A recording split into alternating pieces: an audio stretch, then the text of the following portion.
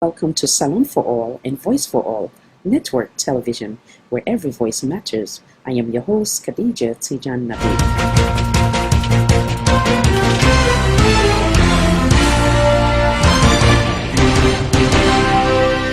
Always ready and determined to bring you current events from home and abroad. What to expect, wide focus, a range of topics from political, family, relationship, empowerment, breaking news, both local and international, emergency topics, entertainment, both local and international, comedy, event affecting our various communities, political debate, educational session, exclusive interview with either local or international celebrities or high profile, showcasing up and coming artists, entrepreneurs, philanthropists. If it is happening, we're here to be that voice and the network to show it. If you have a story, let's share it, build it, and show it. Let us be your voice. Stay tuned to Salon for All and Voice for All Network Television for more. Do not forget to subscribe to our Facebook page, our YouTube page, our Instagram page, and our Twitter page. And also feel free to visit our website. We thank you all for being part of the Salon for All Network family.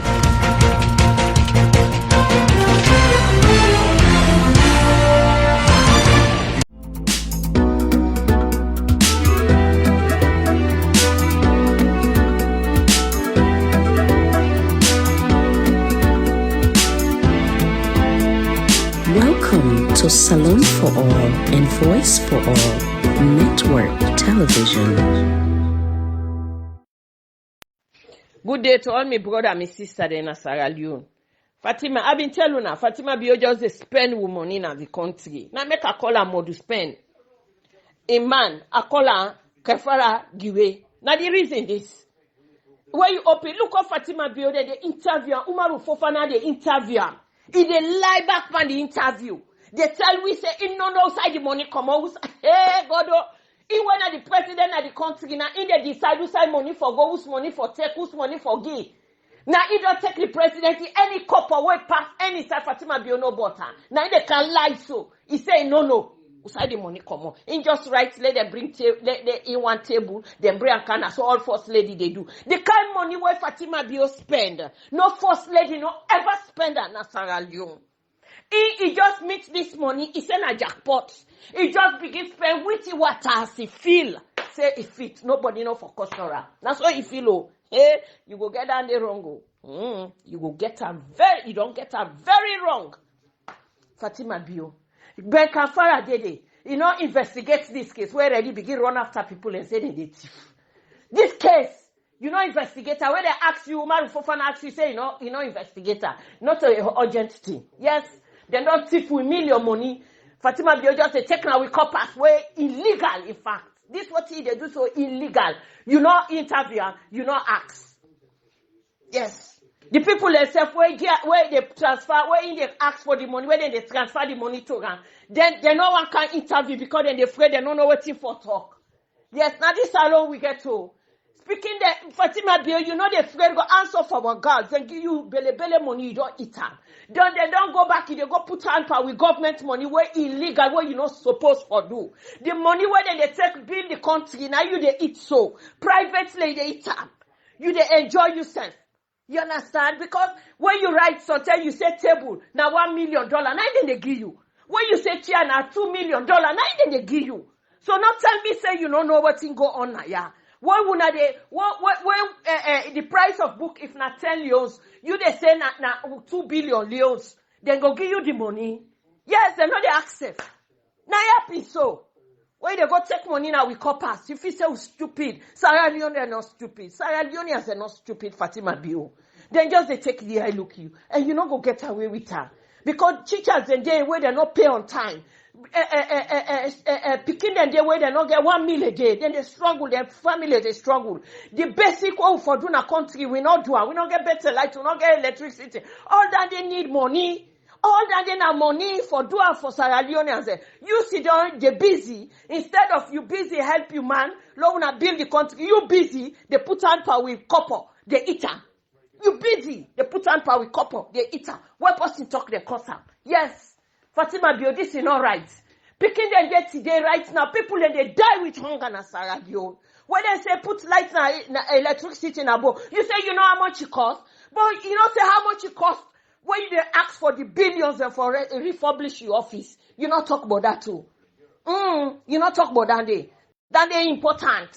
When you take free money, they invite people that when not necessary, bring them kind of the country. You they take with money, you go pay for them, let them come freely, eat freely, not inside pocket they come on. We tell you say we need that the way we not get basic in the country. That money they before go for fix something in the country. That money they before go for do something where every Sierra Leone go enjoy. Even if na flowers they buy, they put them all over na the center of Sierra Leone, they make them beautiful. Now everybody go enjoy them because where the eye they look, they enjoy. Now everybody they enjoy. But no, you want to put your hand at the pot. You just say you don't see jackpot. You just put your hand at the pot and just they pull, you just they draw with money, just they eat. Sucker like sucking blood. Hey, then it not go down well with we. We money, why they eat so? It not go down well with we at all. Good day to all my brother and my sister in Sierra Leone. Today back, I can't talk to Fatima Bio. Until we don't hear the interview between him and Umaru Fofana. He no go lie pa we. For say he no know side that money come out. Hey, Fatima Bio, you na Natida no say you dey lie. You dey lie. For say you not sabi side the money come out. When they take fix your office. You want take, you can't dey, you dey lie. The one safe way una dey, one table if it cost 10 euros, una dey go say na 1 billion it cost. That's why you they accumulate with money where they take millions. Say you spend the office. Then you can do and say, okay, we don't spend the office. Every 6 months they spend the office. That same billions they go. So if we say we don't know the game, then you they tell we say you don't know how that money come on. You know very well inside the government corpus come on. You know say very well illegal. But you do it because you feel say you don't get jackpot. You feel say you go eat that money, then nobody no go caution you. Yes. And you don't go take money in the hands of our girls. They're not investigate you for find out how you spend that money there. Ben can father sit down, where ready, begin to run after people. It is very important thing. Where be today, the first lady don't go take with government money, they don't spend and they don't investigate her. Instead where they ask her, say not doing it, because that they not urgent. But for go all and escoma, they not the trail. For they run, they go and they disgrace that man for no good reason. Yes. See, don't they disgrace that man. Now Fatima Bio, you don't come off, President Bio come off, he said they put her under carpets. Then they thief money. People in they sit down at that country, they not get food for it the day. People that teachers they not been paid. Doctors they not been paid on time. People they suffer in that country, they basic we not get. This lady just they fit fatter with money. That money they before don't solve 1 or 2 problems na Sierra Leone. No, he not care about that. He care no more for making himself enjoy himself and feel good. You understand? We sit down. We they ask for this.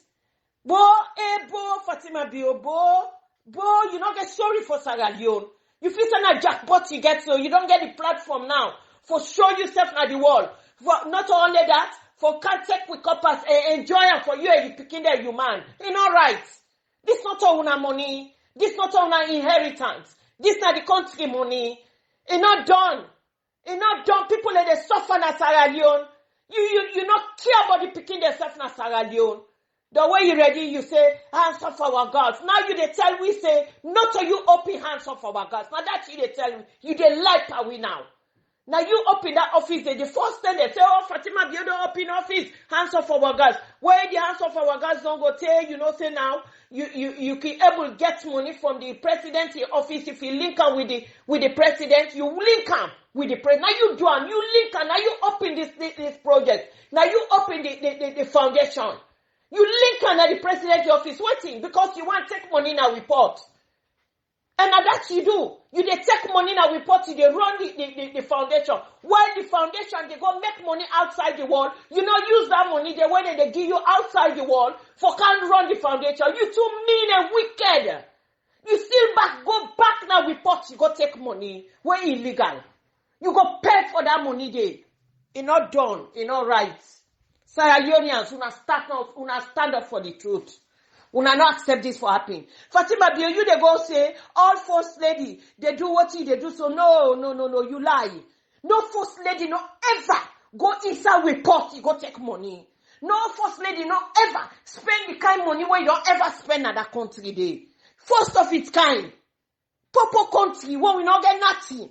Then the small money back where we get, you go inside there, you damage them. But you pass Macbo. Yes, sir. Good afternoon, sir. Yeah, good afternoon, my brother. Yeah, we don't camp Mr. Goba, one of the strongest supporter of the SLPP. We now all be the pass to this power business. But I see you, you're not too happy. What's happen? How go happy, my brother? The movement too slow. Where anything where they forgive man today, not wait tomorrow because he ain't got no get any arrangement say you go there live tomorrow. This last talk I meant to be very honest. Hang been with my boy sin ha. Abela cinema kagabela we be ma cinema that mo koga mo la pia mo pa we winia. Tia me he you go ekwema. Pani mu dey settle with me he wu. Gloria lo me you bo that to hoga mo da ke boma plant go tetu pumoma. Nya go ma ne ma go api agumoma. Wala he agumoma. Te pia mo ya wuti ababa bla mo nya ga aga. Go ye e aka mo ne mo ma. Je pena go di na to nya me ka approve him gama because we don't begin loss out of patient to. Ye ba go be dey come be ma ami abebulu ito nya wo. Ka ye just say ye come ti ya to go be like ma. But you want to talk say that talk where they say monkey walk monkey. Eh, na fake talk. Na fake talk, monkey walk monkey. Everything but we say. Monkey walk monkey. Wallahi, You know what thing they don't do in this country is very interesting? No. They don't go bring one full man, they say na academia. The grammar where they speak, fellow, if you get pressure, you they go off. He said we don't inherit battered economy. We don't inherit indiscipline. Erratic, waiting. The grammar there where they speak, but if we don't inherit battered economy, every month they receive salary. Every month, bro. Money then the flow na the accounts, money the flow na the offices. They say we inherit battered economy. Which battered economy we inherit? We have problem. They're small. They're not able to address it. Now, babu they don't give red banana for keep. You understand me? We I want to pray to God. Lord, we pray to God. The God who they pray to where in say who said through day na day. If that word we talk na Quran na through the let manifest now. Because Mr. Goba don't left the wait for you, share, bra. Now casket they make for her. Mr. Mame don't tawate say we don't get. PhD me don't tawate, bra. With all the PhD, bra, don't go. I'm afraid. Lord, I'm myself when we thank God the bookman and they go. We no grill our money. We no depart the list. Yeah, when at the grassroots, they all be the same. They don't forget about we. The other thing where they don't do me, brother. They don't ignore the party. Anybody don't want to listen to us. What if you say it will happen? Because like when they say, "Oh, patient, we see the patient," but I want to let you pray. Let you pray at least. Let you know, probably have too much. Lord, they pray. Let the better come meet we. Okay, now true. Prayer na the solution. God Almighty. Who said through there? You say na day. If that word we talk na true, then manifest yourself. The one that will get power. When no one give we, but they get intention for give we, then God touch them, let them give we. The one that will get.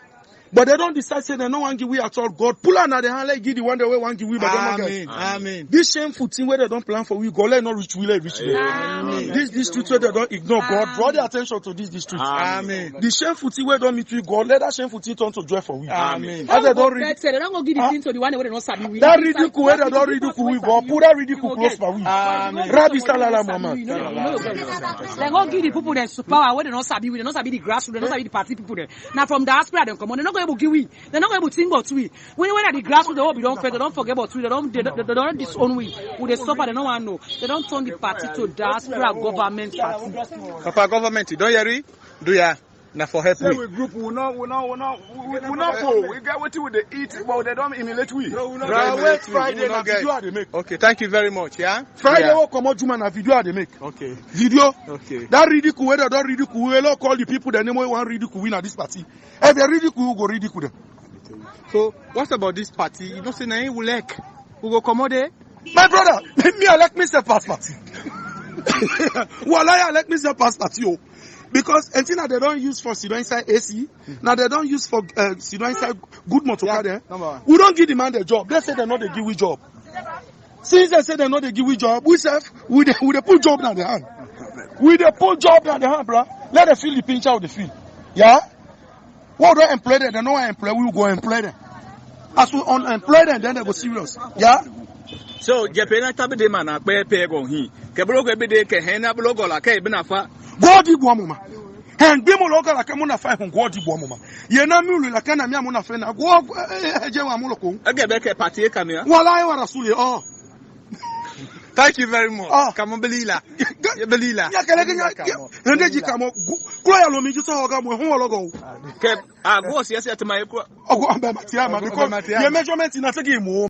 My family in a ado in a Cabo and Kushe today na Friday the 5th of February 2021, and this is in a program called True Talk. This program had to deal with issues, happenings and events where they affect we all lives as Sierra Leoneans. So if you name your organization, institution or political party name inside this program because it is or you are part of the story. Other than that, we not get no reason absolutely for do that. But if you feel aggrieved and want to take whatsoever action you feel to say necessary, I think to say would there be a new tigi one. Me family, you know, as I always they say, how they go na this country now, so things just they mix up, box up. Every day me family na new story, but instead of story I go to tell about how we agricultural sector go boom, how job go be provided for we youth and we masses, how the lives of Sierra Leoneans go improve, you know, how the economy go be stabilized. Instead of that, nothing the way they reverse you back, think the way they continuously bring hardship and suffering on the masses of this country. Now, not on the new Maringa, what is SLPP power per lie misdirection? Again, SLPP power per lie and misdirection government they impose on the people of this country. Before we learn, people are soon they can clock them 3 years in governance. 3 years. They don't get nothing tangible for showing saying that this we don't achieve or that we don't achieve. But they continuously they provoke situations them where they lead to hardship. They continuously provoke situations them where they cause instability in this country. Mifambula with this audio I sent a publication from the police where the police their publication declared certain individuals they wanted and they asked that the Guinea authority repatriate and come back to Sierra Leone. Among the individuals there, we get 6 of them. The first 6 of them now former bodyguards to His Excellency former President Dr. Anes Baikouma. When they say the link, the first 6 of them are former bodyguards to His Excellency former President Dr. Anes Baikouma. And again, make I just make you understand, from where APC lost power, them very 6 people there just go a wall. Where I mean a wall, then just decide for left everything we get for do with Sierra Leone. Then just decide for avoid the political scenery of this country. Then just decide for just keep themselves in isolation and quietly and forget about everything when it happen. Because they know say this government get venom and wamat and badat for them. And if they're for them at this country, therefore don't charge them with treason and other kind of thing in order for them to execute them. So because of that, they no one problem, they just go live their life quietly. Some of them they with their family, some of them they alone with their families and they. Instead of this government of the power parallel misdirection government decide for ignore them people and let them quietly stand and sit down, now they go clutch matches inside the nose they already exposed gas. Then again, we can't down to the other 2 people. And the other 2 people are Comrade Quetta and Dr. Sylvia Online Kabladen. I want to start Dr. Sylvia Online Kabladen. A reputable journalist. We continue to bring up issues related to the life and affairs of this country. You know, they don't target this woman and take this woman as a threat. And because of that, in life, then they want jumper now for scavenger. Then again, Comrade Quetta, because of somebody where they advocate for the suffering masses of this country. Now somebody, because of the experience at the military, they talk about things them. Inside the military, we're not good for the well-being of this country. Instead of them, they look into them things there, they take them people there as target. But make I let them people there first, because I get the audio today. May I come to other issues. Now, like I say, instead of them investigate issues them, where at least we possibly bring out something, they investigate them and try for put and down. Instead of that, then they take them people there as targets. For example, as I talk to now, so the ACC, when the Anti-Corruption Commission, don't summon the bank governor. They say they want to see the bank governor. Guess for waiting. They don't want to see the bank governor because money short in a bank. They don't want to see the bank governor because the economy of this country just they destroy or just they go bad. Not that they want to see the bank governor for. They want to see the bank governor because they want to ask question how lethargic, how careless the bank governor Sidomte, people election or bar of the Africanos Press get documents from the Sierra Leone Commercial Bank. How it happened, and that the one go ask the bank governor for.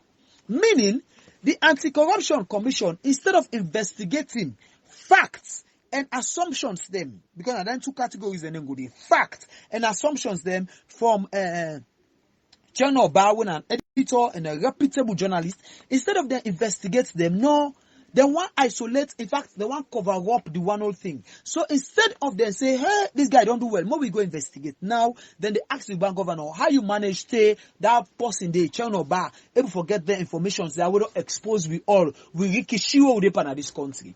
Now that then they go ask the bank governor. May you see the kind of government system where we get. Government do not get no respect for the economy in this country. They're not getting no respect for the lives of Sierra Leoneans. They're not getting no respect for the suffering masses. They're not getting no respect for the constitution. They're not getting no respect for the parliamentary system and all that. You know, when I talk about the parliamentary system, that's not the things that they, before government they pursue them, they go through parliament for make parliament look into them. We don't get several issues of such nature, but we get one which just happened quite recently when at the Keon mining. Now, imagine these governments from where they kind of power, they don't want to mine iron ore. You know, I just say this. They don't thief at the bank of Salonte, money don't do. Now that the mining system they don't jump. They don't want them mine iron ore. This company don't want them mine. They don't want the light machine for mine iron ore in this country. Now the stock or the iron ore where the former Shandong mining company be don't keep na Pepel port, na the Pepel port, the iron ore be done the day. Now in then the exports with the government. When I thief, then the thief, another company is sweats. And instead of not go through parliament, for me parliament approve them because parliament we don't seal this particular deal. Instead of parliament approve before government export, because that's what it's supposed to be according to the constitution. No, they not do one. They balance parliament, then they make arrangements with Keon Mining Company for make Keon Mining Company get percentage inside the export and make the government of Sierra Leone get percentage inside the export. Because they don't thief so much money that they just want to replace the money there. Imagine Musa Kalon and Anderson they talk rubbish. How this thing is good for the economy because the thing be done today and Keon mining one pull that iron ore they will get space for mine their own iron ore and put them. Why would not go through parliament? Now that's not the question. Not waiting make una pull out for get space or not get space. Why would not go through parliament? Because they not get no respect for the masses of this country. No respect and not get for the people of this country. If them people get respect for the people of this country, my family make again another incident again. Day before yesterday in Mount Oriel, this government gets mine. The former minister of lands don't go grab people and land them, and because people then put up protests at that place, I make a be telling us, not for that protest they make them be sacked, but people be saying because of that. Not because of that. That because you go thief mother be in land. You get me? Because you thief the land, but more come all day, more country issues. Now, them people in Mount Oriel, because that the land, most of them get documented, decide for protest, for protect the land them. Now they first and then go to police, then go begin to fight tear gas all over the place yesterday in Mount Oriel. For scare them people there, for the land them. We get land issue na the Guinea border, na Yanga. You get me? We get land issue there. Instead of them people take police for go fight tear gas by the Guineans, the way they go to them encroach into we land. Instead of that now, Sierra Leoneans them, ordinary citizens then, they care police go for go fire. Instead of them carry the minister of lands or the former minister of lands, when they go and grab land them, for me they go grab that land in a Yanga, then grab them for Sierra Leone. Instead of go there, before that now Sierra Leoneans, they be the ordinary Sierra Leoneans that they suffer at their hand. You know, this is just a fun thing, but it's real. More be real now. Instead of them defend this country, instead of them expose, that's not the issues. Now, as I say, SEC invites bank governor. Not if I go do anything. Now because Chernobyl expose the government, and because Chernobyl exposed the government, it become an insult to the government. Why then for tell we say we first lady na thief man, and the gentleman of this country when the president na thief man them. Why una for us you don't say Chernobyl expose that to the public instead of SEC begin investigate case like this? SEC they pack case they will be don't pass. When include the Sierra Leone police now, they investigate 6 people them where from where Dr. Anesbai Koma lost power. Then people are don't dissolve in this country. That's how we say they just start to disappear in this country. Instead of let them people and they in peace. Instead of that, they continue the chuklu them people there. Now, when we come to the issues, they won't understand what I mean. Say, them like for light, the clutch matches inside gas door get they exposed. Now, when we come to the latest, what this government don't do, when are the rise of oil prices, when are fuel. Instead of the fuel price they go down, like it happen in other countries, they will not up it they go. They tell them where high demand been there for fuel, now the one world. Salon fuel price not reach 8,000. It's the way high demand been there. Now where OPEC country there, when I say OPEC, now the countries them where they produce oil producing economic countries them. You understand eh? The time when they country like Nigeria, Saudi Arabia, then they cry say the economy in the country then they get problem because of the oil export who them don't depend pa. And oil when I fuel, when I petrol and other oil and substance them, because they know they export too much again, this they affect the country that the economy. And the country that they cry right now because the demand for oil in the world they down. Why? Now that lockdown that way they take place, some countries then they get total lockdown for months and weeks because they know they use fuel, they know the vehicle they know they use fuel and all that. So because of that the demand they low. Now in our own country, the oil price they go up instead of a kandong. You know, make I just say this. This government no get thoughts for the people of this country. If even oil price change at the world, at the global market, but whose tendency they for make oil come up from 7,000 to 8,500 leon, just like that. I know say yes, they don't scatter with dollar. With dollar now rubbish right now. So anything we shake any side, they affect you bad. Because of the dollar where they don't nakashi, they don't rubbish with dollar. Instead of them call the governor for go ask some questions about that. Now the masses, Sierra Leoneans then ask some questions, say why Chonoba forget access to documents where they expose the thief and the rikishi where the first gentleman in family deeper. You they get me? Because they don't damage we with safe. Now that blood is oil price. The former government, not that oil price no be the go up, but they implement something they call subsidies, where Anes by Koroma be they talk to the oil company there. Now instead of raise the price, we left the price so we as government they pay the extra. Now so Dr. Anes by Koroma be they do. APC government and them they pay the extra, the money for account of the APC government be they pay them. Or APC government go say no waiting. Una put 500 leon per the price. The 1,000 we government they pay. That was subsidy and that APC government be they do. But this government don't mix for that. In fact, they don't they shadow the populace from the heat. They don't shadow the populace from the sun. They don't shadow the populace from danger. No, then they expose we to the danger. More fit for we safe. Just take we middle water, ib wall, or man fit for we safe. That's what this government is doing. Instead of protecting Sierra Leoneans and citizens then. Now, any price of fuel, when the price of fuel go up, it affect people and more especially at the villages then. Because now transportation they can go up. Movement of commodities and food materials then they can go up. Because when they move up from here to Kabbalah, for example, they can go add small thing on each and every product. And it affects the masses. Because when you get your Kabbalah tongue, it can go back in the village. And because of the fuel we don't go up, it affects every little thing at this country. We don't need to think. We're not able for Sidom and shadow and cover with people in this country. When we take another event will be happen under APC. Late 2017, I think 2018, very early 2018, the IMF and World Bank, they asked that Dr. Anes Bai Koroma and the APC government for waive subsidies on fuel and other commodities. That was just after the Wait Save the Mama Airport project. You get me? They said for waiver and for pull subsidies. And Dr. Anes Bai Koroma know full well that if he refuse for honor them, what thing go happen?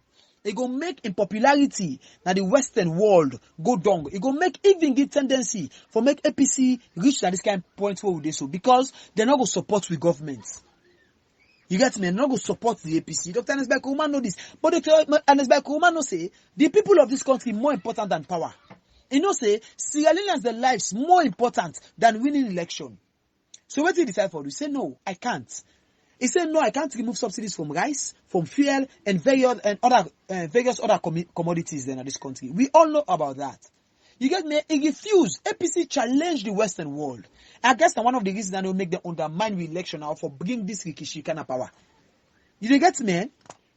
So these are the responsibilities of a government. Now I use one word. I say instead they expose gas and then they can catch matches. Now my family make you understand better. They don't do so many things then that Sierra Leoneans are aggrieved. Sierra Leoneans are vexed right now. Sierra Leoneans are bloody. Sierra Leoneans are not happy. Sierra Leoneans are disgruntled right now. And during this time, Sierra Leoneans then disgruntled. Then people there they go see them, they go offend people there. They know say their military ideology and military experience because they want make the people that turn the matches for make them catch matches, make the place exposed. Because what did this government seem for the work towards now for bring Kulala in this country, for bring Kitikataka in this country, for bring Kotofili in this country. Now that exactly it's like say the SFP government they work towards. And we as Sierra Leoneans are not ready for no ala. Because the APC as a government force, make you understand, the APC as a political party is a political party in waiting. Now a government already in waiting. APC now a government in waiting. After 2023, una they clear out communal power.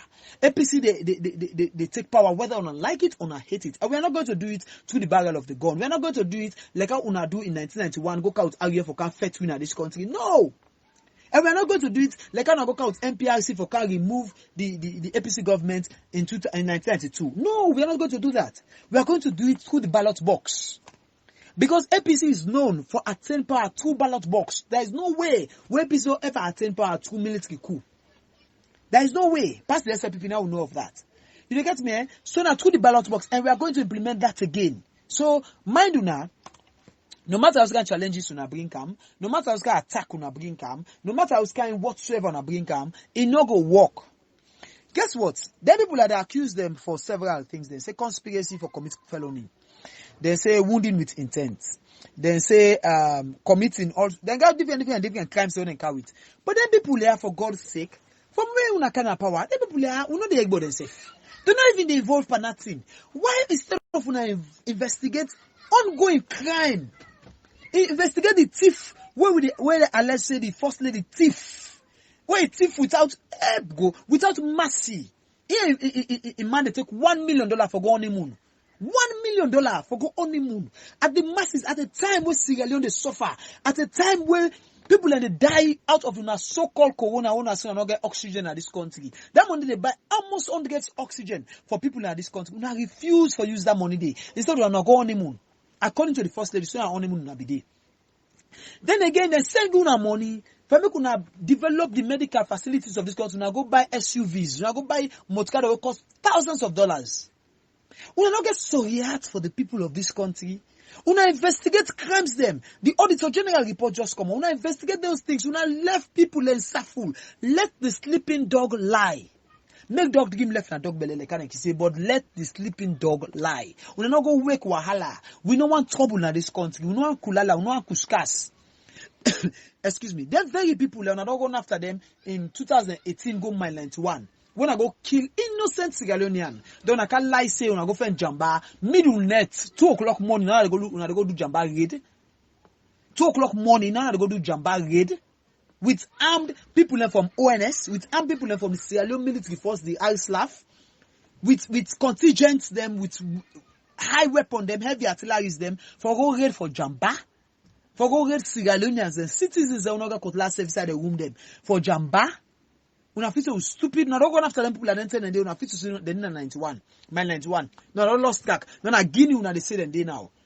Say Quetta de Guinea, say Dr. Sylvain Online Kabla and de Guinea, and all other officials there, including Leather Boots, including Kaba, MS and Dumbia, and all the other people that are alleged and accused. What do una want? What do una want? Why we not continuously they talk about development in this country? Instead of they bring development to the people, una stand to go and commission things the way APC we don't commission already. Una stand to go unveil things the way APC na in Duam. The roads them, the hospitals them, all work of APC. The things that una suna the car with una bakery, yen. The things that the car with una bridge, yen. What we don't bring come in this country, we don't improve the lives and services of this country. We don't improve the job of this country, job opportunities of Sierra Leoneans and youths in this country. Instead of that, even the mineral and thief and go sell them secretly. We don't be talking about parliament. No. Whose kind government una be? What's una problem? What's on a problem in this country? What really they happen in this country? You know, me they talk to the government. The rise of fear, number one. We they ask now for put and down back. Because there is no country where get this kind increase in the fear. Now the one whole world right now, there is no country where get this kind. There is no country. We are not think of the masses. We are not going to implement what Dr. Anesbai Kuma implement for shadow, pain and suffering enough for meat in people them. The bank governor in issue and the anti-corruption, the anti-corruption, I want me to investigate waiting and Chernobyl bring come out. This is for being something we for appreciate. Instead of that, they hunt them. If Chernobyl mistaken yes, right now, I send a Liberia go, then they go put press release the one time for wounding, killing, conspiracy for commit felony, all and go accuse them of because they want silent them. And now these are the very reasons we make a talk say, now this make Kamaremba, sorry, Kamaremba dena Pademba road right now. Now this is a very reason because Kamaremba, they come out for talk on issues where they affect Sierra Leoneans. They challenge issues them, they expose una. Because of that, now say as target. No, allege am for commit rape and go lock am. Now the very thing this una want do against Comrade Quetta and Dr. Sylvia Online Kabladen. And the others people when a former president of Johannesburg Kuma and bodyguards them, one are the target right now. The reason is no one create collusion, no one create commotion, no one create kitikata, no one bring Kotofili, no one bring both kind of this country. And it not go work. Because we Sierra Leoneans and we APC, make I use the word safe. We APC, we are a government in waiting. We don't want coup, we don't want rebel one at this country. Please.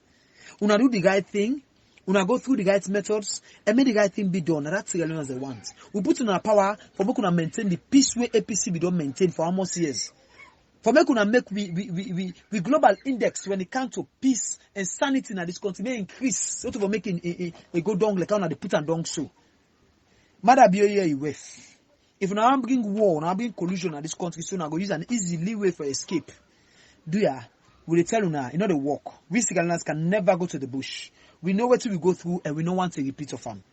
Anyways, this program at the council and courtesy of the diaspora unit of the State Movement. Me the presenter and William from the State Movement. If you want to be part of we or anything, you can do answer this number winner 076 067 911. As we care.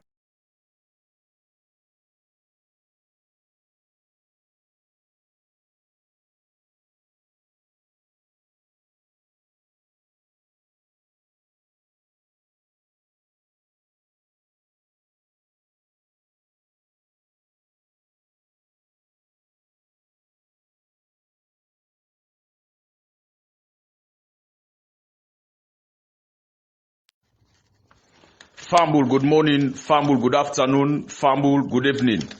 The National Campaign Unit for Progress, where people they call NCOP for short, when an affiliate body to ASMEC. Now they make sure say this very important program they reach you now. Fambul, me where they present this program to now. Me na the people's power. Fambul, today don't be the 5th of February 2021. Fambul, this information, this na very important information. We are the Kangi to Sierra Leoneans then so today.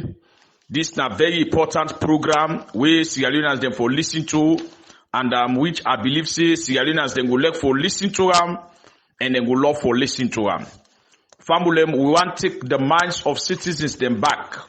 Way back, we all know say Sierra Leoneans them we they forget quick when things then they happen. Now within that 1-2 weeks day.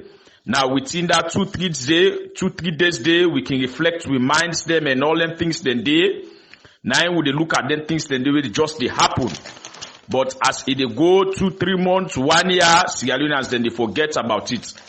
Now make when we then at the social media, would they make sure say, would they bring them programs then they back to citizens them, would they bring them programs then they back to Sierra Leoneans them. Let Sierra Leoneans then reflect them, mind them and all that kind of stuff then they. Let them know exactly what in government be don't say it will do and what in government they do and the things them when they don't promise citizens then Sierra Leoneans them say when they come in governance then go do some of them things then they where Sierra Leoneans they see them things then they happen when they even see the signs and symptoms of them things then they happen. So the people's power and the NCOP family then they make sure say that they bring back them things they are to people them. Let people know, let them aware say, yes, indeed, this government is not working. Let people know and aware say, indeed, this government, they lie to citizens them. Don't they do nothing, absolutely the only thing way they do now for benefits them and their families them and for make themselves enrich themselves and all that kind of stuff then they empower themselves and then picking them and the families them, not all the citizens then they work for. So on that note, will they bring them things then they back to citizens them, let them know, let them aware exactly waiting government they don't promise people them, especially this SLPP joint government led by President Bio, waiting them they don't promise people them, and we go can make them things then they known to citizens them. We all see, I get a lot of calls them, oh, the people's power, I get a lot of messages there, what now you take for the presidential award and this and all that. All right, the people's power go can give you take on that why the president decide for pick them 3 ministries. Then the Ministry of Health and Sanitation, the Ministry of Education, and the Finance Ministry. And we all know say then 3 ministries then they na grade A ministries then they want then D. So the reason why the president picked the ministries then they I think say family they not they understand. They don't know the reasons why the government picked them 3 ministries then they. But citizens them Sierra Leoneans they know say that 3 ministries then they absolutely that 3 ministries then they fail this country, they fail the nation, and within themselves they fail themselves. Then they lie by themselves and all them things then they. Now we go back waiting the SLPP junta government be they tell Sierra Leoneans them waiting there now the people's power index waiting there now in office when President Bio be there in opposition. A lot of things then they will be they tell Sierra Leoneans them. A lot of things then they will be they talk to Sierra Leoneans them. One of the things them where I just look the document where they try to talk about fiscal discipline, you know. A lot of things then they where the SLPP when they made in oppositions, then talk about fiscal discipline, how for manage the salon money, how for make sure say that money they where they manage enough for the scatter so this and all that, how for take care of and this and all that for put on a very good use where Sierra Leoneans them all go benefit. You know, when they made the interview President Bio talk one word say, he said the marine resource no more don't do for take care of the whole Sierra Leoneans then the 7.5 million people where we get now this country, he said the marine resource no more don't do for less citizens they all survive. Where we need to see now, if Sierra Leoneans in the see well, the people's power don't come with them back, una go talk and una go know exactly waiting at the talk if it's not true or waiting at the talk. If not lie, the people's power they lie. We all hear where President Bio say, Ingo can close the loopholes. He say go close the loopholes and the leakages. What do we see President Bio open? At he always tell una say President Bio close the loopholes and the leakages. They open the drainages. He opened the drainages for Fatima Bio. He opened the drainages for himself. He opened the drainages for the likes of JJ Safar. He opened the drainages for party people. He opened the drainages for chief minister. He opened the drainages for the SLPP people where they in governance. Not all the SLPP people they get the SLPP people where they in governance. Where now then President Bio open and drainages there so. President Bio tell we say he go can give free quality education. Where we all know say that education they no quality no day and the free self it gets question mark. Where President Bio be tell people tell citizens they say he go can supply shoes to picking them. He go give uniform to picking them. He go give bag to picking them. He go give books to picking them. He go make sure say the picking and they eat na school was you they go government and government assisted school. Then go make sure say then they cook for na school 3 or 4 times a week. Where go motivate the picking them for let them go na school. We all see inside the Chinese government donates 50,000 bags of rice to the Salon government through the Ministry of Agriculture and the Ministry of Education, Ministry of Tertiary and Senior Secondary Education. We see where they donate 50,000 bags of rice, then take that rest, they waiting the government of Salon do through President Bio and the SLPP junta government. What did they do? Then take that rest day, they sell it to themselves, then take at the Shebam. Where chief minister said be day part of that rest day with the shape. Of course, in your money, what you can do. He say he go buy bus for Cambo Eagles. That have 50,000 bags of rice. Now only 1,000 bags of rice now in the able for give to the school feeding program where then at the Ministry of Education. The 49,000 bags of rice. Nobody absolutely take to this time where the people's power they talk to. Nobody know able account of that 49,000 bags of rice. We see the ACC people in our court at the end of the day they discharge them at a day. So who are responsible now for 49,000 bags of rice? Nobody know able for tell we. We see documents the way they show say yes, indeed this government they pay for picking their way, they pay for books the way they reach picking them. We all see how picking they get books in this country. That one day I think say President Bioge for explain that one day. Because we all know say they not give no picking uniform, they not give no picking shoes, they not give no picking bag. They not feed no picking at this country.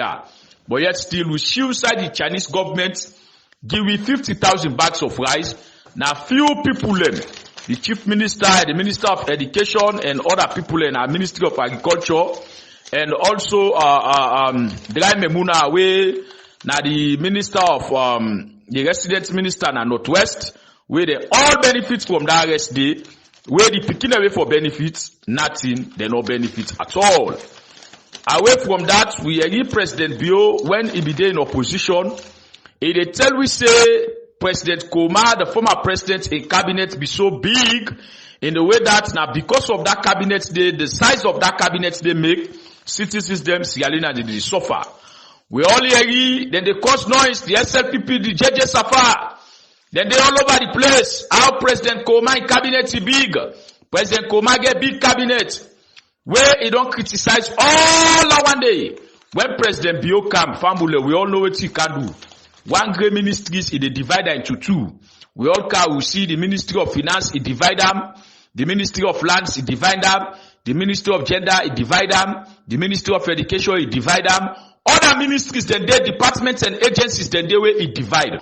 All our way he do so, not for benefit citizens them, not for benefit Sierra Leoneans them, not for benefit this country, but now for benefit in party people them, now for give job to in party people them.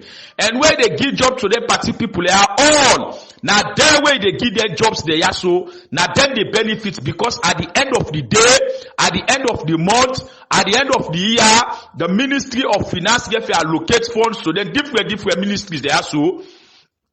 Different departments they are so, where the president don't divide, where no make no sense to people them, but rather na for can put burden by the common man, na for can put burden to citizens them, na for stop citizens they also them for the benefit, the things the way government for the squeeze for put na other ministries them, for less Sierra Leoneans them benefit, waiting President Biodu, he say no, in the things but in party people them, where be the supporters, they will not be get nothing, where he be the live na a shelter, na England where na the British government be they pay for a rent suicide day here in West, then people in day where be the feeder, where be the clother, where be they take care of her because of recklessness. Now them people in day now he don't can give job, he don't make up in ministries there for them people in day special. So then they all President Bio talk and what we see he don't can in governance, we all don't know say na lie he lie. And what he be preach, he not practice him. He talk about the loopholes. We all see he can open drainages. You understand? Some people where they listen to me and the people's power where they listen to me. He talk about the size of the cabinet. We all can see. And I know can get the biggest cabinet ever in history of this country. Also, President Bio, he talk about the wage bill. Which one are the wage bill list for family where they don't yanda? Dama mi wede na Kubola. Dama mi wede na Kailao. Dama mi wede na Puloko. Dama mi wede na Kabala yanda. Pong we no know wetin na the wage bill. This wage bill are na the money where government they spend every blessed month. The money where government they spend for pay salaries, run the country, fuel, this and all that. The president's expenses and all that kind of stuff they do. Now, for that wage bill, the first lady expenses don't can add for that wage bill. Where we all know say constitutionally, the first lady not forget no money na the consolidated fund. Absolutely no money. They not forget na the consolidated fund. We see inside President Bio, they order the Minister of Finance we make today. The Minister of Finance they get award from President Bio. They order the Minister of Finance for let them not pay over 3 to 4 to 5 million US dollar. Now the first lady in account, your personal account. Na Bank of Sierra Leone, where we all know say na illegal process that one day, and illegal where we all know say when time get for come by 2023, when President Biono go dey in governance, the first lady get for refund that money to the state, or President Bio get for refund that money to the state, or the Minister of Finance. There are three, anybody no more now. We all know say they get for refund that money day. So this wage bill ya family na the money where government they spend for the month for pay salaries and all that things they do. So what's in the happen, President Koma then, in your wage bill now be 165 to 170 billion leos every blessed day. Now in government be the spend. So he find out say government not be the even spend 200 billion leos, but President Bio now they spend 235 billion leos. Now President Bio they spend every blessed month 235 billion leos. Where the former president, His Excellency Dr. Anes Maikomabi, they spend 170 billion leos per month.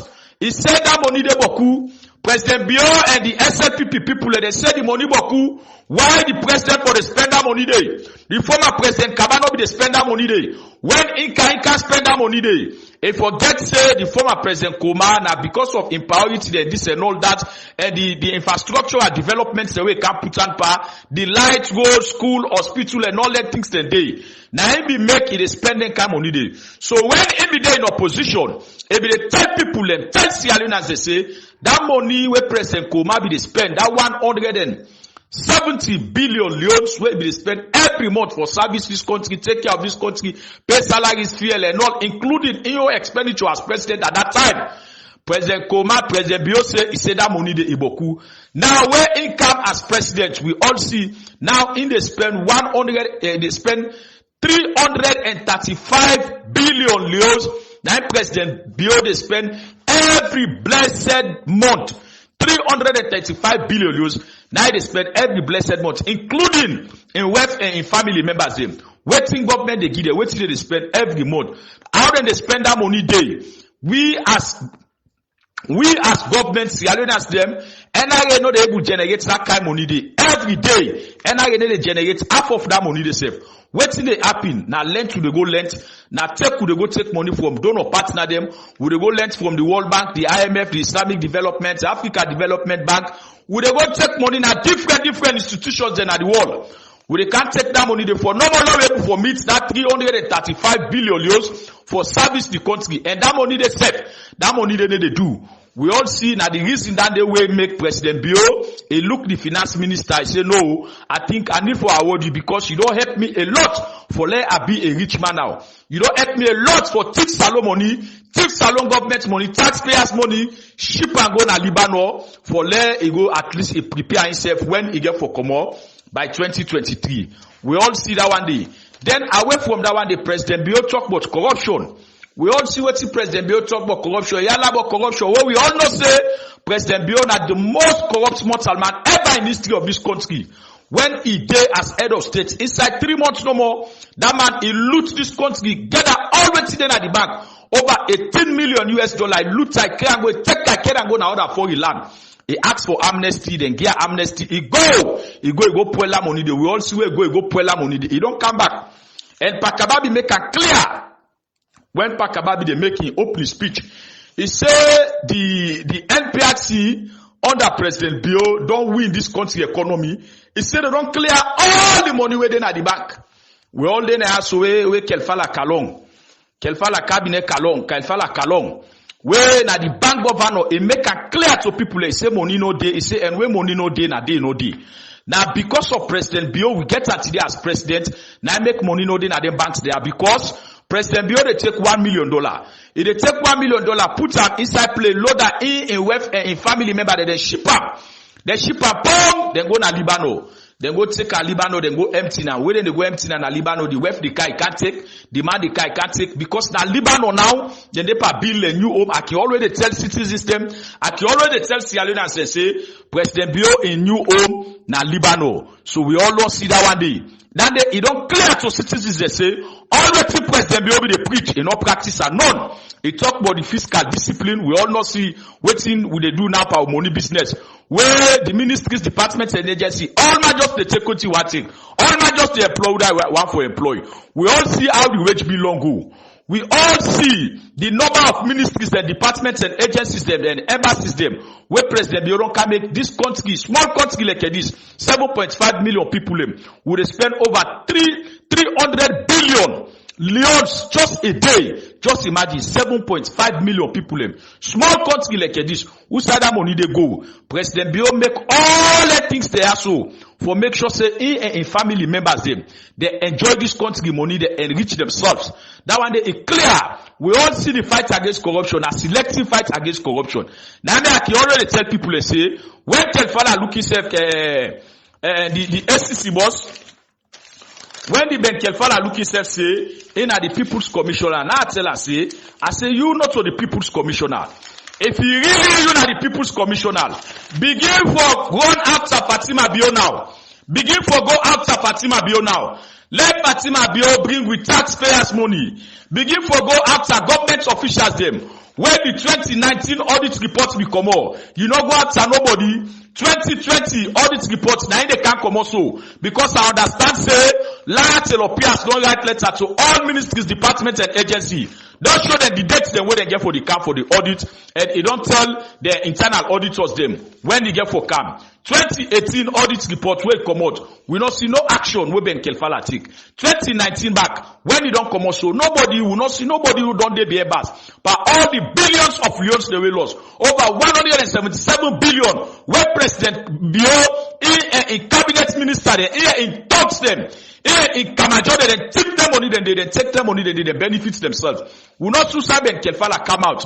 He not come out and talk to people them. We see who say we get with iron ore. Where we say any shipment, any company, where we for do anything at this country here. If we go through parliament now the Minister of Mines and Mineral Resources, they come and call a press conference, they go talk rubbish to Sierra Leone and they go lie for people them. So that money they don't go so. Now they can't lie for we say over 70% of that money they can't to Sierra Leone. Let me tell we say over 70% of that money they go to President Bio and in family. We all see the different reports that we don't come on. Sierra Leoneans, they will just remind you now. The Ministry of Finance will then take award and go give them. Then give them that award day, but people in they understand. The award where President Bio they give to JJ Safa. Now for let JJ Safa help for thief more money in this country. Now JJ Safa no more na the only minister we get my for make sure say they pay money na Fatima Bio your account.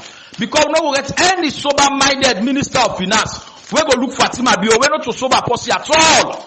We not to no sober-minded first lady for go pay money in her account for waiting. Who's work we get for do for citizenship? Who's work we get for do for Sierra Leone there? We all know say yes, they married Fatima Bio. Now the state gets her, but let the state take decision back say. Now the state get to take decision say let them give money or let them not give money. Because anybody they use government money by law constitutionally, if we go through parliament, now parliament get for approval and all that kind of stuff then they.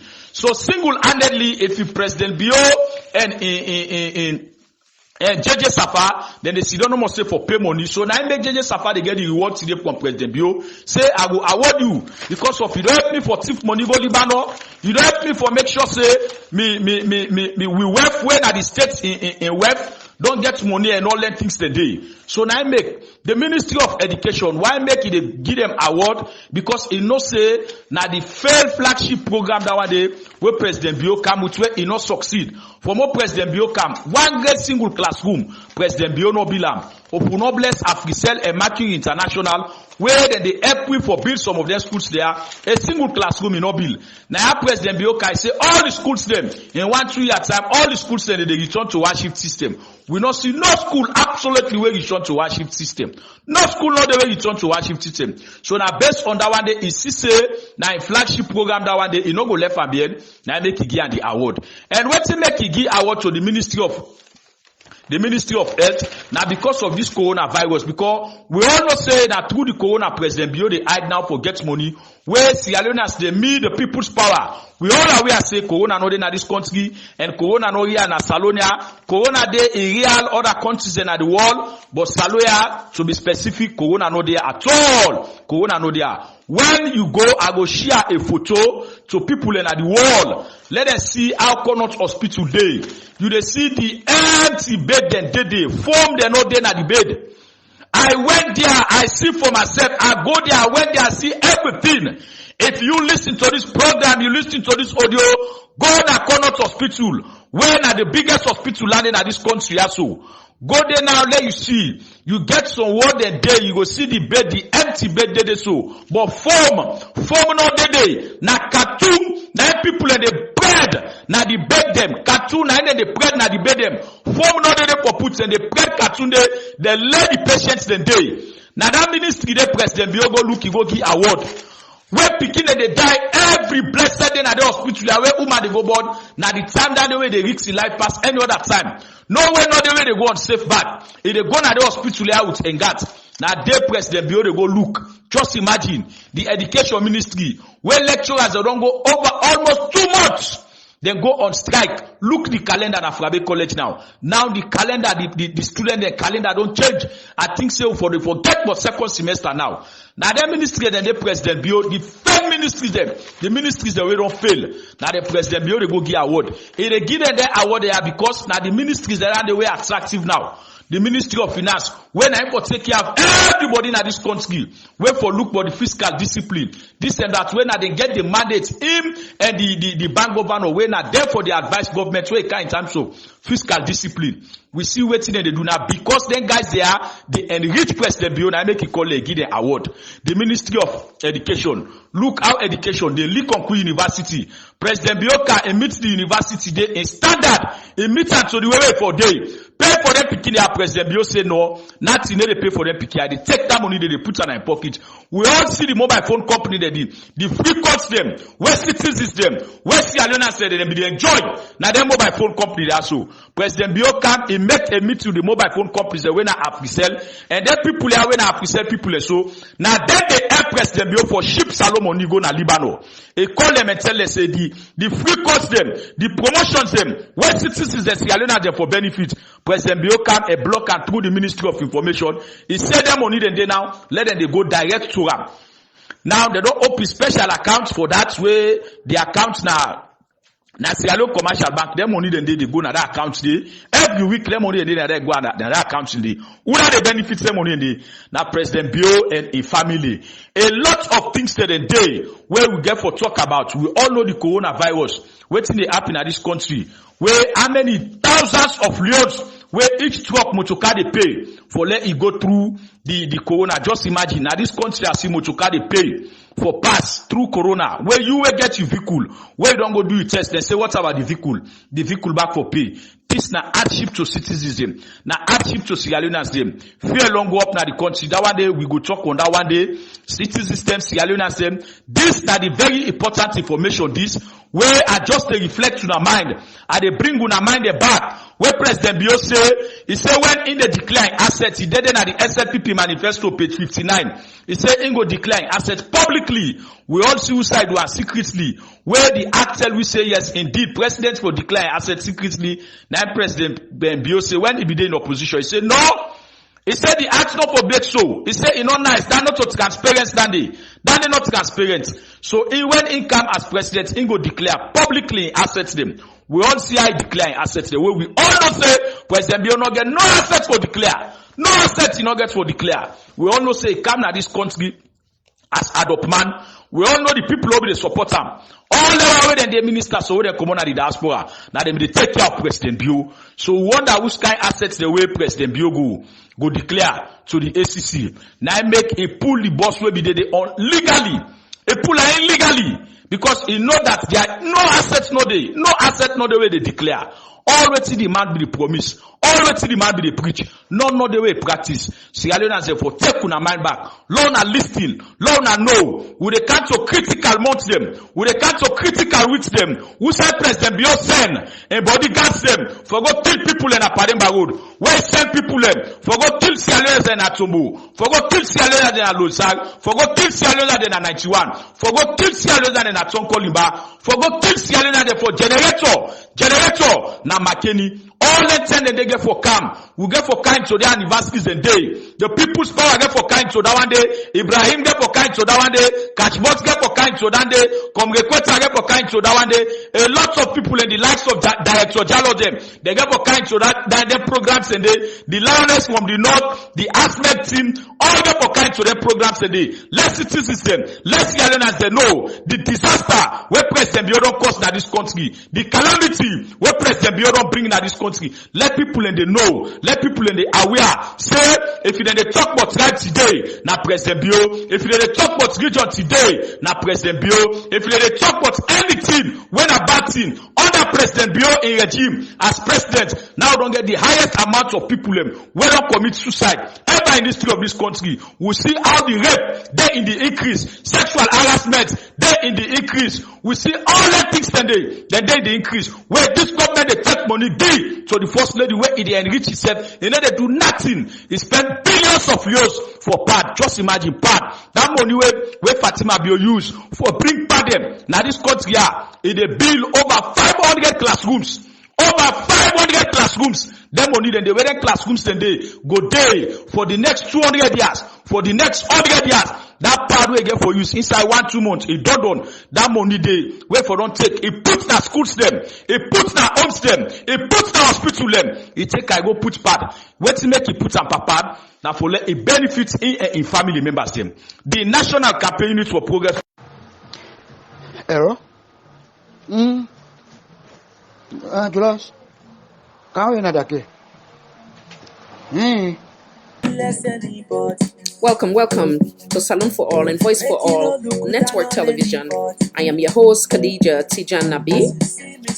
As we have promised, from time to time, you will be hearing the voice of concerns from Sierra Leoneans around the world. No specific per se, we will choose random voice and share so that our current administration will understand the pains of Sierra Leoneans or the underlying concerns that they may have.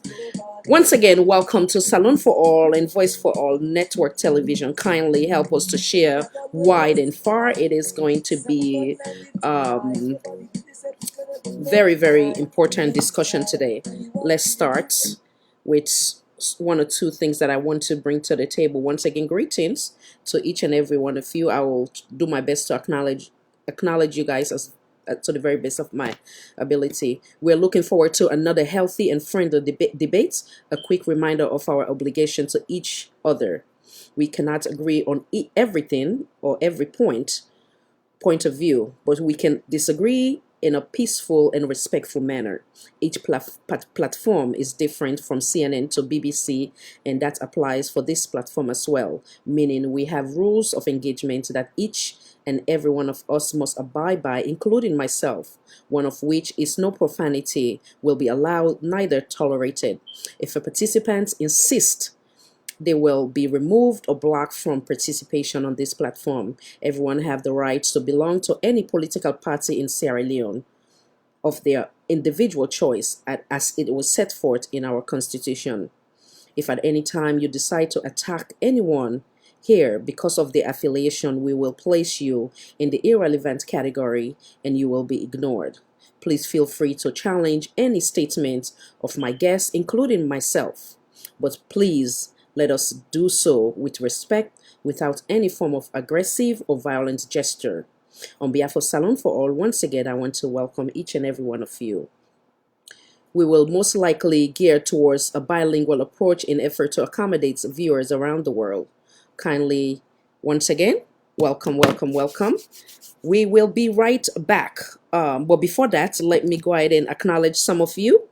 And then I will take a quick pause, and then from there we'll bring our guest. Welcome once again.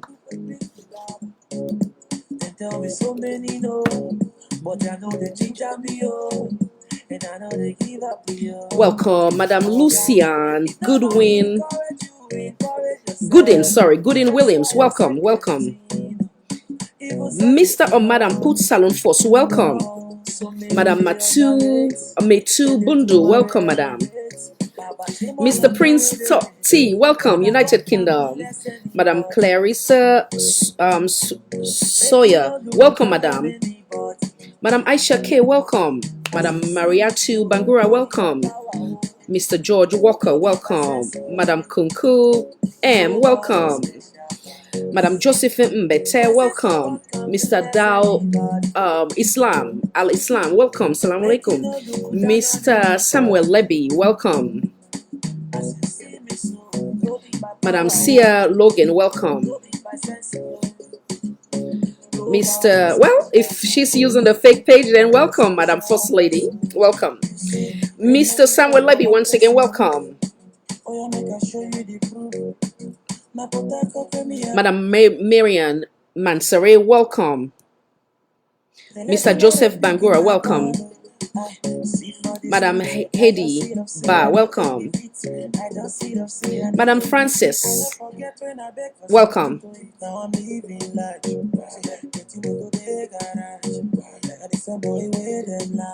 Madam Chika W, welcome.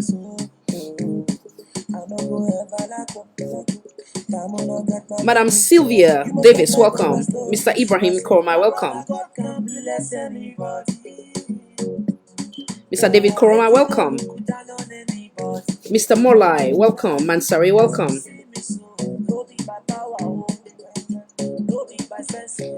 Mr. Molai Mansari, Mr. Shembu Kamara, welcome. Good morning at your end, good evening at my end. Madam Lovette Mara, welcome. Madam Fatimata Conte, welcome. Madam Kadi welcome.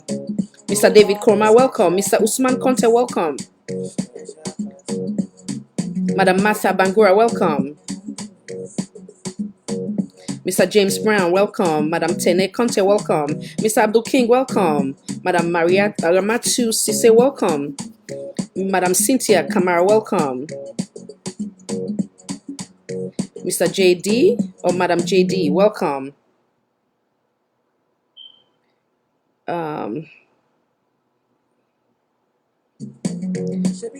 Mr. Lance Kamara, welcome. Once again, welcome you all. So we'll play another one or two concern from Sierra Leonean STEM while I bring the guest them. Will they come right back? Will they take too long? And I thank you once again and welcome. Encourage yourself. That's why I sell kerosene. You know, so many they underrate. Baba, shame all of them where they hate. My brother, God can bless anybody. Make you no look down on anybody. As a matter of fact, I changed my mind. We'll be right back. Nobody. Tamba Sandy, National Chairman, Civil Sympathy.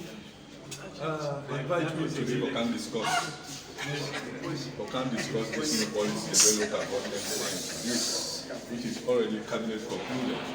So we come with a different program, and just like we can read to read the document. So at the beginning we say no, we not agree. No, we do the program, and we did that. So that gives the opportunity for talk. On a caveat that this is not like a consultation. This is not just can't talk to them and let we make known to them. Say we were never consulted and we are not party to this document. We are key stakeholders in this country and we are also part of this governance system.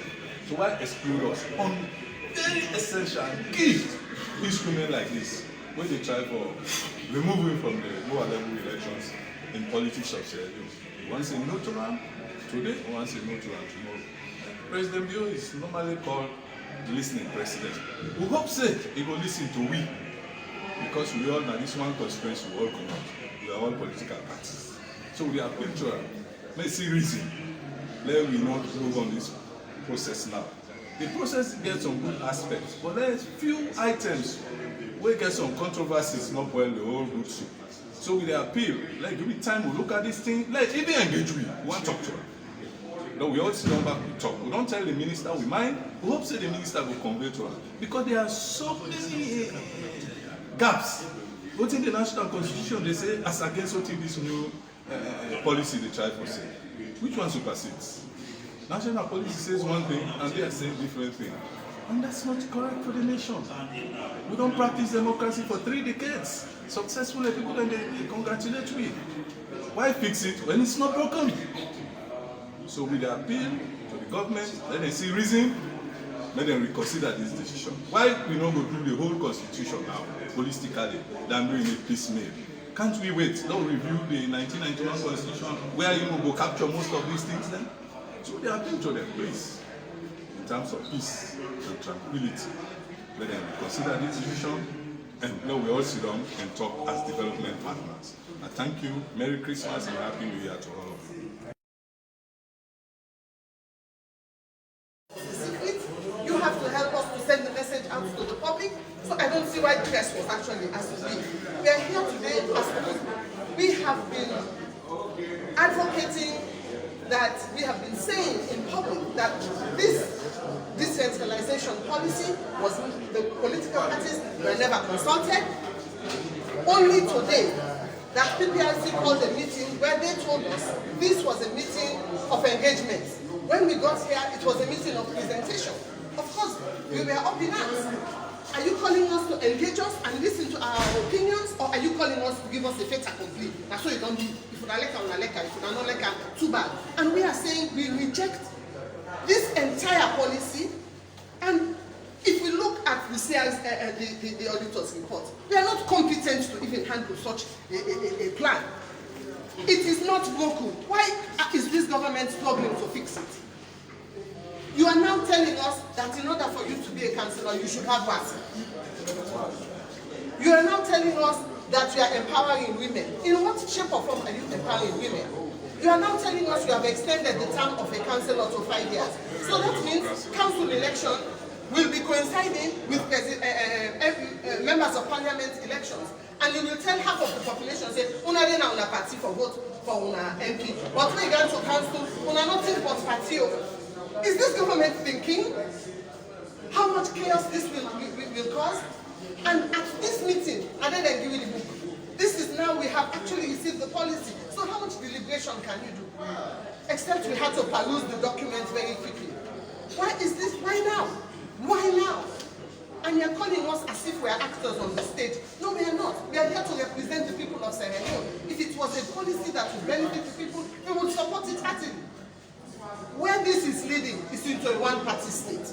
And we reject it, and we are calling on the president for him to wake up and read his own document and to read the letters that we have sent to him and for him to give us audience. This has to stop. It has to stop. Thank you very much.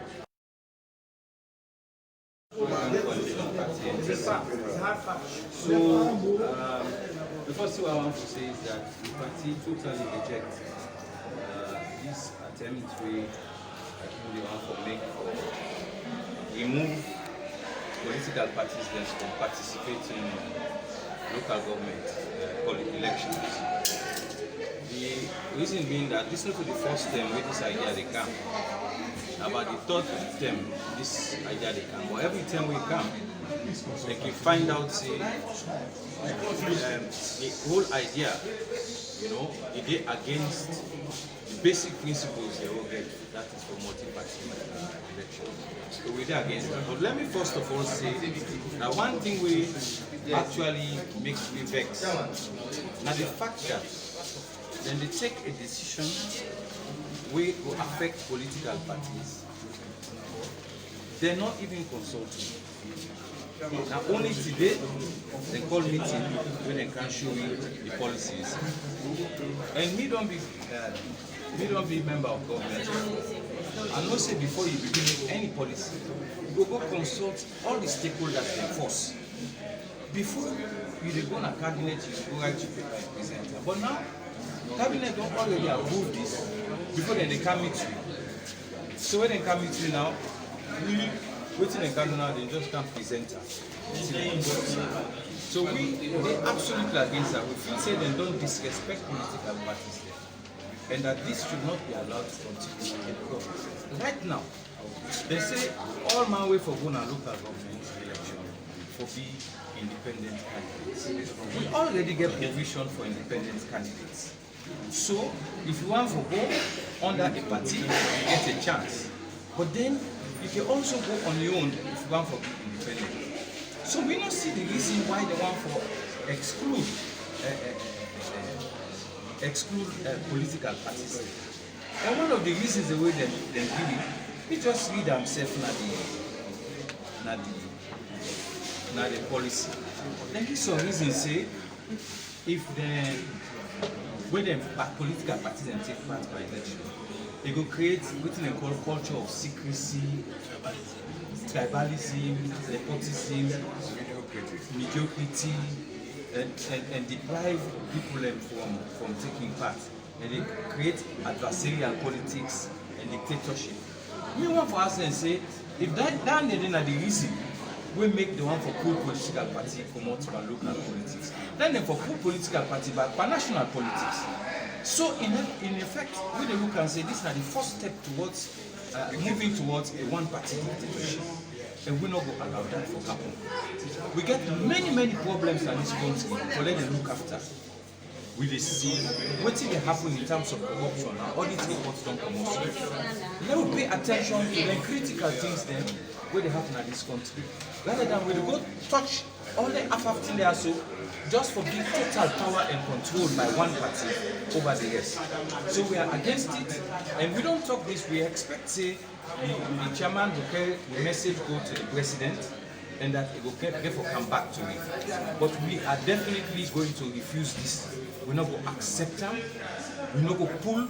Look, if you look the constitution, they go against the constitution, because the constitution say now they select candidates for all levels of elections, right down to the local council. It did. So why they want to go against the constitution for going to this? We think this is very unfair on political parties. One, in fact, they don't get any respect for it.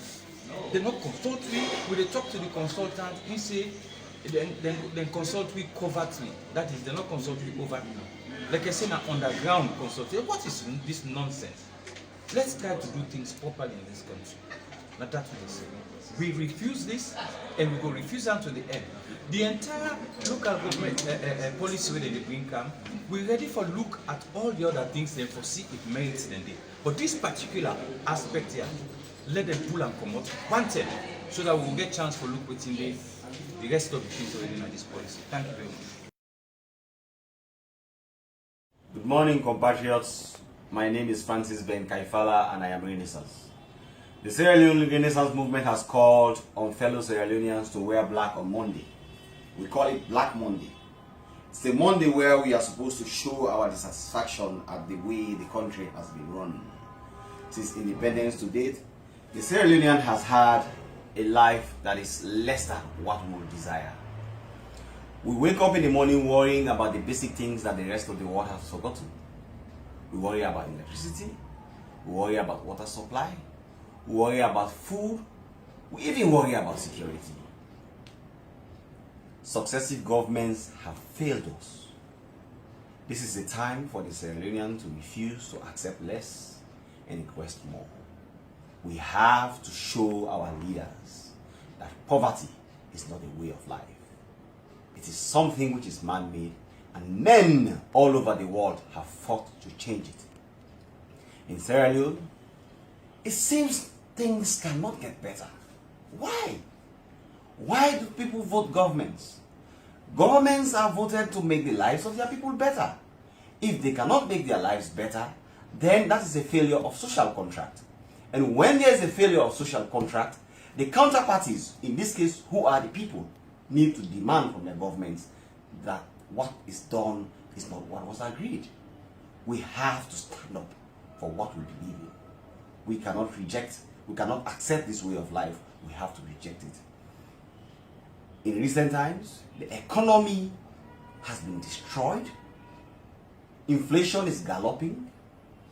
The dollar has moved from 4,300 leones in 2013 to 7,300 leones in 2016. Inflation is something around 12.5%. Few days ago, even fuel, which underscores the basic movement of people to engage in economic activity, has moved from 3,750 leones to 6,000 leones. Why? How do they expect people to live? That is why we in the Renaissance movement are calling on Sierra Leoneans to wear black. The black is to show that the colors that have led us have failed us. Now in Sierra Leone, black is the new red. We are not ready to accept less. I thank you.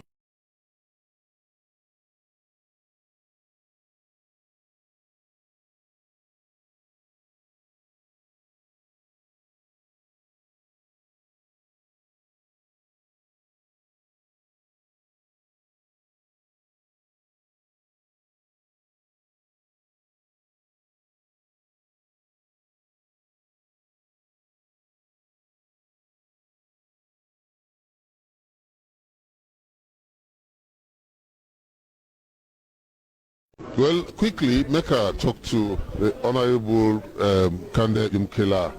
Welcome to this interview, sir. Thank you very much. All right, I see we take a long time on this deliberation on the state of emergency, where His Excellency pronounced. But what is actually the arguments? Let's put it in context. As you know, Nami move a motion in February for invite the Minister of Health and the Minister of Interior for talk to we how the government is ready for this thing.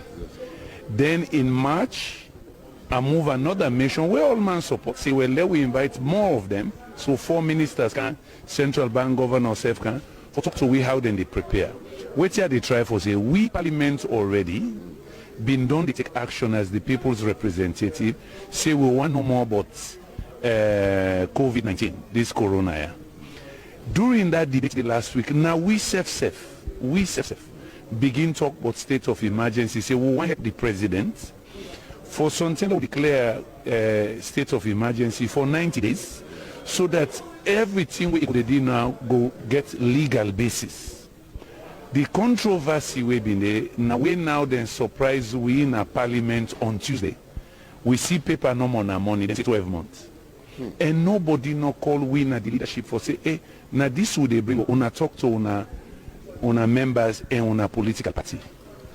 Fortunately, over the last 48 hours, we the leaders, me, Honorable Jerry Koko, Honorable Bendu, Honorable Sidi Tunis, who don't they meet back and forth. We said we go back for go talk to we party people.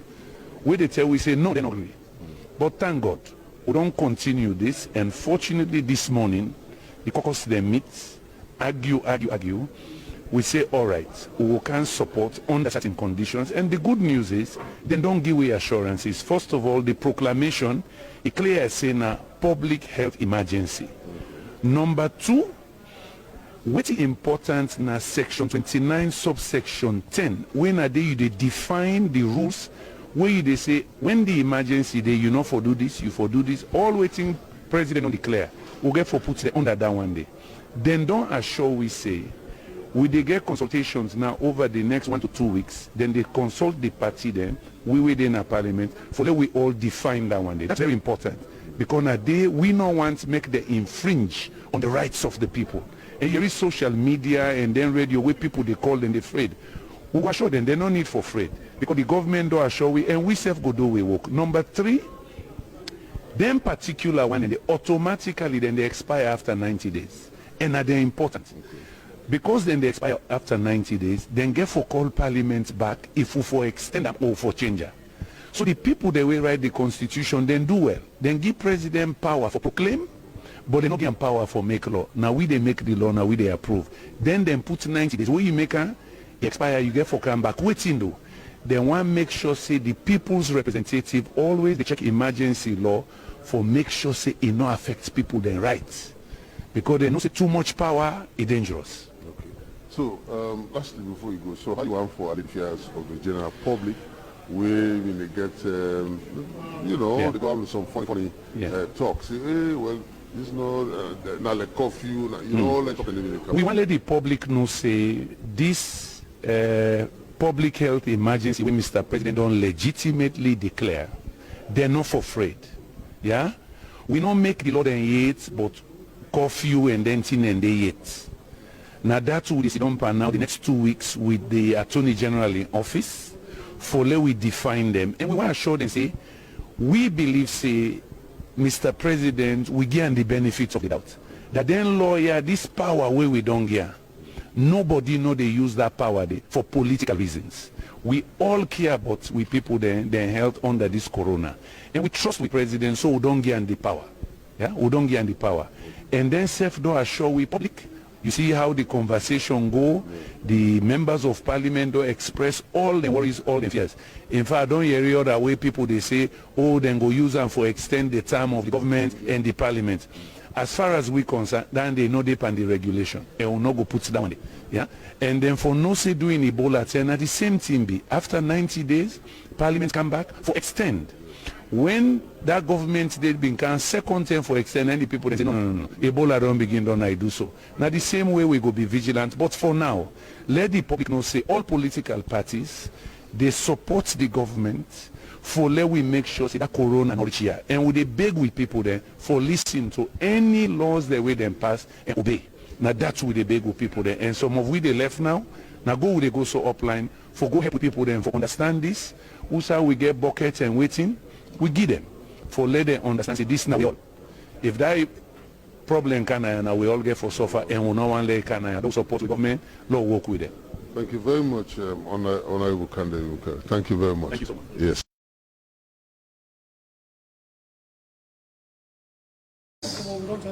That is for the 5 years period.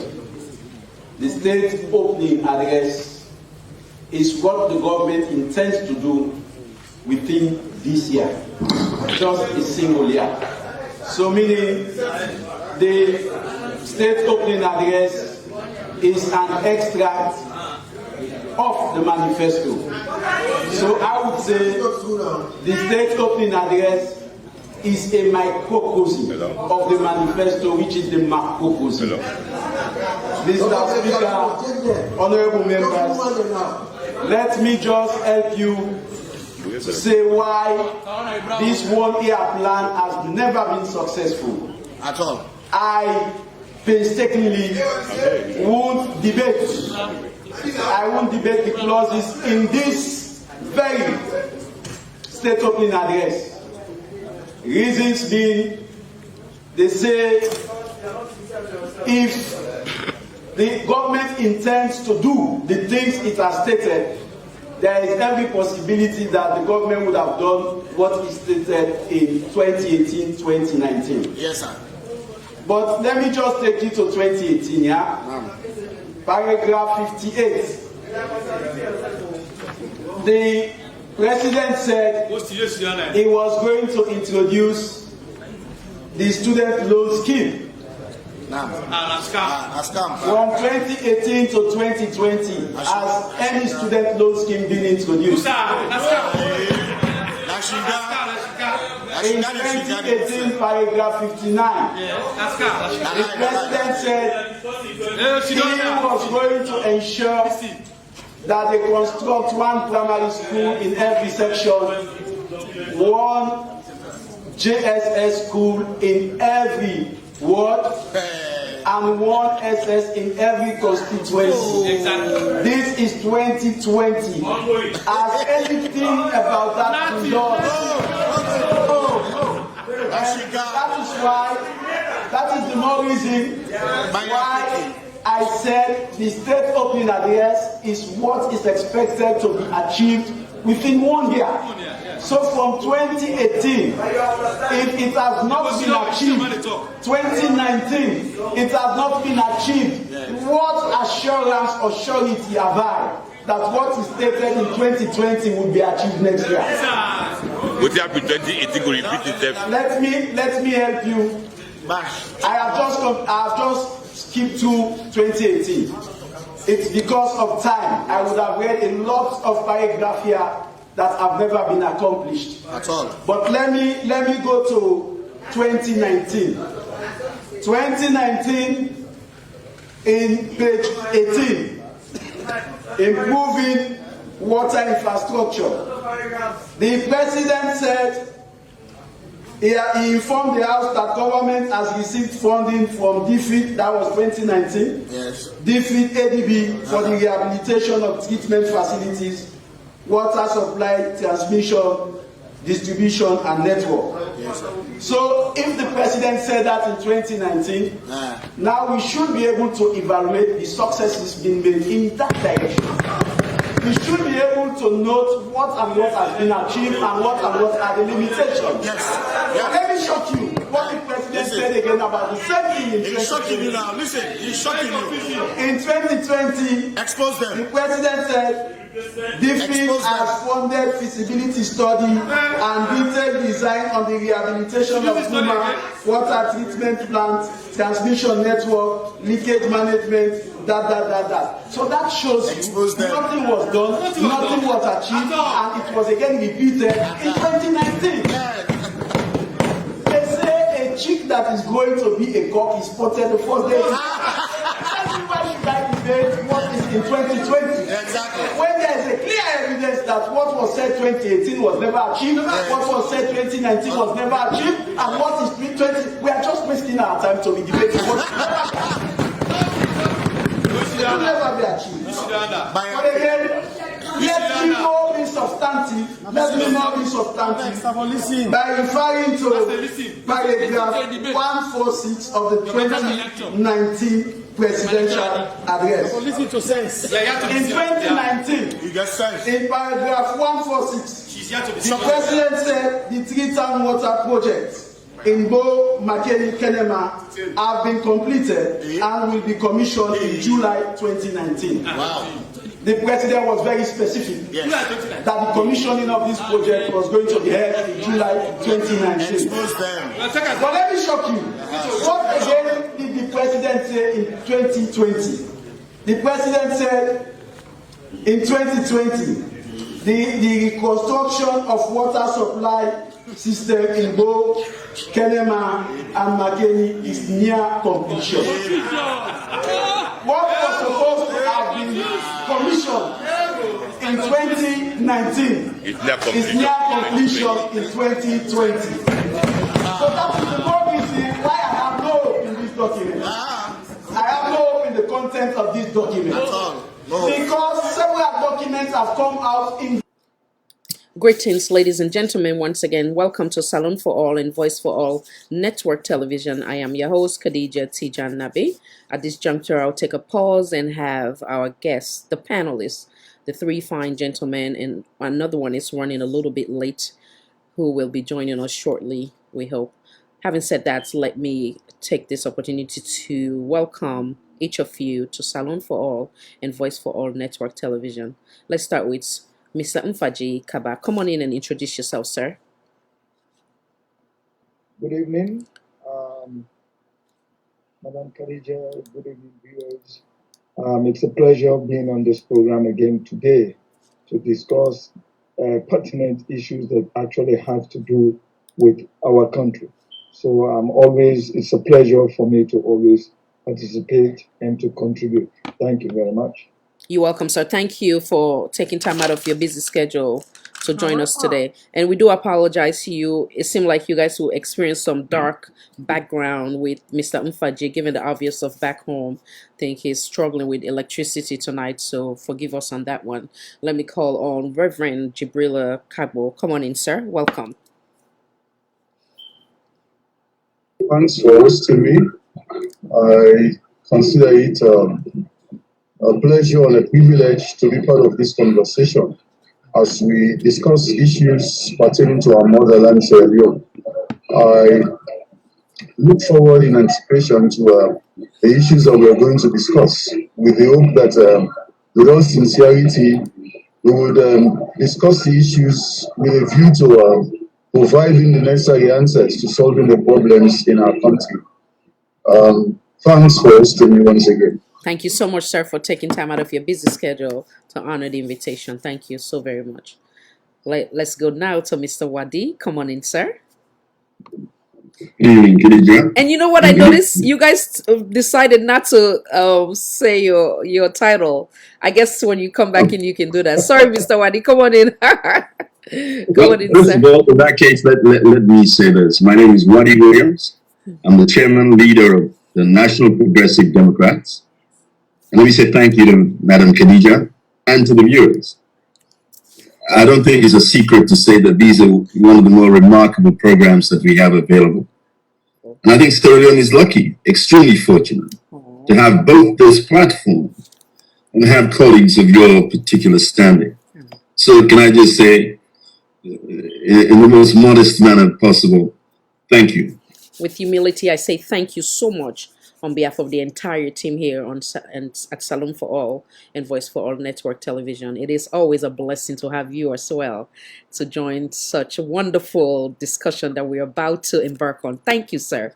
Let's bring back Reverend Jibrila on. I don't know if you want to go back again and introduce yourself with your title. You're more than welcome to do that.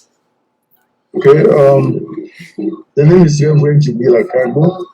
I serve as Director of Communications and Public Relations at the National Commission for Democracy, NCD for short. Welcome once again. So I decided to put few things in writing so that way, on behalf of Sierra Leonean, I always sit here not for my interest but for the masses as a whole, which I'm fortunate to be part of that equation as a Sierra Leonean. So let me start with Reverend Jibrila Kabo, as the Director of Communication and Public Relations for the National Commission for Democracy, NCD, in Sierra Leone. I would like to start with you tonight on the discussion surrounding decentralization. On behalf of Sierra Leonean, once again, how does the Commission view our democracy when you hear people talking about our democracy being strangled or under threat? Furthermore, if that is the case, what has the Commission put in place to make sure that Sierra Leoneans are comfortable or can still say that they trust the democratic process? Secondly, how do you plan on making sure that democracy is observed and maintained? And then I also want to present another example, then I'll pause. A great example will be the decentralization policy that the present government want to get passed in Parliament, not having political parties to participate in local government election. It is also an alleged case on disbandment of political parties and some even their executive by the Political Party Registration Commission. So come on in. Now I'll pause.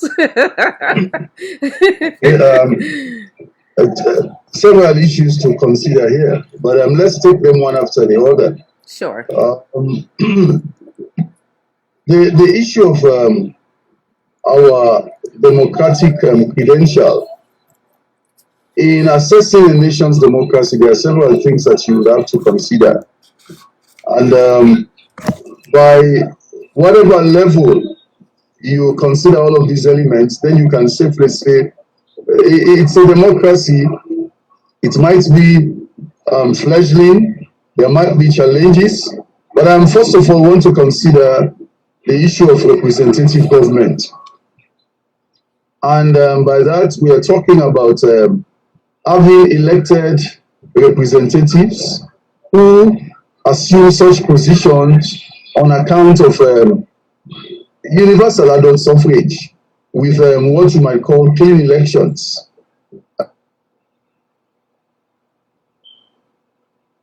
I think you guys have to be patient with us given the obvious of the internet connection back home. So, having said that, we will go right to Mr. Mfaji. I think we lost him. Hopefully he'll come back. Let's hope that someone is not actually literally calling him and bothering him while we having this sensitive discussion. Mr. Mfaji, let me bring you in, sir. Come on in, sir, Mr. Kaba. Yeah. Yes, so what is your take on this, and what you were physically there when you guys were called as one of the head of your political party? Kindly introduce yourself with your title and let's dive right into the conversation. Thank you, sir. Come on in. Thank you again, Khadija. My name is Mfaji Kaba. I'm the National Deputy Chairman for the Alliance Democratic Party. What Reverend Jibrila was just talking about in reference to our democracy, you can refer to Sierra Leone democracy as a young democracy, in the sense that it's not too long that we got our own independence and eventually we became a sovereign state. And within that period, we got some hurdles like the civil war, 11 years civil war, the intervention of military and everything. So let's take it that we actually started looking at it to say we have to try to maintain and get our democracy to try, in a sense that when you're talking about democracy, you're talking about the electoral process, you're talking about the elections, you're talking about human rights, you're talking about the rule of law, you're talking about the organs of government, and eventually, as it is now, we actually, Slovenians are at this point concerned as to how are we actually determined as a nation to sustain the democracy that we fought for and for us to actually enjoy it in our country. And as it is, really, there are some elements being experienced. But as you know, the current situation now that we're looking at in our country is where we see our democracy being stifled in a way, and that this serves as a threat in the sense that when you're talking about the three organs of government here, you're talking about the legislature, executive, and the judiciary. And the judiciary that interprets the law, it has become its activity has become questionable. Are they actually interpreting the law as it's supposed to be? And let's say they should be the referees.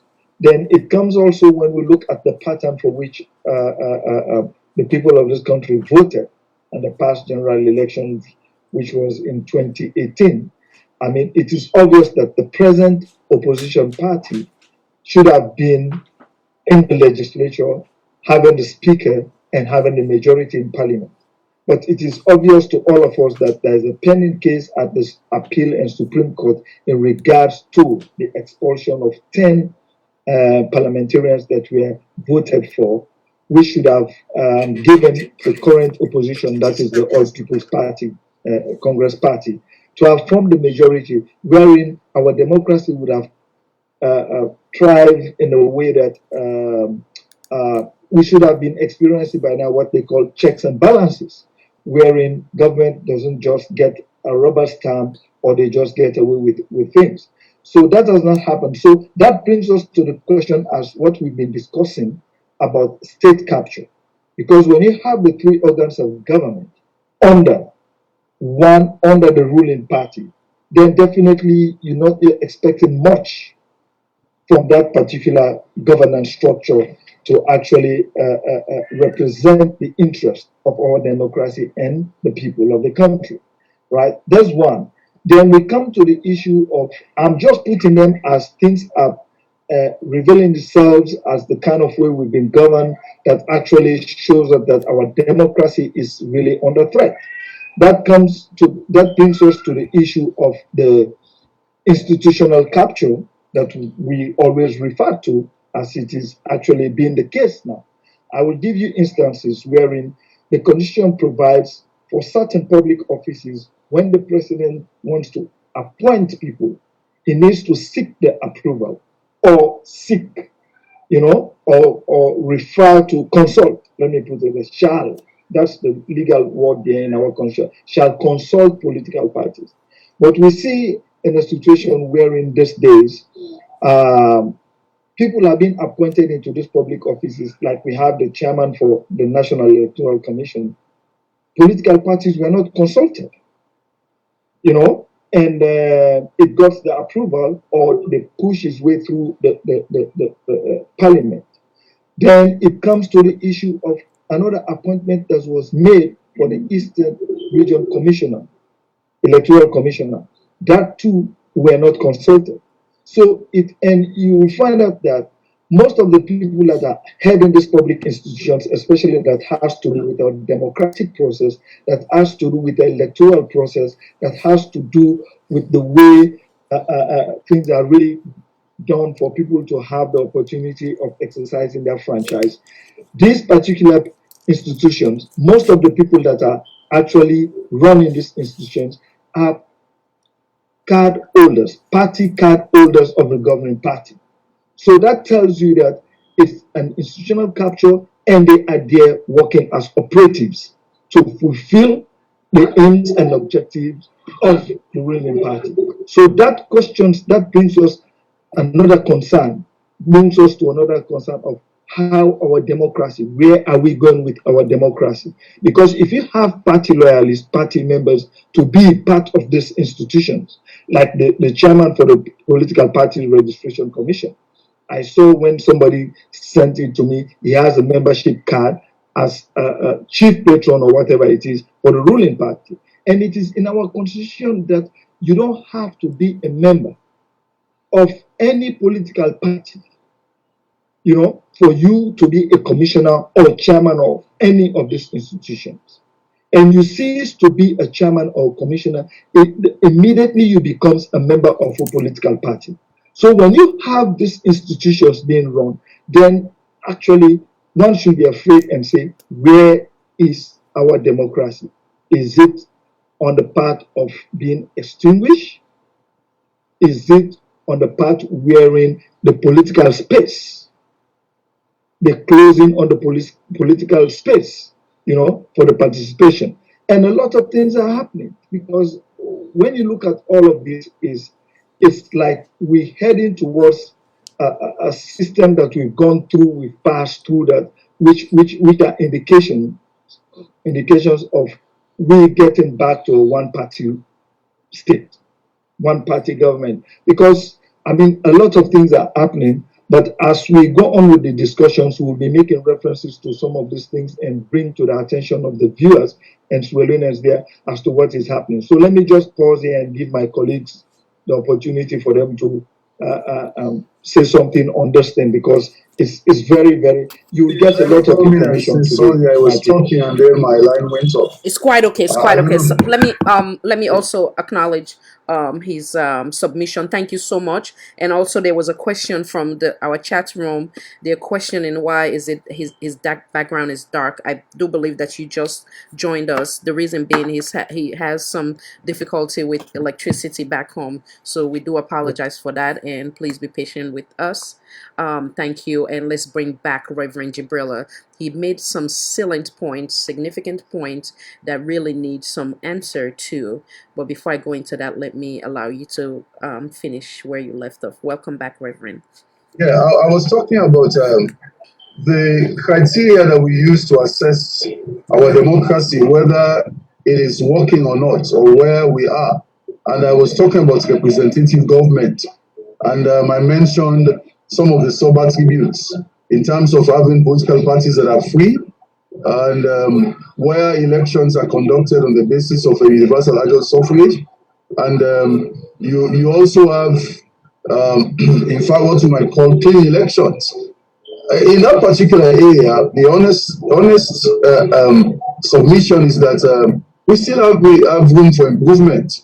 We want to see elections that are, freer, as it were, more peaceful than we are currently experiencing. And you take the second aspect in terms of the conditions that should prevail for us to say we have a democracy.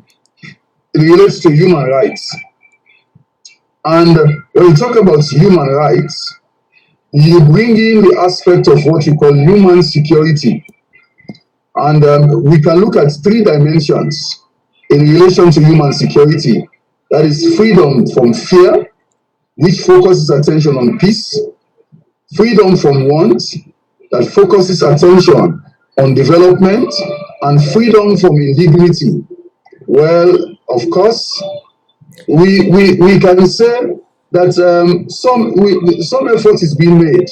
So let me, can you repeat the last one? I'm sorry, sir. The last one, freedom of, I know I have freedom of security. From fear. Of freedom from, okay. Yes, freedom from want and freedom from indignity. In fact, freedom from fear relates to peace. In other words, peace is available. You said freedom from want relates to development. Okay. And freedom from indignity actually focuses attention on the key human rights elements, whether you are looking at civil, political, economic, or social rights. Again, in assessing our country, we can say that we're making some progress, but there's still room for improvement. Then you go to the third aspect that focuses attention on what we call checks on government, where we should have an independent judiciary, an effective parliament, and a media that has integrity. Well, we're not there yet 100%. It is still work in progress. We want to see a parliament that is more effective. We want to see a judiciary that is more independent. And we want to see a media that is demonstrating the right kind of integrity, not one that will compromise the concerns of the people. So again, under checks on government, we have to look at ways of improving the situation. And then you go to the fourth element that focuses attention on what we call impartial administration, and it deals with the fight against corruption. And under that, we're expecting to see predictability in the fight. The rules must apply equally across the board, regardless of who is involved.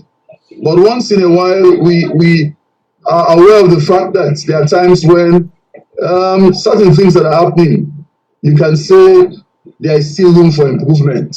We need to work on the mode of operation. All those that are concerned, those that are directly involved with the ACC and every other player across the country must realize that when we do not show impartiality in the fight against corruption, it might affect the very outcome of it, and it might create a lot of disaffection amongst the people. Now we are looking at a situation wherein accusing fingers are pointed in the direction of the presidency, and ACC is saying, well, in particular the office of the First Lady, ACC is saying they have started investigations. But for me, the twist on the matter is that they are now saying they are going to investigate the last 14 years. I don't know where that comes in, but we are still looking at the situation, and as people working for a democratic institution, we are very concerned, and we're going to be asking questions. ACC is a sister institution, and thankfully we have an MOU signed with them. So we're going to be asking to know what is going on, to get real-time updates, and to ensure that the right thing is done. We are not going to keep quiet, we're not going to be silent. But of course, I'll give you the fifth aspect that we need to examine to talk about whether our democracy is working or not. That deals with participatory engagement, where civil society comes in. And you have other elements that will focus attention on what you might call eternal democracy or local democracy. When we look at the way our civil society is operating in Sierra Leone, in fact, the other day I attended a meeting. It was a conference on the constitutional review process. I admonished them, I said to them, let us put an end to this thing about APC or SLPP CSOs. We must have CSOs that are working in the best interest of the people of Sierra Leone. So when you look at the five elements that I've mentioned to assess our democracy, I can safely say to you, based on observation, studies that have been done, and what experts are saying, we have come a long way, but we still have room for improvement. It is work in progress, and it behoves all of us as Sierra Leoneans and as people with a stake in the governance of Sierra Leone to do the right thing and ensure that at the end of the day, we deliver on the dividends of democracy. Because for far too long, we talk about democracy, but the people are complaining. And you don't want to dismiss the complaints of the people. You want to be a listening institution, and also as a government, you want to be a listening government so that the right thing can be done in the best interest of the people. Now, there is something you came up with in relation to decentralization. Now, I want to be frank and honest with you. Before this government came up with the issue of non-partisan local government, we at NCD, we've been appealing for the depoliticization of of local governance, because that is where development is taking place. I thought you made a comment. No, go ahead. I think we had a glitch a little bit. No. Please go ahead. Please finish. Okay. We had a glitch from your end. So when it comes to local governance, as far as we are concerned and what we've been pushing for, we want to avoid the toxic politics, the coloration of development. We've seen over the years that in councils,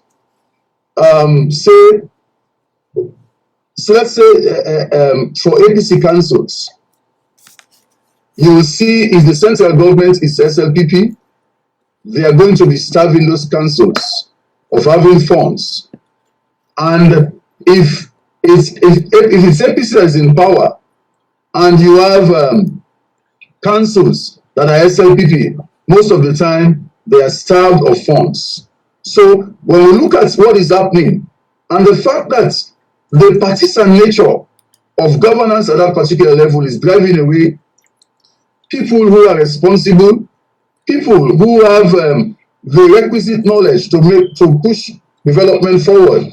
The fact that they are pushed aside on account of the toxic nature of partisan politics at that particular level. We've always been appealing to say, let us depoliticize local governance. Long before this government came up with this suggestion about taking political parties out of it. Now, given that we are concerned about depoliticizing local governance, we are still saying as a commission, we must follow due process. Because if you go to the 2004 Local Government Act, it says clearly that local political parties can sponsor candidates or they can go in as independent candidates. But now what the government is saying is that they are taking out the political party thing. Well, that is their initiative. We as NCD, we're not calling it per se. All we are saying is follow the due process. Take it to Parliament because it's already a law. It's an existing law. If you are changing anything, let it follow due process and let it be on the basis of consensus. At the end of the day, if the people agree that this is what we want, it is still democracy. But if you do it without the approval of the people, then that is going against the tenets of democracy. Let us don't forget, historically, when local councils were not functioning, and at the time we were talking about reviving local councils, it was going to be on a non-partisan basis. But still, the original draft of the act was non-partisan. Well, they argued in and out. Eventually, there was a compromise that political parties can sponsor candidates or they can come in as independent. But now, in this new dispensation, they are saying they want to take out the political party aspect of it. Again, the emphasis is that due process should be followed. When you take it to Parliament, don't twist anybody. Let the issues be debated thoroughly, and if possible, let it be taken through a referendum so that the people can decide that this is what we want. It's not just one person that will sit in one corner and say this is what we want for Sierra Leone. Even though at NCD, we've been appealing that we depoliticize local governance because of the kind of tension that we've been seeing. But we are still saying we have to follow the process. And let me bring this example in. The chieftaincy aspect of local governance requires elections as well. But we've never seen party symbols for the elections of paramount chiefs. So we are saying there is a way we can do it to ensure that the right people are voted in, and we avoid the fights between and amongst political parties when we look at the way it obtains with appointing paramount chiefs. But the final decision is left with the people of Sierra Leone, and that is where the tenets of democracy, that is where they come in, and that is where, and that is the approach we must follow. in ensuring that we don't leave anybody out. The matter should be taken back to Parliament. If it's about amending the law, we must ensure that we do the right thing in terms of asking for 2/3 majority to vote if we are to pass that. But that notwithstanding, we are still saying it's a matter that can be taken to the general public to a referendum to make a decision.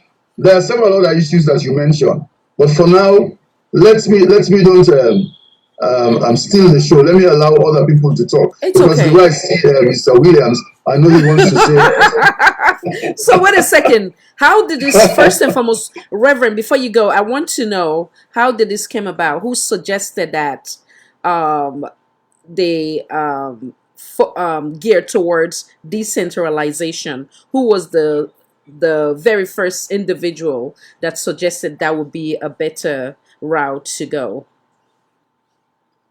I don't know if I understand your question. So who actually? We at NCD, Uh-huh. in fact, when we were going on the constitutional review process, because our work basically relates to the constitution. So when we were going to the villages, we were discussing the possibility of taking partisan politics from local government because of the nature of it. But of course, like we keep emphasizing, what makes it democratic is when we follow the due process. It is an idea. Okay. And in fact, when we were discussing that particular idea, it was even under the last regime. So okay. Every community meeting that we held, we were suggesting that to people. That's the way to go. Okay, so during that, sorry, sorry, Reverend. So during that, the then Dr. Anis Baikroma administration, you were doing the same thing in terms of the local provinces, from what I'm getting, right? But did you ever make the attempt to go towards that direction as to what you are doing now with this administration? That's what I'm saying. Our advocacy started under the last regime. Right. At NCD, when we were holding meetings for the constitutional review process, that was part of the issues we raised. Okay. So it's not new for us. What we are saying under the new regime, it is that whatever is going to happen in terms of changing whatever law, let us still follow the due process. You don't twist people. You don't tell them this is what you must do. You tell them this is what we want to do and what is your view about that. And that is what democracy makes room for. Follow the due process. So now, before I bring Mr. Wadi, another concern was when you decided to present that out in the open versus when you started it initially from the then administration. Was it a collective, would this decision be made collectively with the various political party, especially the that is the point I'm making. No. I want to just allow. Yeah, what I wanted to make clear, like, obviously, it did not start on this from this administration, from your submission. But my concern is because we have various video that is telling us otherwise, based on the reaction from the political heads of various political party, from NGC, from Unity Political Party, and of course we have representative from the other political party. So the question now lies, was it a collective decision, or was it already decision that you were just coming to present to them and then drag it to Parliament? So in other words, did you start the process with a healthy meeting with all political party and ask for their opinion before imposing the decision on them? Because it's a different. Let me clarify the point. Yeah. When at NCD we were pushing for depoliticizing local governance. Yes, sir. We were making a suggestion. Okay. That the powers that be, all the political players, should consider that particular idea and work on it. It is not. It should not be an imposition. Okay. Okay. Okay. It is not meant to be an imposition. It was an idea to say, right. Looking at what we have observed as a nation, this is a way to go. Okay. So it was for the different institutions and the then governments to pick up the idea and work with it on the basis of consensus. And that's the same situation we are expecting with this government. If you think that's the way to go, you don't just impose it on people. You must discuss with all of the players. Yes. For me, that is what democracy is asking us to do. Yes. This is my idea, but I cannot push it down your throat.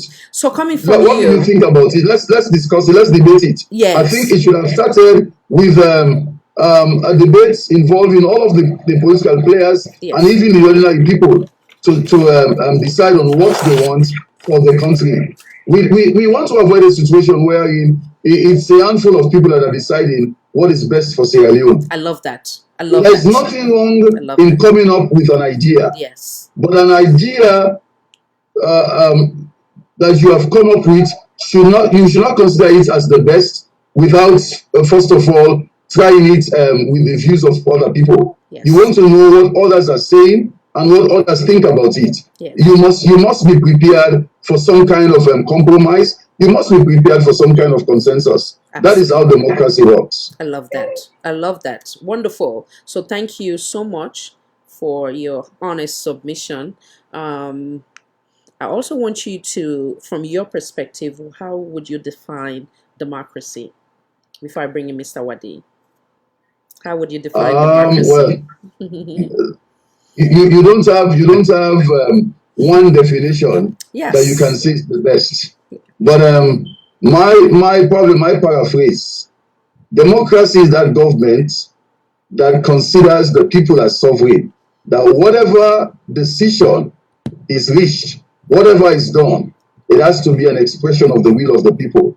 In other words, the people take first position in terms of decision making, and every government that comes to power gets their power from the people. And thus, if we are to define democracy properly, we have to emphasize the important role of what we call the social contract. And that is a key and defining element of democracy. But going back, we can never define democracy without talking about the definition that Abraham Lincoln gave when he was speaking at Gettysburg around 1863, when he said, "It's government of the people, by the people, and for the people." That is what is always around. I like that. The emphasis is about the people. They make the decision, and that is why a key element of democracy is the periodic election, when they now decide who they give their legitimacy in terms of entrance legitimacy.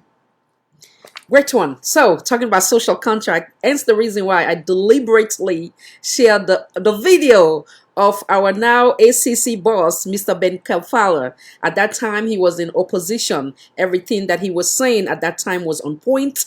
But now, let's connect that to reality. It's two different. You understand? That's where the hypocritical and the concern come in place. If we're able to say it but not able to leave it, then it's right unfortunate. If democracy is for the people, by the people, when they do have concern, critical concern, they also have equal rights, not selected few, but equal rights when they have concern to go out and do a peaceful on this platform. We discourage, we condemn anything. Let me make a point. Yes, that is a serious concern for us at NCD. Correct. Because when you do not allow people to express themselves and to express their democratic rights, what you are doing is you are pushing them underground, and that might lead to something disastrous. We want to avoid that kind of situation. Look at what is happening in the West. When people are dissatisfied, they are given the opportunity to express themselves as long as they operate within the ambit of the law. I like but that. Back home, it's a challenge. Absolutely. And we keep appealing to the police and the powers that be to say, allow people to express their concerns. In fact, it is even good for you to know what the people are thinking. than you allow them to express such thoughts through subversive means. I wrote an article recently. I think I shared it with you. Okay. I made a statement that I want people to watch closely. Those who condemn the state are not actually enemies of the state. Thank you. It's those who pretend that they are serving the state, but they are serving the state with lies, hypocrisy, and sycophancy. These are the real enemies of the state, and we must watch out. We must not surround leadership with sycophants. We must be courageous enough to say the truth, because at the end of the day, if we don't say the truth, we dwell on the lies. It is going to affect the outcome of our democracy and our governance processes. And it's high time we stop that kind of situation. We must not just be admiring other people from other countries, but they must also look to us as examples. And we must lead by examples. And we must live by example. And whatever we do, it must be in the best interest of the people. If we were to bring one example in the sub-region, the president of Liberia will be a great example, wherein the people of Liberia were fed up and they decided they wanted their voice to be heard. What he did was he basically joined the protests, served them water, and the list goes on. I strongly agree with every submission of you so far in regards to the right of the people. Thank you so much. In my religion, I'll say I'm a servant of God, but in yours, I'll say man of God. Thank you for being so honest. Thank you. Now, I know Mr. Tony joined us already, but before that, can I kindly bring in Mr. Wadi, who has been so patient? Kindly go land. I know you're waiting to come in. Come on in, sir. Welcome. Good evening. Good evening. Let me start with something that I think all of us will agree, at least if we're Democrats, is that the power of the people is greater than the people in power. I think we need to understand that as a framework for what I'm about to say. There's a profound connection between democracy and the issue of decentralization. And we need to investigate and interrogate this issue very closely. There's not a single government in the world today that doesn't claim that they're democratic. From the most fascistic to the most liberated, everyone is apparently democratic. What does that tell us about this term? Everybody realizes it's valuable. It moves millions. And as a result, everybody realizes that they can bend it to their particular will. Well, let's look at Sierra Leone. What we have is not just a fledgling democracy, we have a fragile democracy. Democracy is not just about voting once every 5 years for 5 seconds. We have to have a culture of democracy. That implies a respect for all the nuances that we tend to ignore today. We have to understand that democracy is the glue that holds the society together. And in Sierra Leone today, we don't really yet have a democratic praxis. When we speak of general election, we're speaking of what some might refer to as tribal census. What that means is that we're an immature democracy. We do not make decisions and vote based on ideas or ideology. We base it on kinship and tribe or regionalism. That is probably one of the most primitive forms of democracy you can get. We deserve better. We deserve a nation that will be democratic in the sense that we'll be moved by ideas. We'll move by competing visions of how this nation should be. That is what democracy should enable us. That is a tool that a nation can use to shape itself, to sculpt itself. And that is what is missing in Sierra Leone. And one of the clearest indications of that is this decentralization. Let's make no mistake about what is being said here. It is almost a poison pill to democracy. Let's understand this. The very constitution of this nation ascribes the responsibility to engage in political action, to engage in electoral process by political parties and indeed independent candidates. So let us look at what is being said at the level of decentralization. It is suggested that the best way to improve the conditions of our citizens at the local level, the best way to effectively transform the local level is by removing all political parties. If I didn't make that clear, let me say that again. The best way to transform the nightmare at our local level, the poverty at our local level, the deprivation at our local level is to delete political parties. I cannot for the life of me see how any Democrat can even vaguely subscribe to such a view. Let me say this. Each and every political party that is in existence today represents and embodies the hopes, aspiration of a particular constituency. And to say they cannot find expression at the local level is a travesty of everything that we can even conceive of as democratic. Which brings me to the next issue. We cannot say we're democratic. We cannot say even really we've even gone beyond the foothills of democracy if we have the major cleavage that we have in our justice system. If we're democratic, we must have a justice system that reflects that democracy. If we're committed to unity, our democratic system should be the glue that holds that unity together. And certainly, if we're committed to freedom, undoubtedly the only vehicle we have at our disposal will and must be democracy. So since this nation stands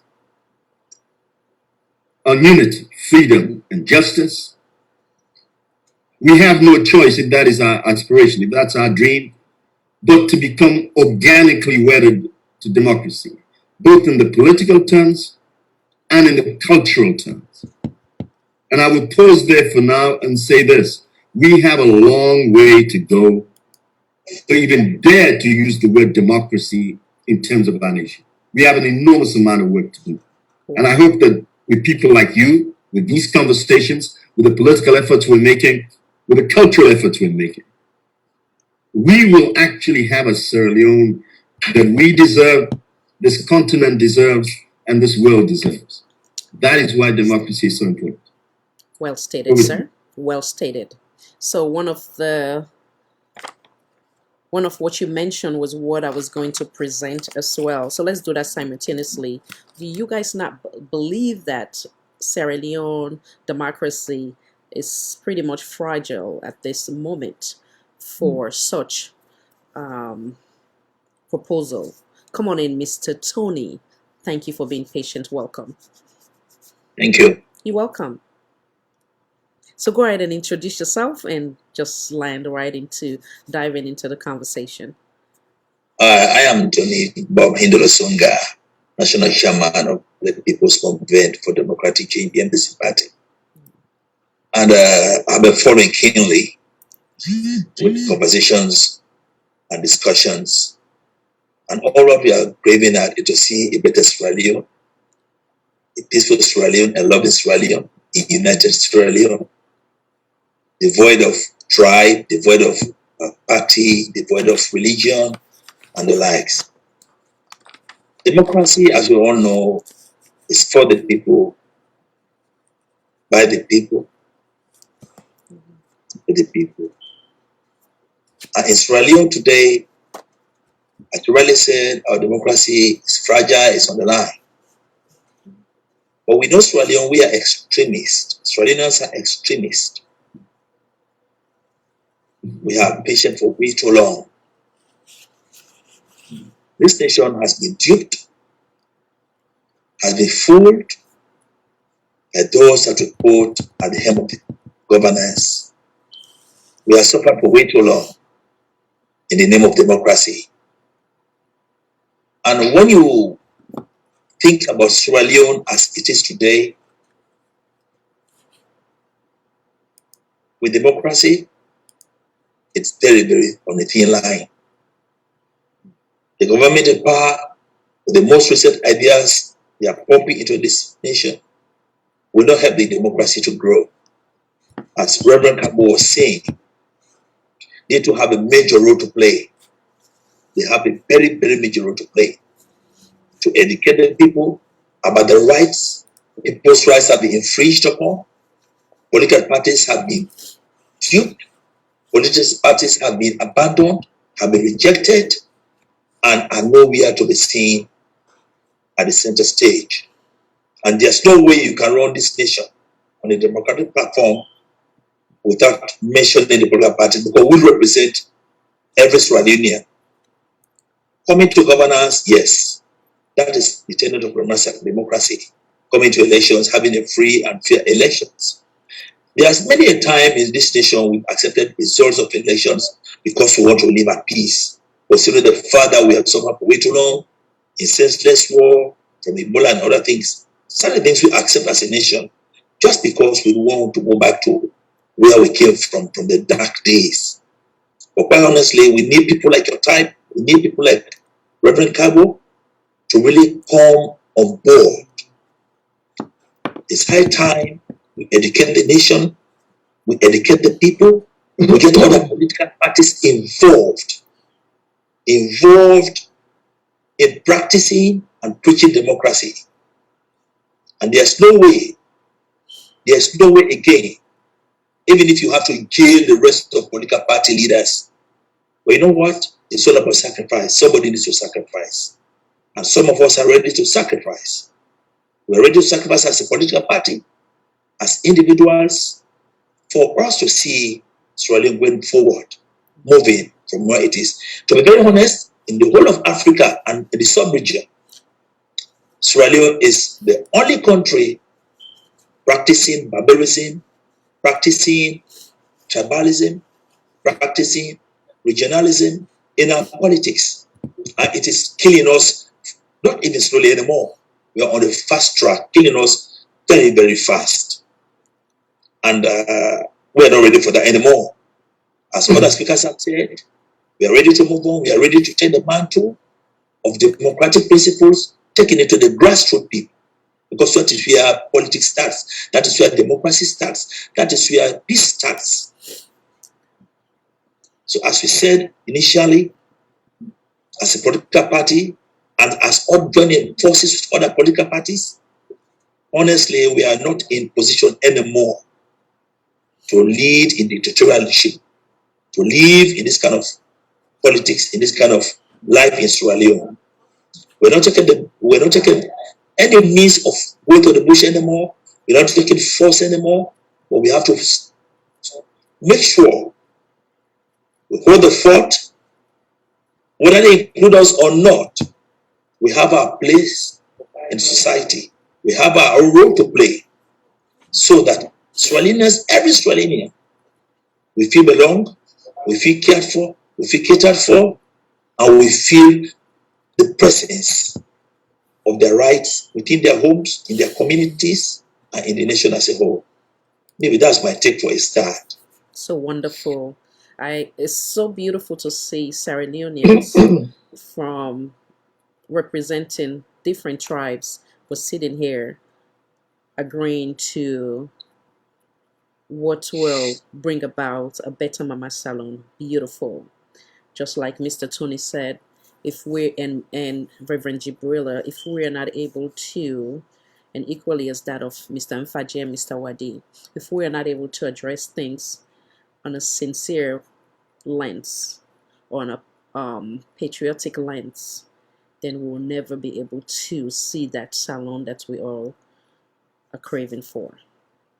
Thank you guys so much. Let me bring back Mr. Mfaji, if you'd like to add to that before we go to the next on the. Yes, could you please try to get me on? I think the light has improved a little bit. I don't know if you can see me. Oh, Can yeah, you? you're actually still on live, but you're still Okay. dark in the background. or dark. Okay. Yes. Yeah. Now, let me differ a little bit from what Reverend was talking about, depoliticizing political parties when it comes to local government elections. You know, that is where, that is where actually the issue of strangling our democracy points at this moment, besides all what the previous speakers have said in regards to institutional capture, state capture, and all of it. Because what we have to remember here is the grassroots. First and foremost, if you decide to get political parties out their hands of local government elections, what you have done is you've actually usurped the authority of members of parliament. Because what is happening is they are there to discuss issues of national concern as a whole.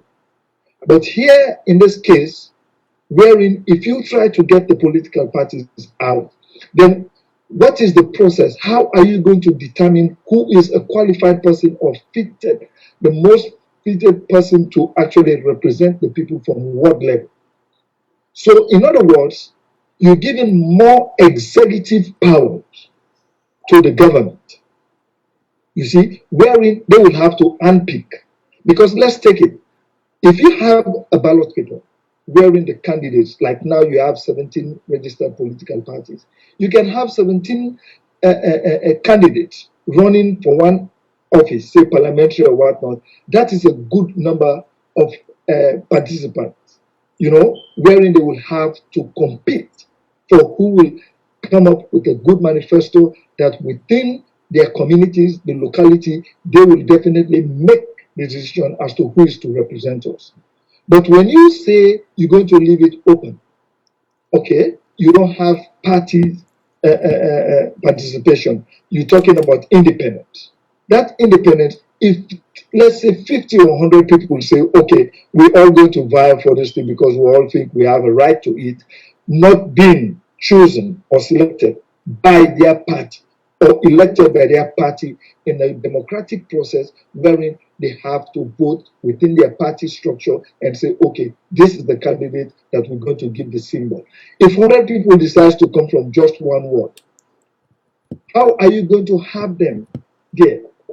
And when you look into what is actually prevailing, how our democracy is being construed to the powers that be, how they want to dictate it, how they want to govern us.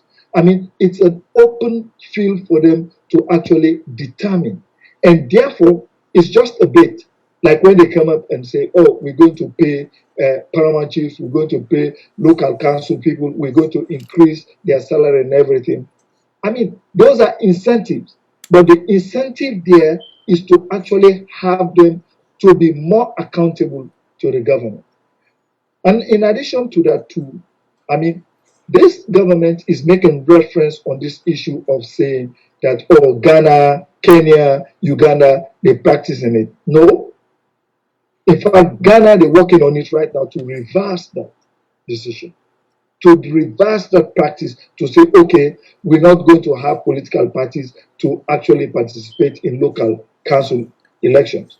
Kenya, they've scrapped it already because it's not working. You have to create that kind of competitiveness. Now, there is no developed nation in the world that I know that when they have their local government, it's not based on party participation. You take Britain, you take the US, you take Germany, everywhere, even with Russia and everywhere, you have to get political parties to actually help shape the political will of the people, inform them, and to sponsor. That gives the chance for political parties to actually participate. But I can understand where the National Commission for Democracy are coming from. They're looking at it, that clearly states, clearly answers the questions that, like my colleagues, Mr. Tony, Mr. Wadi, they've mentioned about. That clearly shows how the government or the party in governance, in Sierra Leone in particular, how they monster and have absolute control of public institutions. Remember, we've gone through a one party where everything was centralized. And now we're talking about decentralization that has actually participated. And I always make a reference to one gentleman that served as chairman for my district when he was the chairman for the Kwenedugu District Council, who is currently Peter Bayiku Conte, who is currently the Minister of Works. I mean, this gentleman performed, he performed in such a way that up to this day, he is the most popular politician in that district. Why? Because even though he ran under the ticket of APC, but he felt that he has a responsibility to the people that actually elected him for him to become their chairman.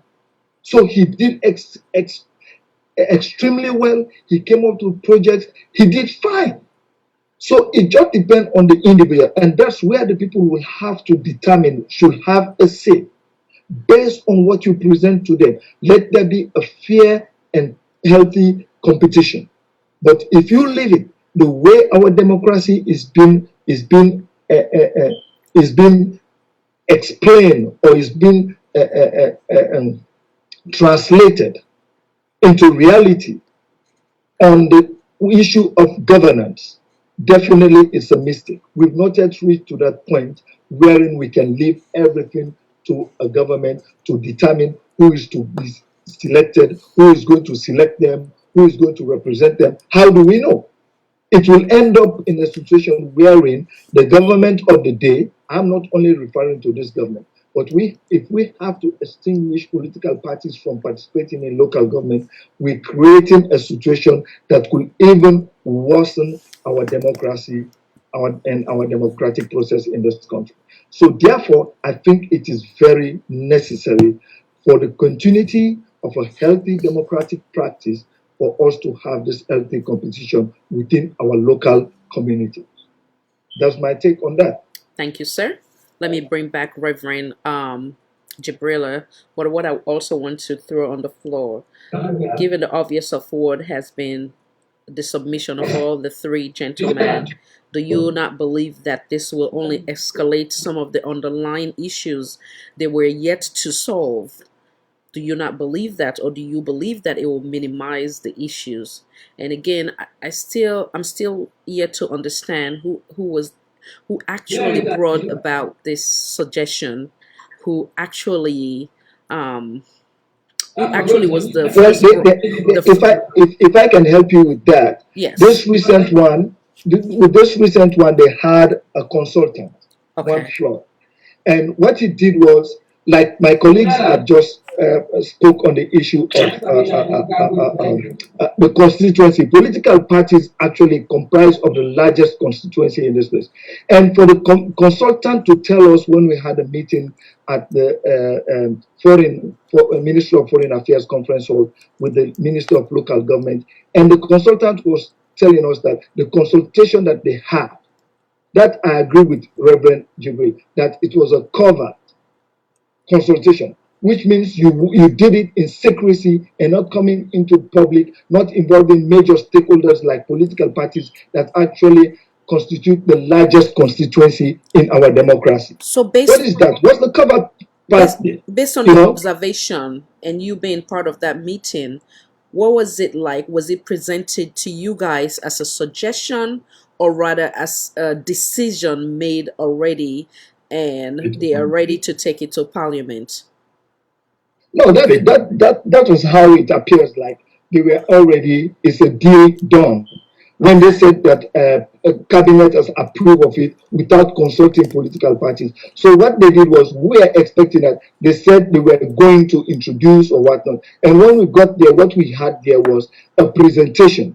Okay. So a presentation, in other words, is like, you don't have a say here. We just presenting to you the decision that we've reached, and we're taking it to Parliament. And that's where we said no, because we had this thing on social media and on the national main media houses that this decentralization policy has been approved by cabinet. Whom did you consult? You see, so that was the situation, and all of us that were there, we said no. And it will surprise you, Khadija, to know that even the chairman of the ruling party the chairman, Dr. Prince Hardy, got that policy, the hard copy of the policy, a night before that. And he said he was surprised. And he admitted and was appealing to us that, ladies and gentlemen, this is a serious mistake. Please, let's start. I mean, how can you come and tell us that it's a mistake? Which means even their own party, their own people were not consulted. So the point Reverend Jibrila is making about consulting, get all the stakeholders on board and the people to determine whether they want it or not is in place.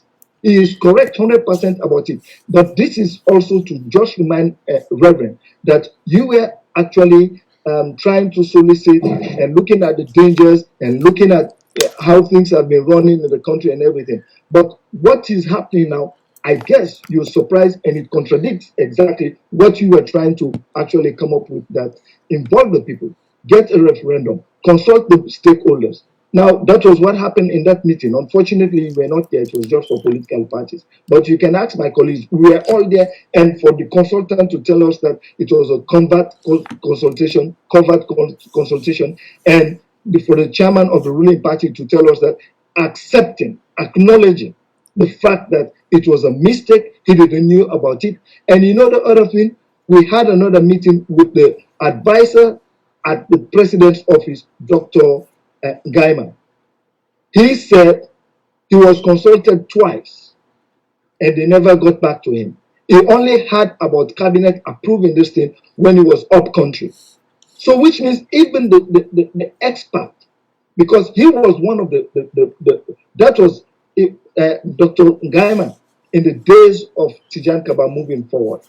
He was the architect of this particular program about decentralization and the participation of political parties. So if you have him there as an expert to advise you on governance, to advise you on how the democracy should go, and you have the National Commission for Democracy, Dr. Reverend Jubrila, Dr. Kago, you have brains. These are specialists. These are professionals that can actually advise and guide the process.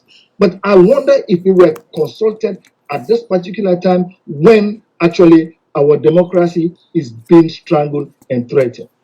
Thank you, so I don't know, Reverend Jibrila, if you can actually give us an idea whether you were consulted on this thing, what was your contribution as the National Commission for Democracy. We need to know, because these are the institutions that we are actually expecting to be involved in this process. Thank you, Please, sir. So let me bring back Reverend Jibrila. What I want to know is, I mean, my statement before you come in, I do believe that we can all agree that there's a difference between suggestion versus presentation.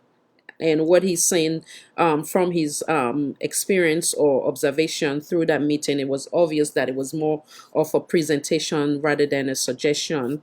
And then also, could it have possibly be where there will be there could be a system in place wherein they meet with all political party and have them vote before making I'll call it a solo decision versus decision that should be geared towards the masses, not a one-man business type of thing, you know. Come on in, sir.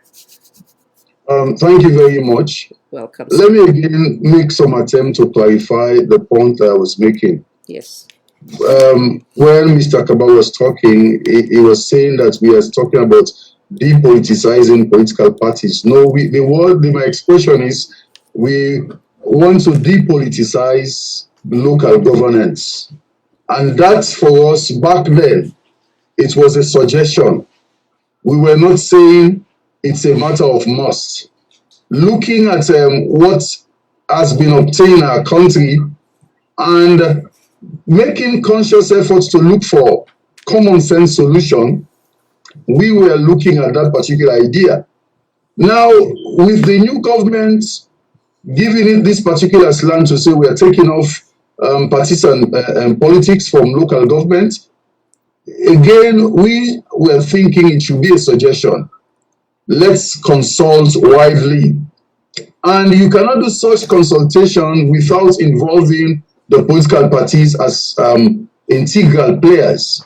We at NCD will not countenance that, despite the fact that we are looking for ways and means to depoliticize local governance. We don't see the future of that process without the involvement of political parties to discuss ways and means to handle that. So let that be made known. And let me answer the question about whether we are consulted recently. I am not aware of that. Whatever I do in life, I want to be honest to myself, with my conscience, and other people. I am not aware of any involvement of NCD in this arrangement. We got to know about it when the political parties met with this consultant. Because let me say something. Sometime around, was it October or November, we validated the strategic plan of NEC. Of course, I was involved in the process. And on the day in question, when we were actually validating the plan, part of my submission on behalf of NCD was that let us continue to make conscious efforts to depoliticize local governance, to avoid the fighting, the unnecessary tension, and to take away color from local governance, where we're now doing development. I made that submission. And it was later on that we heard that government has been working on changing the decentralization policy. But for me, if you ask me again to give my honest opinion on the situation, the consultation should not be anything hidden. It has to be with the full involvement of everybody concerned, especially the political parties. And let it not look like because today this party is in power, they're going to be there forever, and so no other person will come to take over. And let us also not present the situation as if what we have at central government is the best in terms of even how we recruit members of parliament, knowing that there are times when we have serious challenges in terms of representation. So let us be clear, even when we argue on issues. Of course, I understand the fact that sentiments are strong in terms of certain things because of the way things are. But let's again continue to look for common sense solution to solving the problems in our country. Let's don't forget, we are dealing with a serious problem that relates to national unity and cohesion. How do we bring our country together? How do we ensure that we deal with tribalism, which is a key concern and part of what is challenging our national unity and cohesion? How do we ensure that the resources that we have as a nation, these resources are distributed in ways that we can say is in the best interest of all? How do we examine even our existing political system where we allow the winner to take all? We need to think about that. You see, when you have the first past the post as the kind of political system that we have, that will in fact continue to fuel tension among political parties. And you look around, even the way things are happening within political parties, you have certain elites who are in charge, and every other person has to kowtow to them or to bow to them. When are we going to change that situation, even as we address issues relating to national unity and cohesion? When we look at the issue itself of politicizing state institutions, especially the security sector, how are we going to address that? We need to have a strong conversation on these issues. We know the challenges, we know the problems, and it comes with us being sincere with each other, and to say that we are developing, in fact, in our country, a class system that is dividing people, the rich as against the poor, the educated as against the uneducated, those that are in urban settings as against those that are in rural settings. These are all concerns. And we also need to pay attention to the fact that we still have a legal system that is not serving the ends of justice. These are things we need to consider as we look at the very big picture of national unity and cohesion in Sierra Leone. We continue to fight. Our elections have been do or die battle. Everywhere In fact, we could recall the number of times that we have to rerun constituency 110 until finally they got a member of parliament. It tells you that there is a serious challenge in our country. And these are challenges that we must sincerely make conscious efforts to address before it is too late. In fact, when we were like proposing that we depoliticize local governance, it is a way of pointing out that until we agree to come together, we are going to waste unnecessary effort, but without realizing the fruit of sustainable development in our country. April 27 this year, Sierra Leone is going to be 60 years as an independent country. What do we really have to show? And our politicians should take the lead in giving the country direction. But have they done that sincerely for the last 60 years? For me, the answer is no. And it means there are so many things that we have to address. And it is time for us to rise above the pettiness. And it is time for us to look at each other in the face and say, this is not right. And say, this is what we must do together. And the division, the fighting here and there, it won't take Sierra Leone anywhere. If we can't tell each other that truth, then we are wasting our time. But what we have so far is not what this nation deserves. We deserve better than this. For some of us, we've made up our minds. We don't want to leave Sierra Leone and go somewhere else.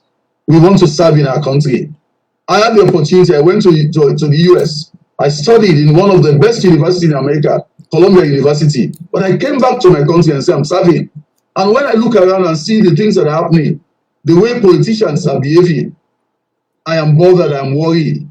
If there is one person that needs to see Sierra Leone improved, even overnight, I'm that person. Because I want the best for my country. I know what it means. When systems and structures are in place, when there is effectiveness in governance, when you have a sound business environment, when you have equitable distribution of resources, you see things happening well. And when we are able to accept the rights of other people, that is the way to go. And these are the things that we must build our democracy on. In fact, we call them the pillars of peace. We must work on these things. We must stop paying lip service to the problems in our country. You see, I know most of the time people point fingers at state institutions. I cannot hold brief for anybody, but personally, I know my position on issues, and I have not hesitated to express them openly. Even though people have said several things, so you're not afraid, but I know I have a conscience. Well, yes, people talk about state capture of institutions. I have written severally on that. And personally, I am doing my best to ensure that I do what serves my conscience right. I cannot claim to be a perfect person.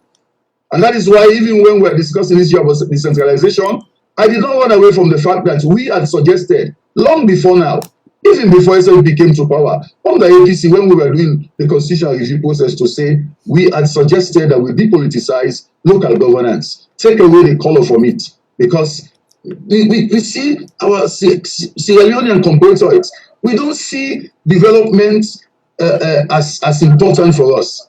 All we're interested in is we want the power. And when we get the power, what do we do with it? Nothing. The people remain impoverished. So we have to get to that point where we get fed up with what is happening now and say we must change. And whatever it is, even if it's that mindset revolution, let us work on it.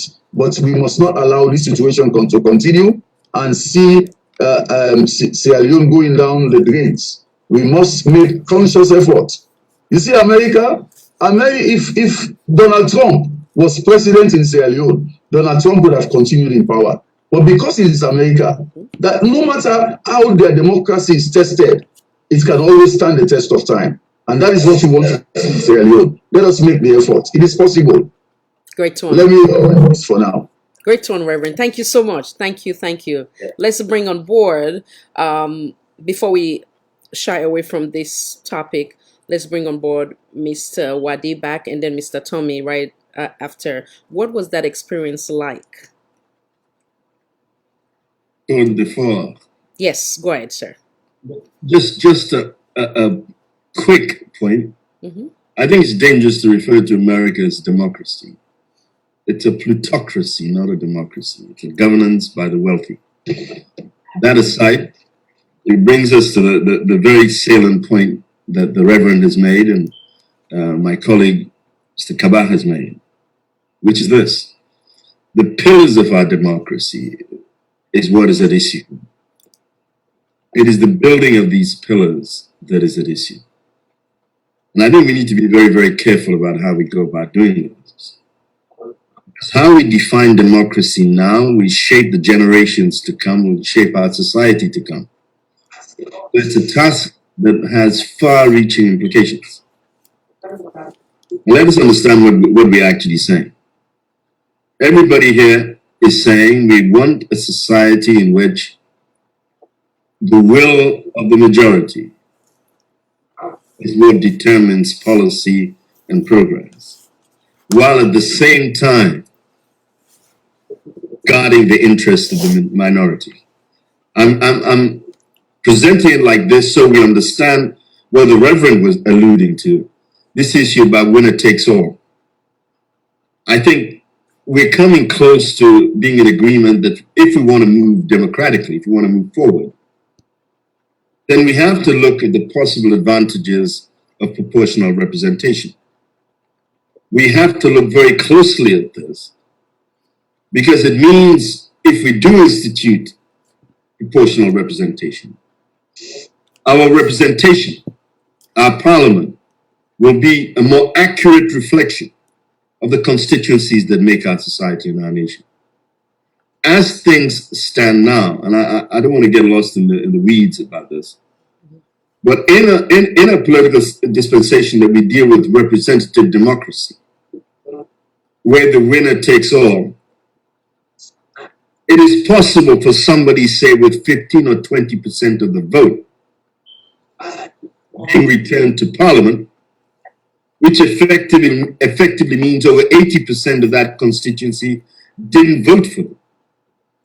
This is one of the anomalies of this democratic process.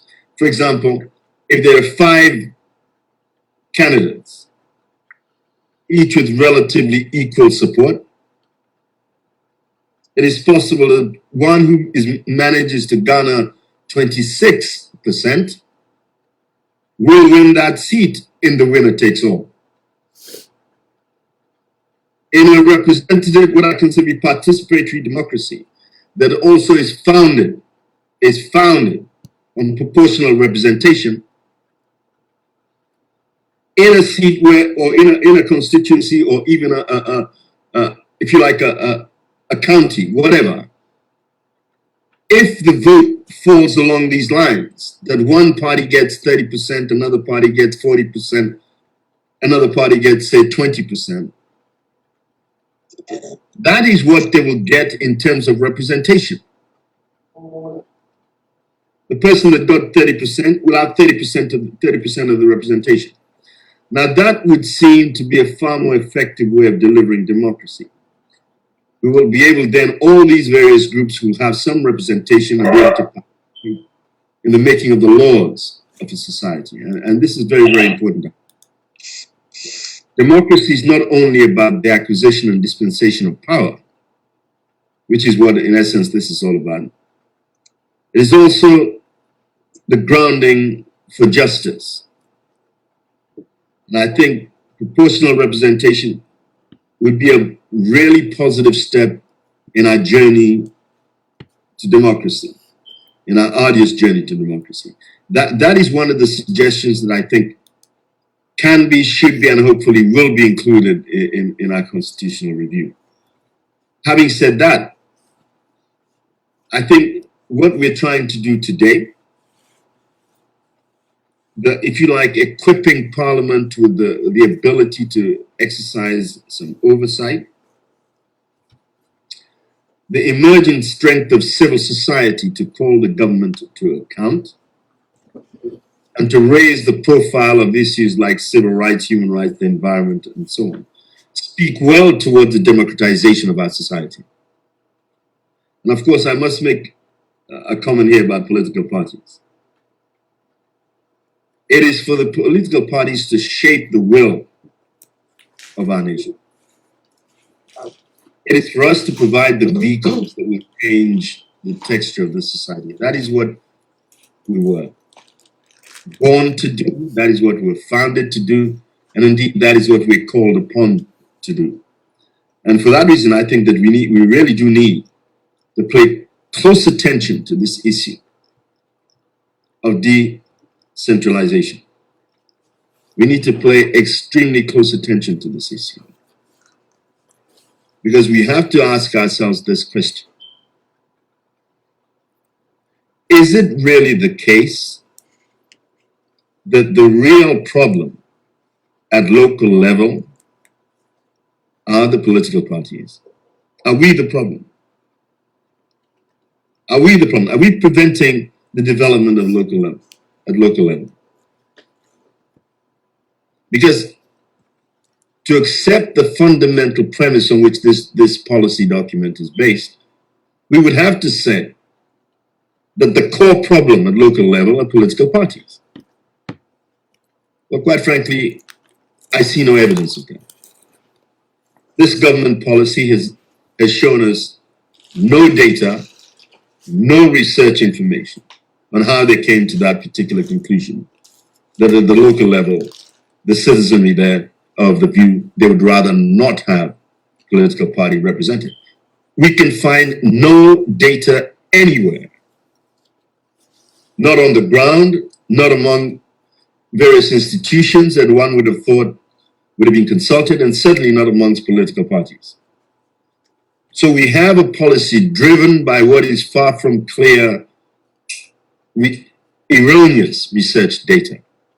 And it is on this that this government is prepared to even suggest the removal of political parties from local governments.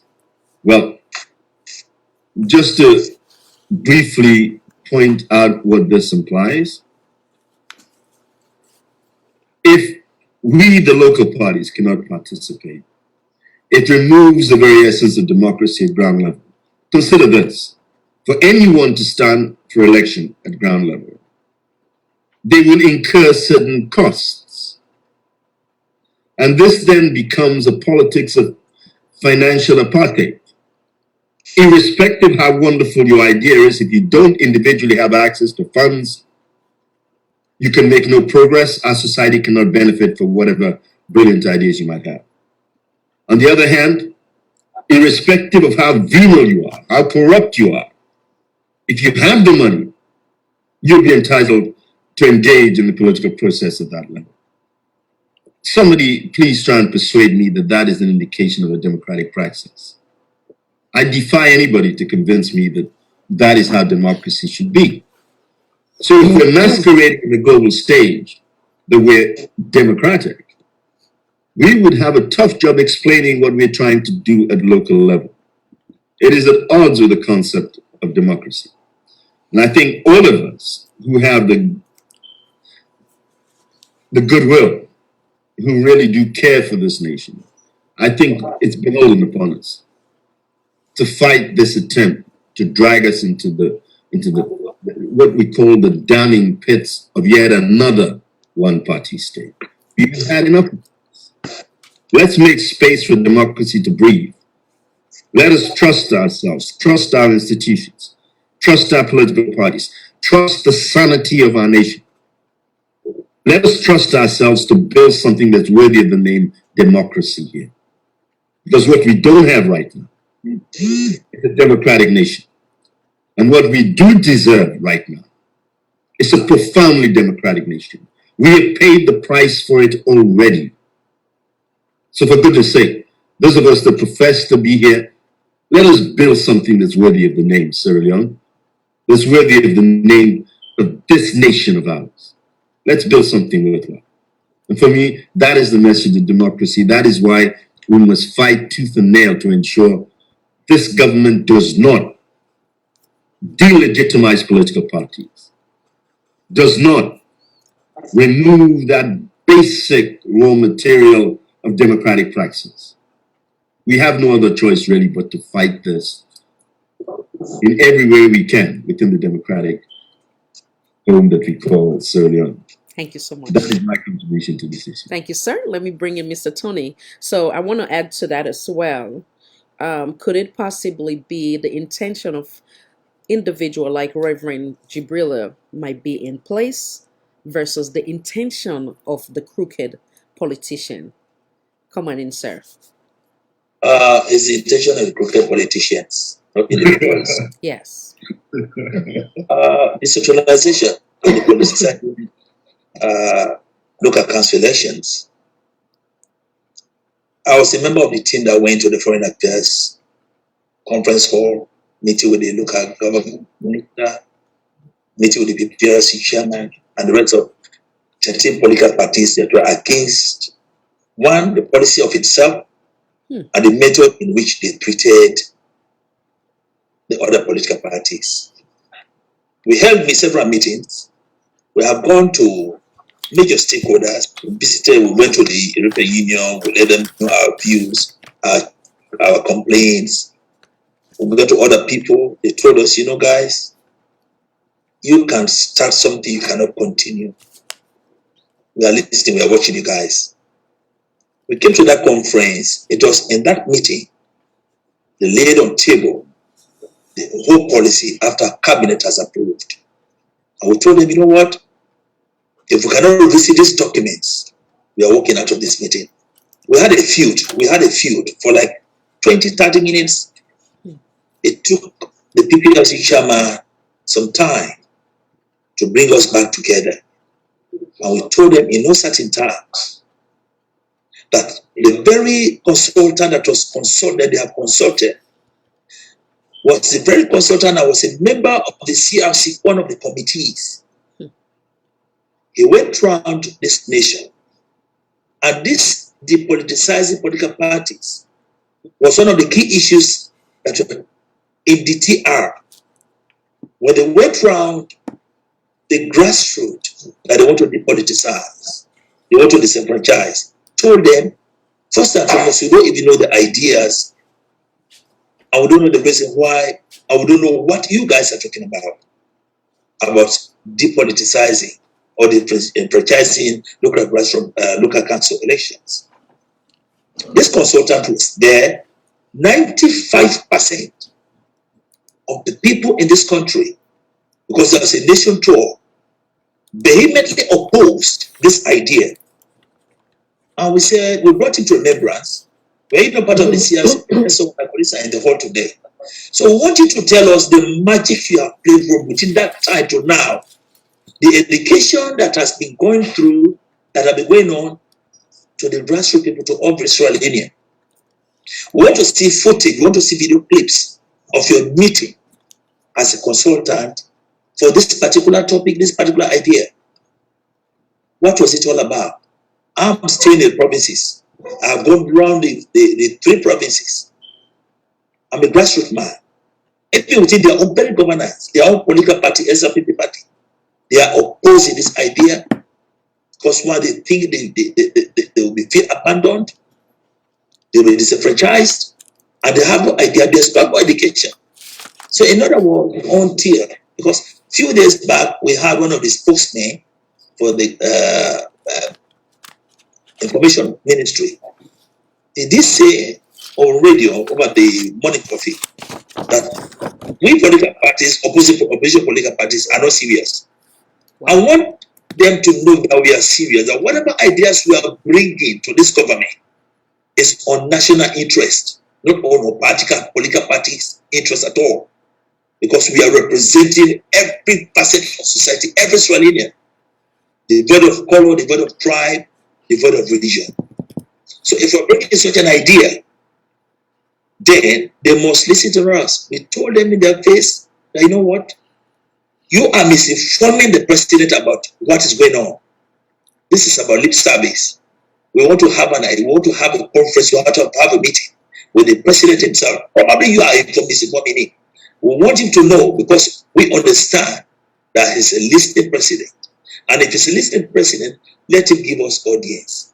We wrote several letters, until when the presidential advisor on governance, Dr. Emmanuel Gaima, was asked to meet with us. We had a 13-man committee. They said they scale it down to 4. I would say, 4 years, but we can give you 5. If you don't want to talk to everybody or other representatives of political parties. They went to the meeting. He said he was only informed. And this young man has a stake in decentralization policy in this country. He has a stake. And he's an advisor to this government. And if he's an advisor, he hasn't got an idea. It's a shame. We told the consultant that what you're doing is unpatriotic and it's of this service. Either you're doing it for money or whatever it is. And he felt embarrassed. He said, Joseph, but what do you mean but? We know COVID-19 is all over the place. There's no way you can have a town hall meeting in the provinces, and most especially in Bo and other chiefdoms of other districts that I will not be present. So apparently the chairman had to protect him. And he said, there's no way we can say thanks to him because he has done the job he's supposed to do. He has been paid to do. He's a consultant. I went back to the drawing board and say, you know what? Let us go back. As most of us in the provinces have educated our people, they have no idea about it. Probably the procedure of the policy might be very correct. It might be yield good dividend at the end of the day. But it has a process. Has a process been put in? We have to educate the people. You have to let the people. But this is what we intend for you. We can't copy ideas from other countries where their own policies are not working. For an example, in the Pprc era, of which I was a member, they brought in 634, they copied it from Ghana. And this idea has been abandoned and divorced by Ghana ever since. And still we are practicing it and struggling with it. It is not even bad to copyright from other people, but study their procedures, study their own way of living their own governance, study it well, then see if you can cascade it down to your own country. As we are concerned, in as much as our democracy is on the line, is fragile, depoliticizing, local council elections, local governance could be good for Australia, but not now. The time is not ripe yet. And we as political parties are going to educate our people now. We're going to do the job for them. We're going to educate our people. We're going to make sure we talk all over this country. Putting into cognizance the protocols of the COVID-19. Let us educate the people. And our economy is dwindling. It's still struggling to come back home, to come on feet. And the budget alone for this particular policy is something about 54 to 64 billion. And we are still nagging about our economy. Where are we going to raise this money? Are we strong enough economically to go into these ideas? Like Dr. Reverend Kabo was saying, they have a lot of work to do. But we want to help them now. Let us have people coming on board. There are a lot of people, there are a lot of Australians who have ideas, who have plans, who know much more about governance, about decentralization, and we can bring them on board, no matter what political parties they belong. But what this government is trained to know, they wouldn't want to bring other people on board who have more ideas, and they want to applaud them for their ideas. But you know what? Sierra Leone is for Sierra Leoneans, and this is about democracy. In as much as it's on the line, it's fragile. We will not give up on it. We have to come together as a team, as a force, as a very good force, with all respect to every Australian. Let us come and educate our people. Our people, when it comes to suffering, we all suffer together. 80%, especially most of the grassroots people, they suffer the more. They feel the brunt of the suffering the more. And until we educate them well, we know them well. If not, and I repeat, if not, there will be total trouble total anarchy, for which we are not ready for it anymore. I will pray that we don't reverse to where we were in the darker days.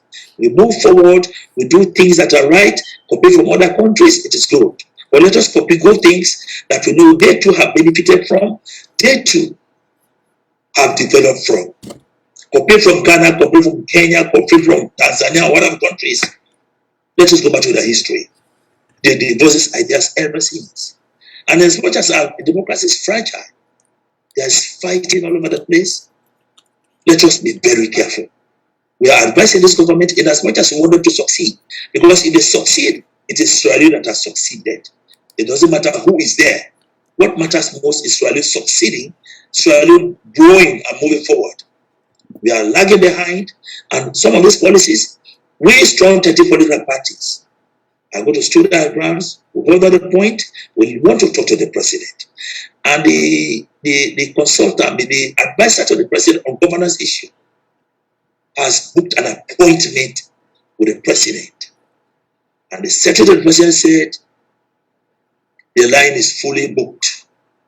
The appointment is fully booked. We will already consider. And you know what? Time is of the essence.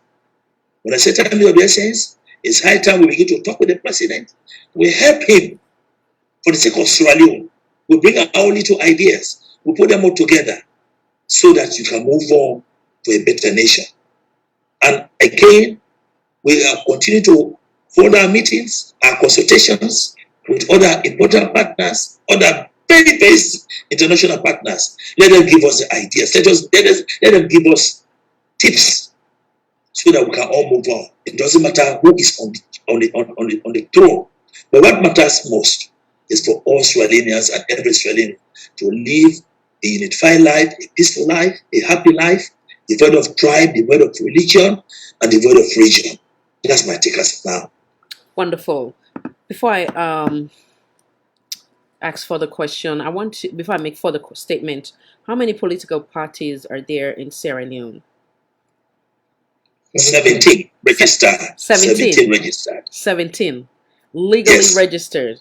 So now let's bring back Reverend Jibrila. The reason why I asked that's a significant amount of political party, as the submission of Mr. Tommy, 13 political party rejected the idea, and 95% of Sierra Leonean rejected the idea.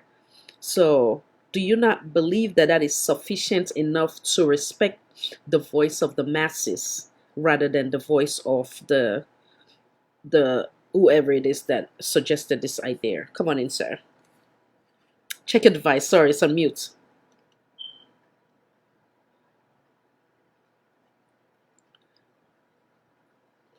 Yes. From the top of my head, my response to that question would be: if the people don't want it, why not? You don't force it down their throats. Yes. It might be the best of ideas, but like I said in my submission, what I quarrel with is the procedure, the process that they followed in getting to where they are now. For me, it's not about the idea itself. It's about following due process. And that is what we emphasize in democratic good governance, following the due process. The people are important, and a few revelations came up from the submission of both Umfa and I think Wadi. Yeah. That some of their guys are not even familiar with the document. So that's very interesting. Very, very interesting. And that is also a lesson that we can learn in good governance.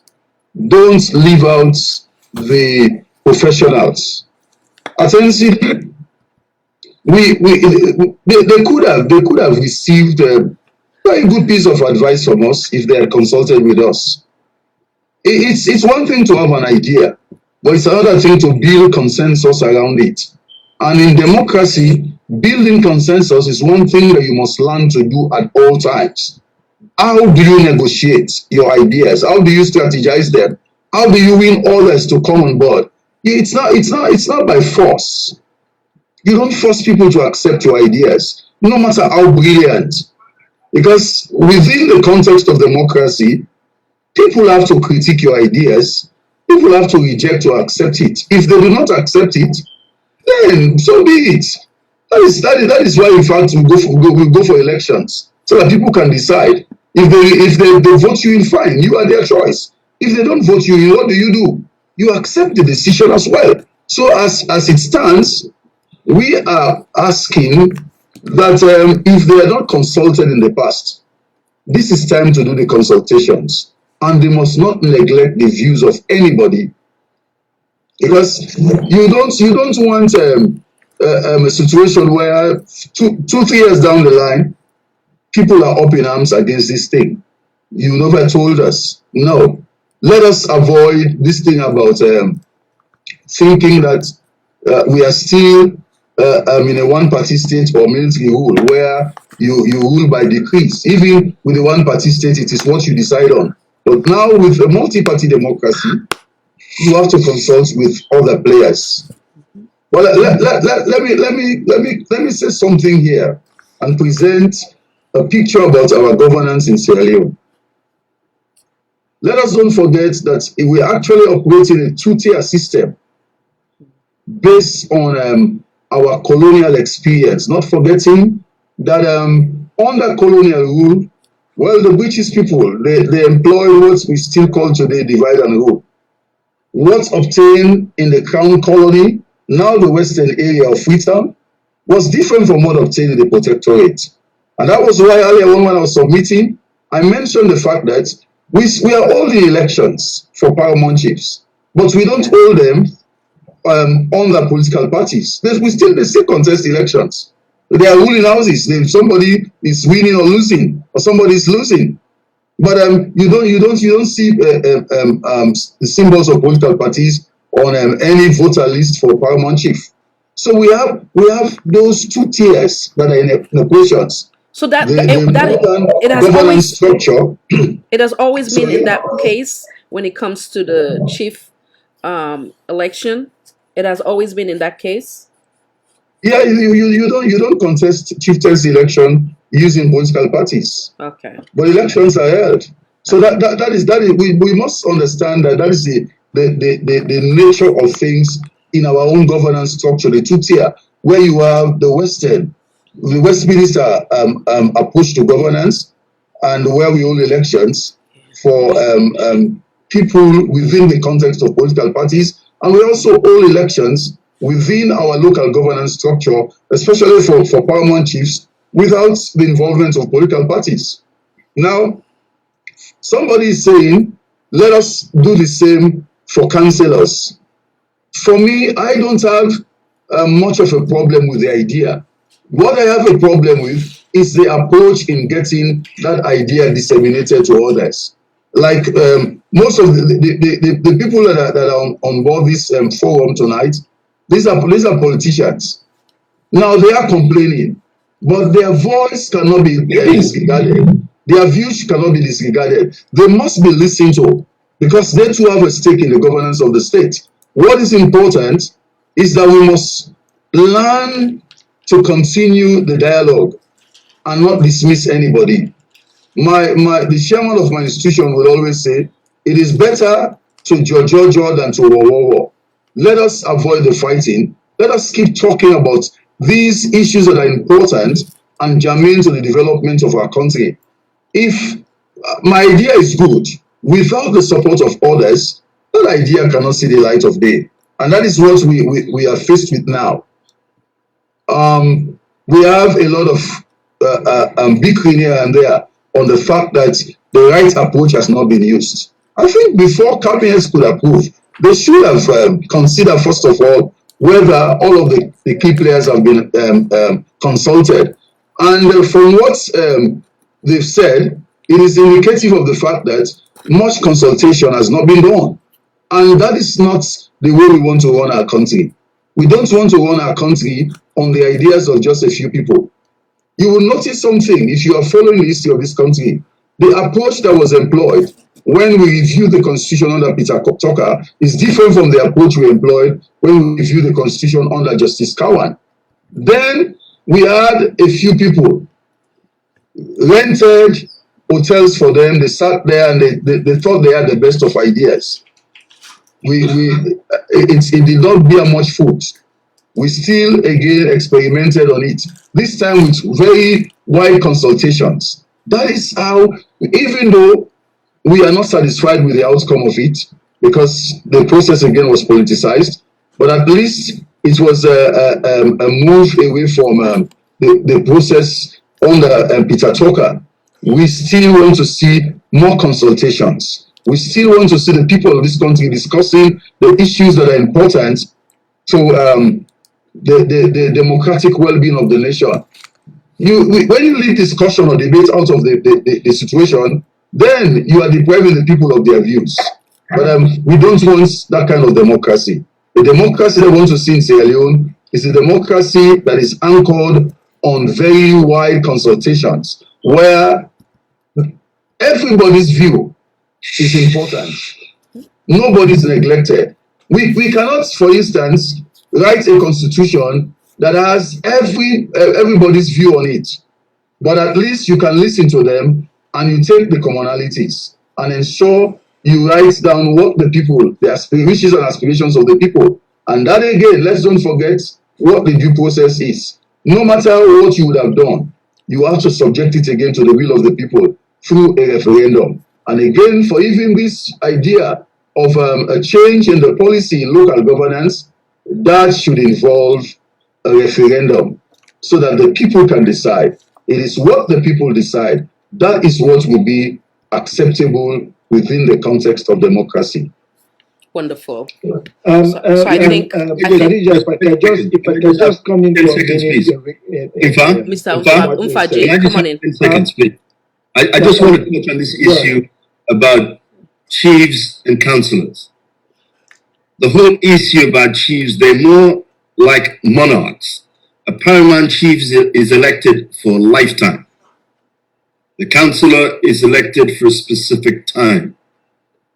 That is why I don't think it's a fair comparison. I think we should compare like with like. That was exactly what I wanted to bring on the table, because and it's obvious that it seemed like they go from generation to generation, meaning like if the chief passed away, then the son have to take over. I'm not sure if I'm wrong. Please educate me on that one. I'm willing to. In others, they're different families. They alternate. The families alternate. Right. The point is, once you get elected or voted or appointed as a paramount chief, it's a lifetime appointment. Yes.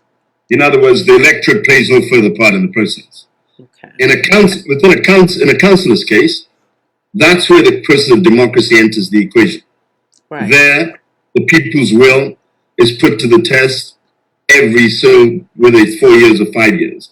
They have the opportunity to remove that particular representative.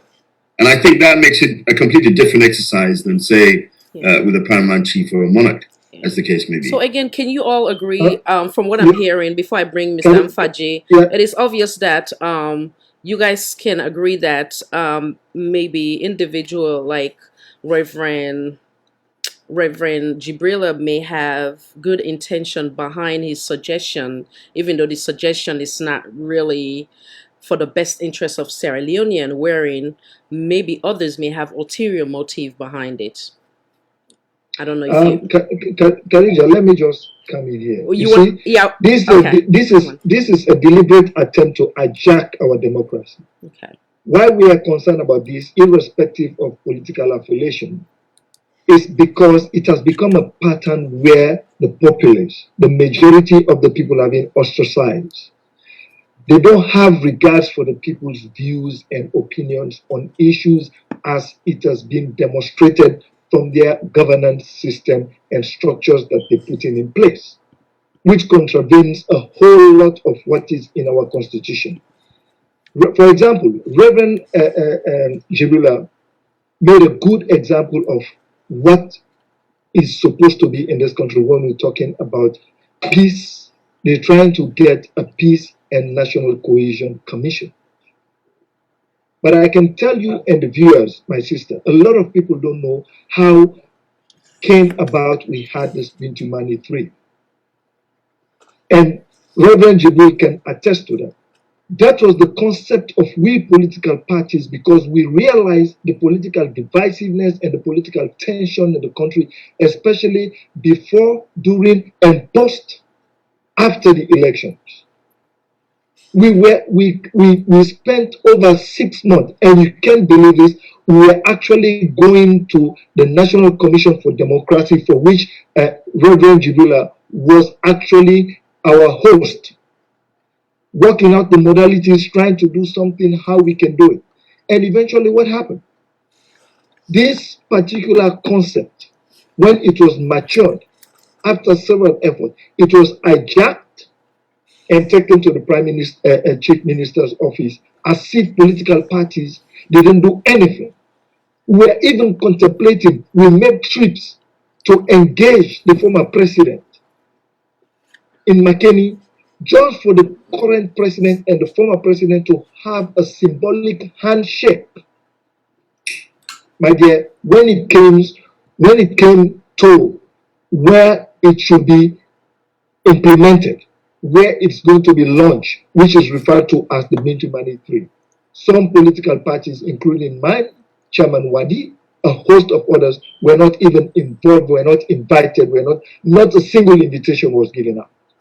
Right, unfortunate. But we worked on it. So this is to tell you that our democracy is being abused. I can assure you, I've dealt with the NCD, I've dealt with Reverend Jibrila and others, Gabisi, and that particular institution. If only they had consulted them as the professionals, the expertise. That institution has been existing post-conflict. It was one of the institutions, public institutions, that under the Kaba administration, if I'm not mistaken, that they try to establish these institutions so that they can help our democracies to thrive. But now we're facing a situation wherein our people do not even understand or know or are aware of a reversal of all the efforts of our fathers that have been out there, like Peter Tucker and others, Truth and Reconciliation Commission and Tola. All of them are trying to get our democracy to be sustained, maintained, and for us to move forward. But what we are experiencing now is the total devastation of what they've worked for, an erasure of their effort, and negligence, and actually not having any regards for the welfare of our people. It's not just about coming and say, oh, we come in with this development project. What is development? Where there is no peace, how can you have it? Who will have confidence in that peace and national cohesion commission? Because they're going to get the people that are there. And you know the other thing about it, when you look at that peace and national cohesion commission that they were, the supervisory or the oversight body for that particular commission, Reverend or my colleagues here can prove me wrong, it's under the chief minister's office. He has to choose the people, appoint them, determine how much you're going to pay them. So what does that tell you? Is that a fair and democratic process? No, it's a handpick. We should strengthen our institutions, but not to undermine the essence for which we have these institutions in our nation. They are there for democracy to work. But if I have to determine how much I'm going to pay Khadija, then I have to appoint Khadija for him to or her to be there in that particular office. Khadija's loyalty won't be to the nation. It will be to the person that appoints them. You see? So these are all of the issues that we've taken into serious consideration, and we're looking at it critically and say, as we have, according to Section 35(1), to shape the political will and to get involved into socio-economic agendas that are of national interest, and to sponsor candidates for local government, parliamentary, and presidential. I think it is our duty as politicians, but not only as politicians, but as citizens of this country, to let our people understand that our democracy is on the line. That's what I wanted to add to it. Thank that you we've so made several efforts for us to have a clean, proper, for our democracy to actually thrive. But it's been frustrated, and here we are. Peace and national cohesion. Who is going to have confidence in it? Who is going to trust what that commission will be doing when they have to appoint the people, when they have to determine how much to pay them, the answerable, the report, the annual report that has to come. You know what they said? It has to be presented to the chief minister's office 3 months before it goes to public. I mean, is that a democracy? Then they will have to review it and see what needs to be going there. They edit it, they censor the content of it, and everything. So people need to know that we are not just objecting to this decentralization, but there are other salient issues that actually we have to pay attention. Otherwise, our democracy is being effaced. Wonderful, thank you. So while we add it, can you also give us an update with we want to talk about the saga having to do with your political party led by Mr. Mohammed Kamarimba Mansare, who is also the chairman. And I also want us to talk a little bit about C4C, all this saga that we're hearing. Can you start with your political party, what is going on, if you can better educate us on that? Yeah, Karija, to tell you the truth, I hate discussing this issue about what is actually happening with our political party. It's rather unfortunate that I'm in the center of all of this ridicule and embarrassing and shameful situation regarding a public institution like the Political Party Registration Commission. I mean, it's a deliberate effort to hijack our political party by disbanding the national executive of a national registered political party. Is that legally correct? They don't have the mandate. Wow. PPRC doesn't have the mandate. I have the PPRC Act here. It's rather unfortunate that the lights don't, so low and everything. But I would have loved to read the Political Party Act, where it is stated that, if, for example, you submit as a party, you submit information to the PPRC that the PPRC is not satisfied with, like the audit report, the PPRC can take that matter to the Auditor General's office, and they will have to look at it and make recommendations to the commission. So not decision, but recommendation. So, in other words, yes. Okay. In other instances, they have the right. Like if you want to deregister a political party, okay, or disband a political party, that is the responsibility of the Supreme Court. But here is the situation, my dear. What the saga between our party right now and the Political Party Registration Commission. Individuals that have resigned their position from our party, they have resigned their membership from the political party, that have attempted twice under the chairmanship of late Justice Hamilton to complain about the leadership of the party and how the party has been run. On these 2 previous occasions, these are what we call in law, or whatever it is, precedents is set. These cases and these people were thrown out of there because of insufficient evidence to back up their allegations or their claims. Now, moving forward, these same people went and complained to PPRC. Okay. So the other thing while you add it, sir, the other thing that baffled many Sierra Leonean, is it the resident minister who made a public statement that she was no longer part of your political party? It's also, from my understanding, she's supposedly supposed to be leading your political party. Can you kindly give us some clear picture of that? Yes, well, after PPRC crossing the line or the border of their mandate, they said, well, they're going to have our party is going to have a caretaker executive that will take us to our conference or to a convention.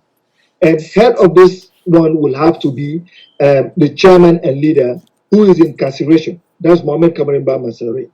Okay? But in the absence of Mohamed Kamarimba Masare, the most senior person, okay, will have to be the Secretary General. Remember, they disbanded our executive, the national executive, and they said they're going to have an caretaker. So, then, okay. yes. I'm so so sorry. therein comes in the Secretary General, who is Madam Aissata. Okay, Honorable Madam can you Aissata. give us an insight as to why they made that decision to disband your political party first? That's what I'm still a bit confused. Yes, that's what I'm trying to come to when you brought the issue of Madam Aissata. Okay, Now, okay, the I reason, apologize. according to, yes, from their ruling is that they had to ban this, disband our executive because of the process that we followed to have our appointments, or for us, like me being the deputy chairman and whatnot.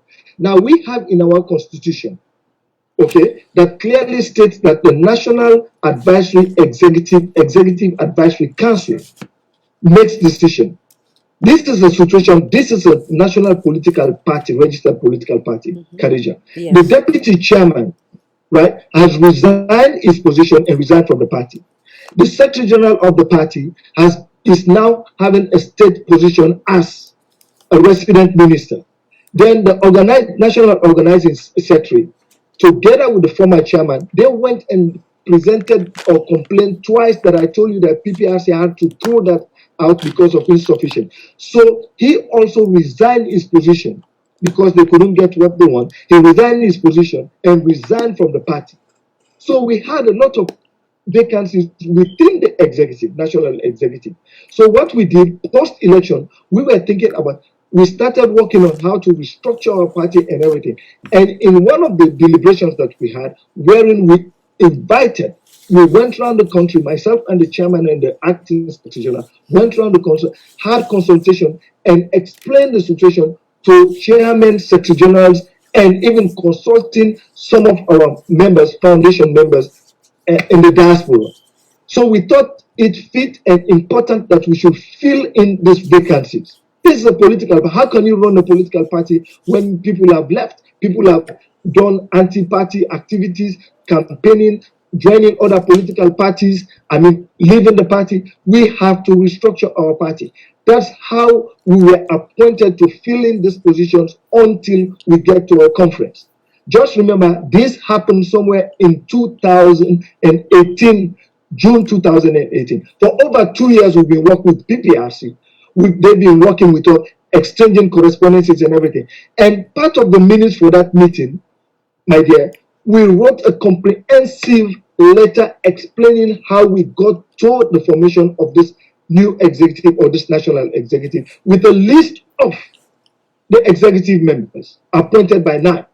Okay, PPRC, when these guys went with their complaints, what will be the first thing that will come to mind if I was the registrar that they went with this complaint to, is to ask them, because PPRC have records of their resignation, written copies of their resignation in our files, ADP files that is with PPRC, and the registrar by the job description is responsible for being the custodian of public documents for political parties. Okay, you should have asked them the questions, but gentlemen, we are here to complain. What's your status in the party? Because as far as we are concerned, what we have in our records, you've resigned your position, you've resigned from the party. So why are you here? That didn't happen. They were accommodated, they listened to them, and we didn't know that this was happening. They had 1, 2, 3 meetings with them before we were given 2 days to inviting us to go and sit down and to respond to their allegations. And when we went there, we made it clear. So they agreed. They have to give us time to go and peruse through this document. We went there and we requested, not much, we requested for documents that we needed.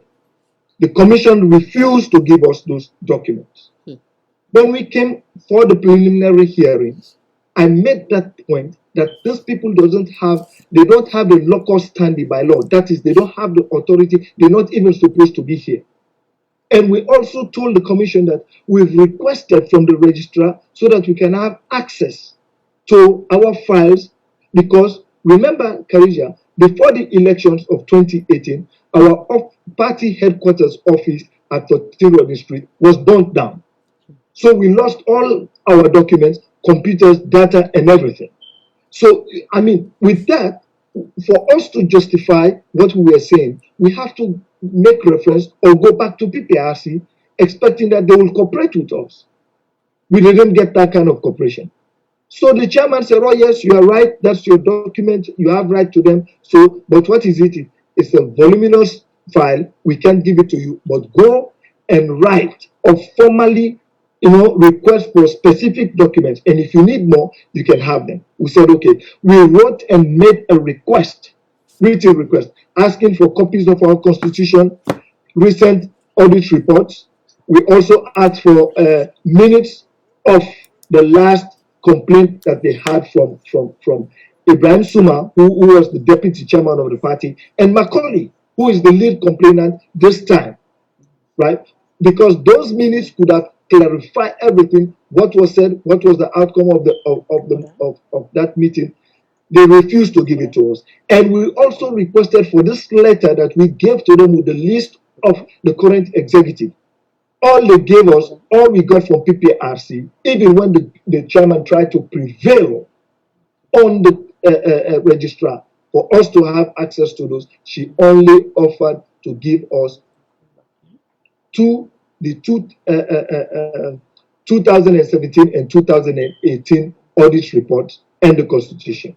The minutes, she refused to give it to us. The letter that we sent there, and with the list of the current executive, she refused to give it to us. So therein, they came up with this conclusion that because Macaulay's name was on the audit report, therefore, it was no mistake, but they ignored the fact that this man has resigned from the party. And even when we had the preliminary hearings, from their own ruling, that was when they acknowledged and accepted the fact that they have copies of this man's and others' resignation with them. Why didn't you say that while we were having the preliminary hearings? So what is the game here is that it's a deliberate attempt to hijack our party and to kill the party. You know why? Because Madam Aissata, let me tell you, there are two things to this. The thought that the registrar and the commissioners had was that, oh, Madam Aissata now is a member of the ruling party and she's a cabinet minister. So if we put her in this position, she wouldn't want to embarrass us, neither embarrass the government. But knowing Madam Aissata, I've worked with her, she is disciplined. She doesn't compromise things like that. Because then that was when she came out and said, no, I'm no longer a member of the party. I'm not a member of the party and I've resigned. And the catch here is she categorically stated that I gave PPRC copies of my resignation from the party and my position. I and like PPRC didn't present that also to the commission. You understand? So what it is that this very Macaulay, who is the lead complainant, that they want to have now to lead the party in the absence of Madam Aissata, this man, when he left the party before even the election, he went and registered with the SLPP and campaigned for SLPP. So you'll find out that in the absence of Mohamed Kamaremba, who is the chairman and leader, and disbanding our executive, wherein I'm the deputy chairman of the party, and the acting secretary general of our party, he was also disbanded to our entire executive. Then you have Madam Aissata, who is SLPP already, and working for SLPP government. Now, in the absence of Madam Aissata, you bring in George Macaulay, okay, who is also a member of the SLPP and campaigned for the SLPP, which contravenes our constitution. He campaigned for the ruling party during the elections.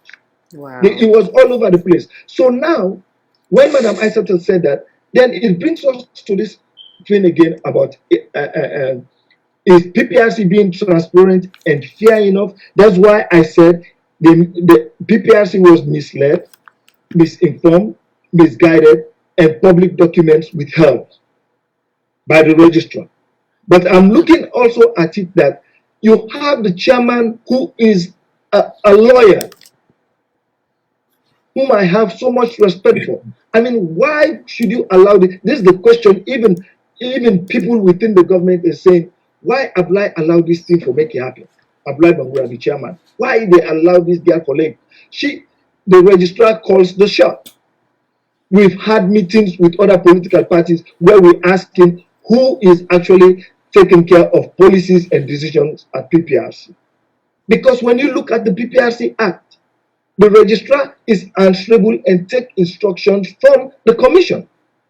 But because the commissioners that are currently there, with the exception of Alhaji Mukhtar Williams, who is the longest serving commissioner there and knows the historical memory of that institution, the chairman is a freshman, just got there.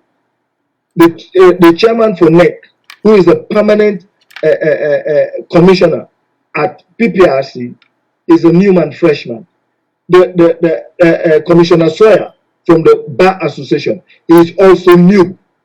So the registrar, in my opinion, or what is actually blatantly clear here is she gives out information that she cherry picks. She selects what the commission needs to know and what she doesn't want them to know, she holds on to them. Because if from the word go, when I raised this issue about the legality of these guys being there, you should have spoken out to the commission or guide the commission, say, yes, these guys have actually resigned from the party and they have resigned their position, so they don't have any reason to be here. But it's here in their ruling that the man was lying. They were lying during the preliminary hearings that they've not resigned their position and they've not resigned from the party, and the registrar was there. Never said a word. Now, how about Madam Aissata? Knowing that lady, Madam Aissata, there is no way she can come to say, I've given you a written resignation from the party and whatnot, and you are saying, no, she didn't give that. Now, let me bring you further. This has been a pattern at that commission. Take the issue about APC right now. When the Secretary General of the All People's Congress Party wrote, we all read it, and presented that, took that to PPRC to say that they're going to defer their convention. It's coming up this time and everything. Let people be patient. Recently, when they interviewed the chairman for PPRC, he said he has asked everybody at the PPRC and nobody knows where that letter is that the APC sent. Wow. Come on. And he has attested when we were having the preliminary hearings that when we raise an issue about a document or some correspondent that from our party that was sent to him, he said, well, it's an interesting situation, but it's not every correspondent that comes that I get. So he can't answer. He doesn't know about some of these documents. That tells you what is actually happening there, that you either have one individual or people that are actually frustrating the effort or the work of that commission. Wow. In other words, when you take a letter to the PPRC, you give it to a lady that sits there. From my understanding that this lady is being appointed by or given that job by the registrar, she will open the letter. We accept that. That's the formal procedure. But when she reads the content of the letter or whatever is corresponding, before taking it to the right place where it was directed, she will take it to the registrar, and the registrar will look at it, and if it doesn't suit her or she doesn't want the chairman or the commissioners to know about it, she will keep it there, and the commissioner will never, or the chairman will never know that there is this correspondence there for me. Is that so legally? These are some of the things that we actually experience it. And today, 1 second, sir. Can I come in real quick? Yes. Is that legally correct? And can that person be held accountable? Of course, the commission should hold her accountable. And what I want to add to that is that job of a registrar. I mean, if it's a competent registrar that is there, okay, the registrar has been acting for 7 good years, active. Why not been confirmed? That's a question for the civil service to really answer. Why not been confirmed? In addition to that, I'm saying this, that office of a registrar is a senior civil servant position to the rank of a permanent secretary and is under the president's office as an oversight. The president's office oversights the PPRC. We are strongly recommending, not only me, that the president considers having an experienced civil servant with a length of experience of at least 20 years to the rank of a permanent secretary to be there. Because what is happening now, when you're talking about deepening the political divisiveness in this country, I can make references, call instances. We have a parallel APA, All Political Parties Association now. Who is responsible for that? PPRC. Okay? Now, we have that. The political tension in the country, no matter how you look at it, PPRC should not be part of that tension, but they are. You know why? Because PPRC Act of 2020, it was established to regulate political parties, mediate, try to bring us together. But if you are in the middle of divisiveness within inter and intra political parties, then it becomes an issue. How can we have confidence? Political parties are not having subvention. No. We're struggling among ourselves, our membership and everything. For us, when you're a leader of a political party in this country, I'm telling you, my sister, you've given your own family, your whole life, because you will be spending your own money. We're not getting subvention. We've tried, we've advocated everything for Parliament to at least consider having subvention for political parties. Give them, these are public institutions, but not private institutions. So what is happening at the PPRC, my dear, is it's one of the institutions that are actually playing an active center role to kill our electoral process, to kill our democracy, and therefore now we are making it abundantly clear, and we strongly recommend it to PPRC that they don't have the mandate and they should reverse that decision. And let's go back to the drawing board, because it's not actually fair. Because they're disenfranchising hundreds of people, hundreds of thousands of our membership. Okay? The membership, 90% of the membership of our party, they are with us. We've been engaging them. We've been doing the work. How can you, I mean, if there is any glitches or any blots or any flaws within this thing, I mean, Khadija, common sense, logical conclusion to it is, how can you be working with an executive for over 2 years that you don't recognize, that you're waiting for somebody to complain before, or persons to come and complain before you take actions, before you legitimize that particular institution? You don't do that. Because what is one of the criteria you have to meet as a political party when you register in your political party, it has to do with the constitution. Now, if you look at the constitution, and there are portions in the political party act, okay, that doesn't reflect on that legal document, which is a constitution, a legal document with legal language in it. It's your position to say, listen, man, this is an incomplete work, go and do it and bring it back. But if you accept it and award a certificate, then it's clear that they met to the criteria. They met to everything. And now you are coming back and say, oh no, we're waiting for somebody to come and complain, then we look at it. No. That's not a fair one. No. There is something fishy. And the other thing about it is, I mean, what are you going to explain? How are you going to do it? You see, they play with some words. They said, well, because for democratic process to go on and they don't want to strangle our democracy, that's why they don't want to take the matter to the Supreme Court so that our party can be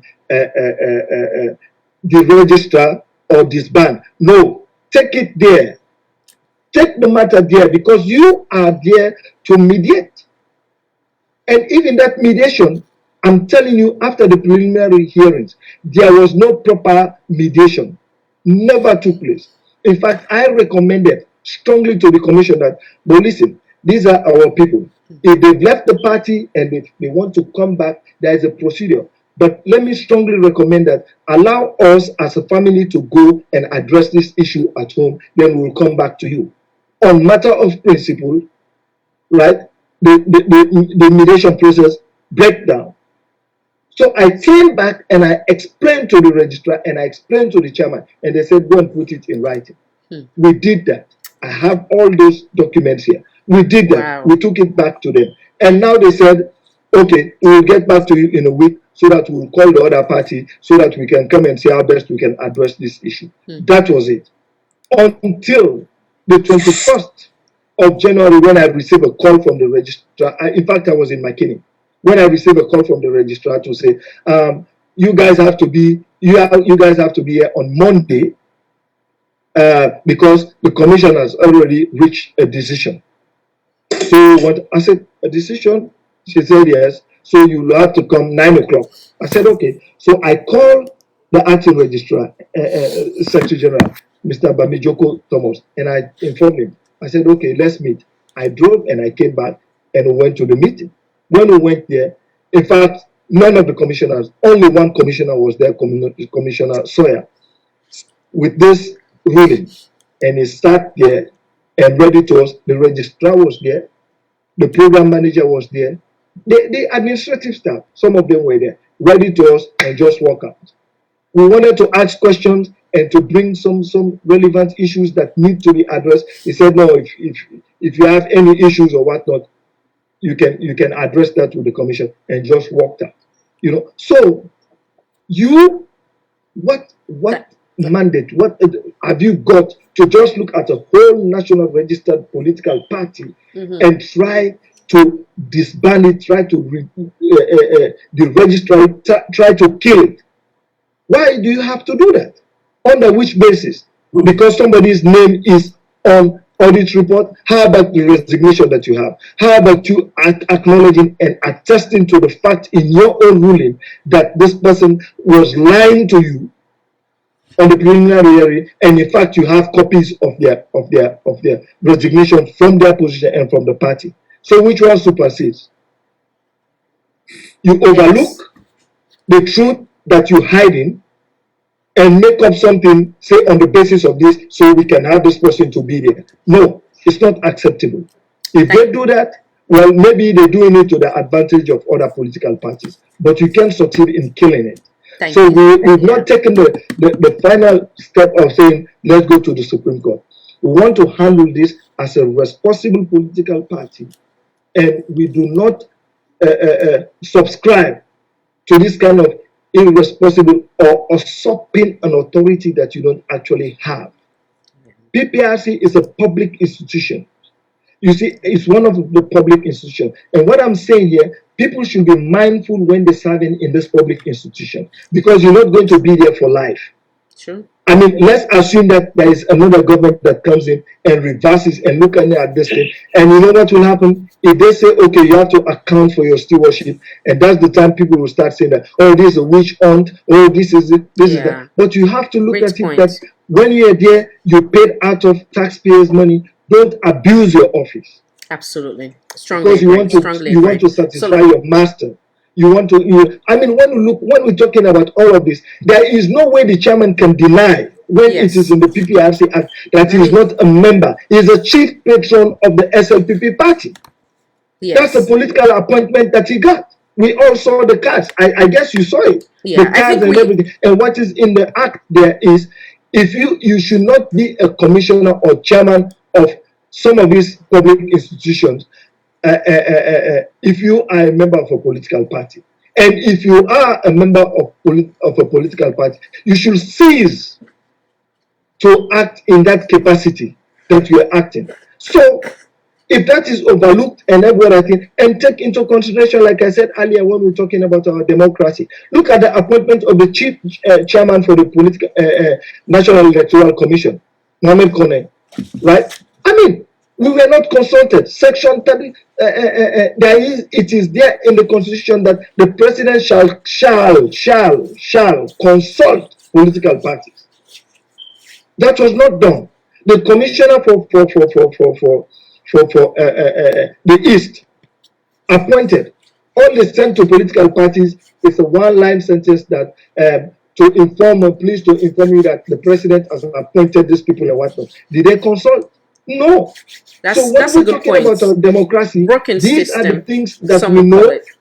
Reverend Jibrila, Chairman Kago, Dr. Kago, and others, and even the advisor, Dr. Emmanuel Gaima, definitely they won't subscribe to this kind of things that are happening. Why not respect these institutions and their expertise, the Thank advice you. that they will Yeah, give for us to have a sustainable democracy and move forward? absolutely. You know, That's these are correct. some of the Thank things we're you. talking about. Yeah. So Let if me. you have any questions or anybody have any questions from Yeah. the viewers audience, I'm that's gonna. fine. But let me stop here for now. So that's where we are. And Right. let me don't Unfortunate. Let forget me. also Let me. to remind you that I mean when we're talking about democracy, we're talking about human rights and everything. Yes. Let me. No. Khadija, Let me I'm dive into telling the you, next one. So I'll bring you into. I want to talk about his health. yes, Yeah. So our second our topic leader, will be. our leader, my dear, Yeah, we are can you all kindly allow afraid me and to we land pray. quick? Just give me a second. Let me just, Yes. so that way the other folks will know exactly what I'm about to present on the table. So basically, the second part will be about the health status of the leader and chairman of the Alliance Democratic Political Party, ADP. Obviously, this is not an alleged case, but rather factual as per evidence or authentic evidence presented to our studio, medical documents sent, wherein not one but multiple physicians have recommended that he get some immediate medical attention based on his diagnosis. But up to now, he's still being detained and hold against his medical condition.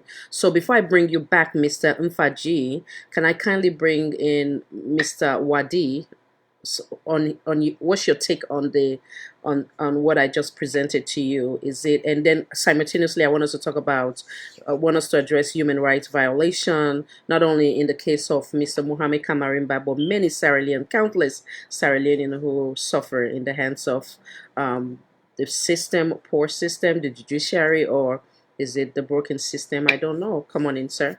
Give your take on it. I think it's important we don't perceive or look at this Kabarimba issue in isolation. The issue here is about human rights. First of all, let me make this point clear. I'm not dwelling on whether he is or is not guilty of the offense that he's charged. We neither have the information, the data, nor are we competent to make that decision at this stage. So that is not what my approach is, not what my view is. My view is a more profound issue. A fellow human being's human right. Our human right. If it can happen to Kabarimba, it can happen to us. And this is a point I think we need to grasp very clearly. Let's ask ourselves, is Kabarimba a flight risk? I think not even the most jaundiced view would suggest that was an issue. Is Kabarimba about to come out of jail and go and rape and pillage in Sierra Leone? I think even the insane would suggest that is not an option.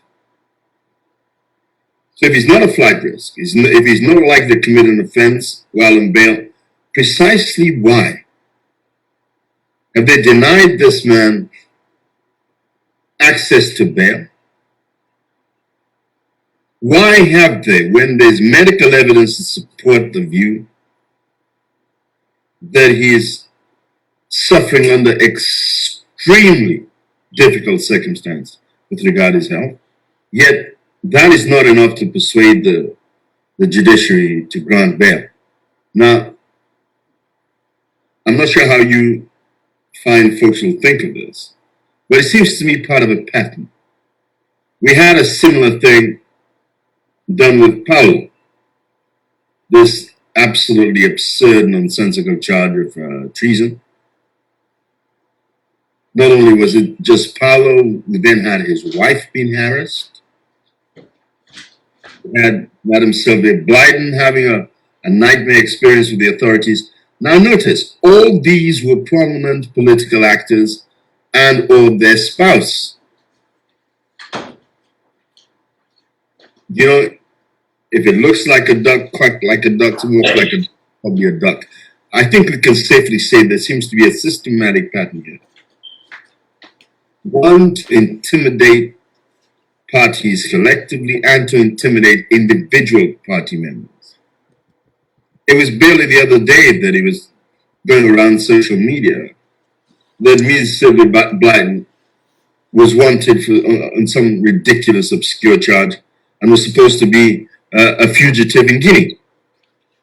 Now, let's not just hear this and smile. What is effectively being done here? It's almost like a psychological operation to intimidate political leaders and political parties. We have in the space closed. But in the case of ADP, we can see a method in this particular madness. They are literally systematically disassembling the ADP. At least that is their intent. I don't think that is cause for us to smile, because after the ADP, they're successful with ADP, we will be the next ones. And this goes directly to this decentralization issue. It is all of a piece as they want to move the political realities here from a multi-party reality to a one-party reality. At every turn where it's been suggested, it's the political parties that are the problem. At every turn it's been suggested that they need to delegitimize political parties. And the interesting thing here is this. If we say we are a democracy, if we say we intend to be a democratic party, and if we say we're about to be continue to be a democratic nation, then we really must understand what it means to stand up for the very essence of democracy. You know, Reverend, the position that your organization takes is of profound significance in terms of civil society. We have to understand that in terms of governance, we make a distinction between public space and private space. And it is your organizations like yours that defend the right of the individual to private space. And what I mean by that is this. The travesty of justice that so many endure, and for me, abject poverty is an indication of a crime. And organizations like yours that are there to stand for those that are perhaps too weak to have a voice. Let me say this again. We are a beautifully tolerant nation and a tolerant people. And I dare say in some areas we're too tolerant. We're too tolerant of poverty, for example. We're too tolerant of corrupt leaders. We're too tolerant of the nonchalant approach to laws. We're too tolerant of injustice. We're too tolerant of our suffering. And I must say, you civil organizations, perhaps you too sometimes are too tolerant. You have to be the voice or the roar of a people. You have to be one of the channels through which a nation's pain can be expressed and corrected. And I know, Reverend, that this might be unfair for me to say it now, but if Sierra Leone is to go forward, then organizations like you, like yours, organizations like my colleague Infaji, organizations like Tony, and of course my own organization, these are the organizations that need to work hand in glove in this democratic experiment. That way we will make sure that we continue to function within the guidelines of democracy. We need to have an organic or synergy between these political parties and progressive, what I might call social organizations like yours. We need to have this kind of synthesis to develop. Sierra Leone needs to have this kind of cross-fertilization. So the politics we develop from get-go is sensitive to the very issues that define organizations. And this for me is a crucial aspect of democracy. And I know this has come a long way from the issue about Mr. Kabarimba, but I'm saying that Kabarimba is not just a one-off. I'm saying he's one of several political leaders that have been treated in a far from just manner. And I think we all know that old story. If they come for Kabarimba today and we say nothing, and they come for Ms. X tomorrow and we say nothing, when they come for us, there'll be no one there to say anything. So I think we should really take a very strong stand on this issue and really begin to agitate and demand that Kabarimba be subject to the basic human justice that is supposed to influence our judiciary. He should have the right to bail and a fair trial. I see no reason why we should expect less. I also think that we should never again allow a travesty of justice that was unleashed on Paulo et al. To actually be a reality here. I think we should be very strongly hostile to the violation of human rights that took place in the massacre in the prisons. I think we should be very hostile to what took place in McKinney and various other areas. These are blatant and dreadful violation of human rights in every sense of the word, and we need to become sensitive to this. We need to become intolerant of the state's violence. We need to become intolerant of our nation's tendency to accept the corrupt.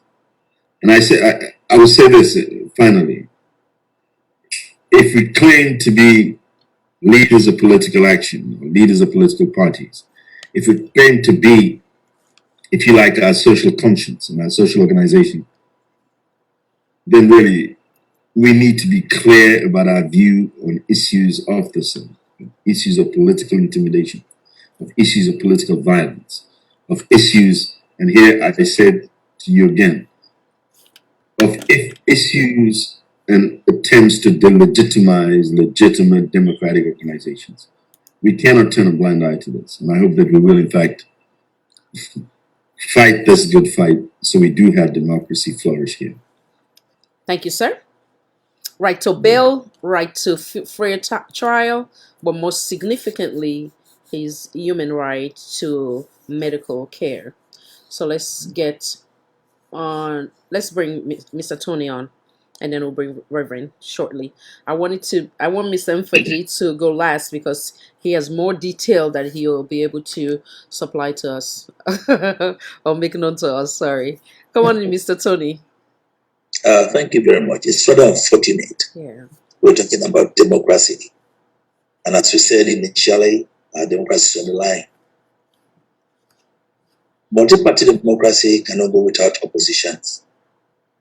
And any well-meaning government must always accept opposition. Opposition can help you develop your government, can develop your country, can put you on better footing. And we all know now that Kamara's case is politically motivated. We all know in this nation. He has got a right to bail. One of the most seasoned lawyers in this country have made several appearances on behalf of Kamara's to be granted bail. And they say no.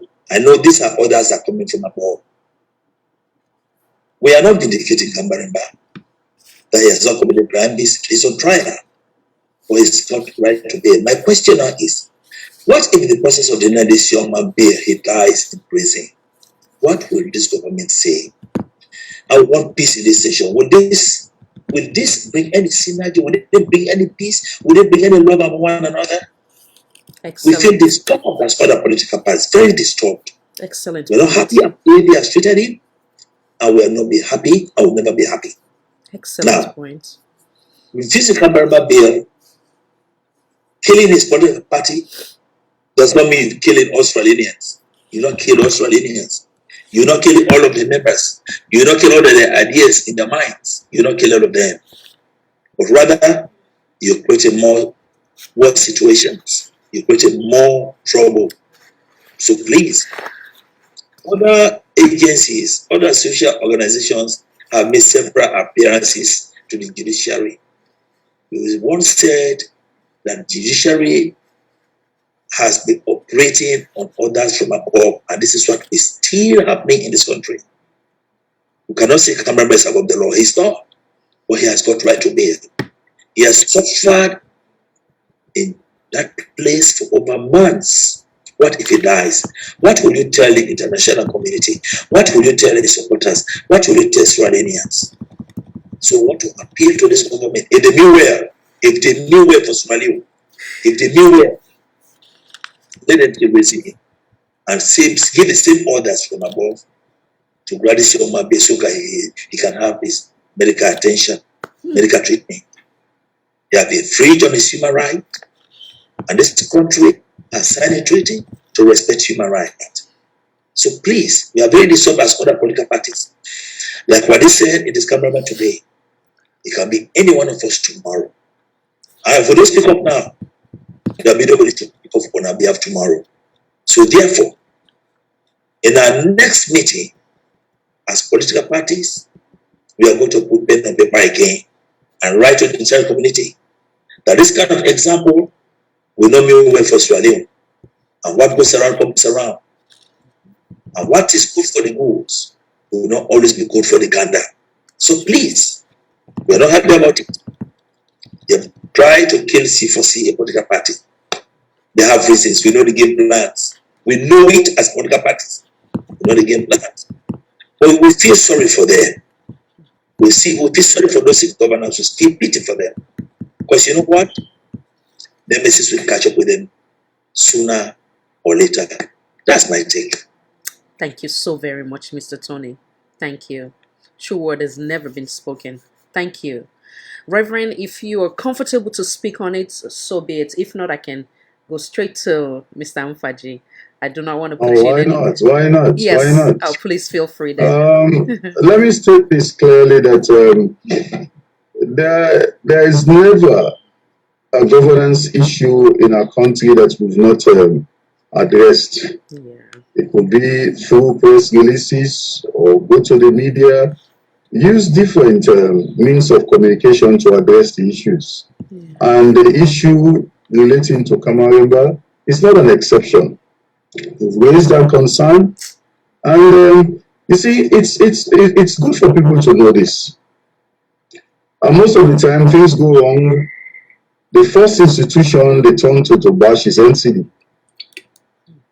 And forgetting that our mandate does not give us law enforcement. We can only raise the issues, do advocacy on them, like we're talking now, we talk about them. We've mentioned several times that the offense, as it were, of Kamaremba is bailable.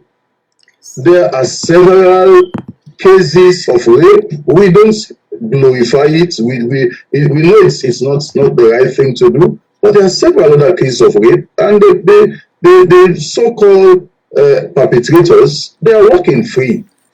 Why should the case of Kamaremba be different? Now, you see, at times we have this tendency as people, Sierra Leoneans, we disregard each other. We have no respect for each other.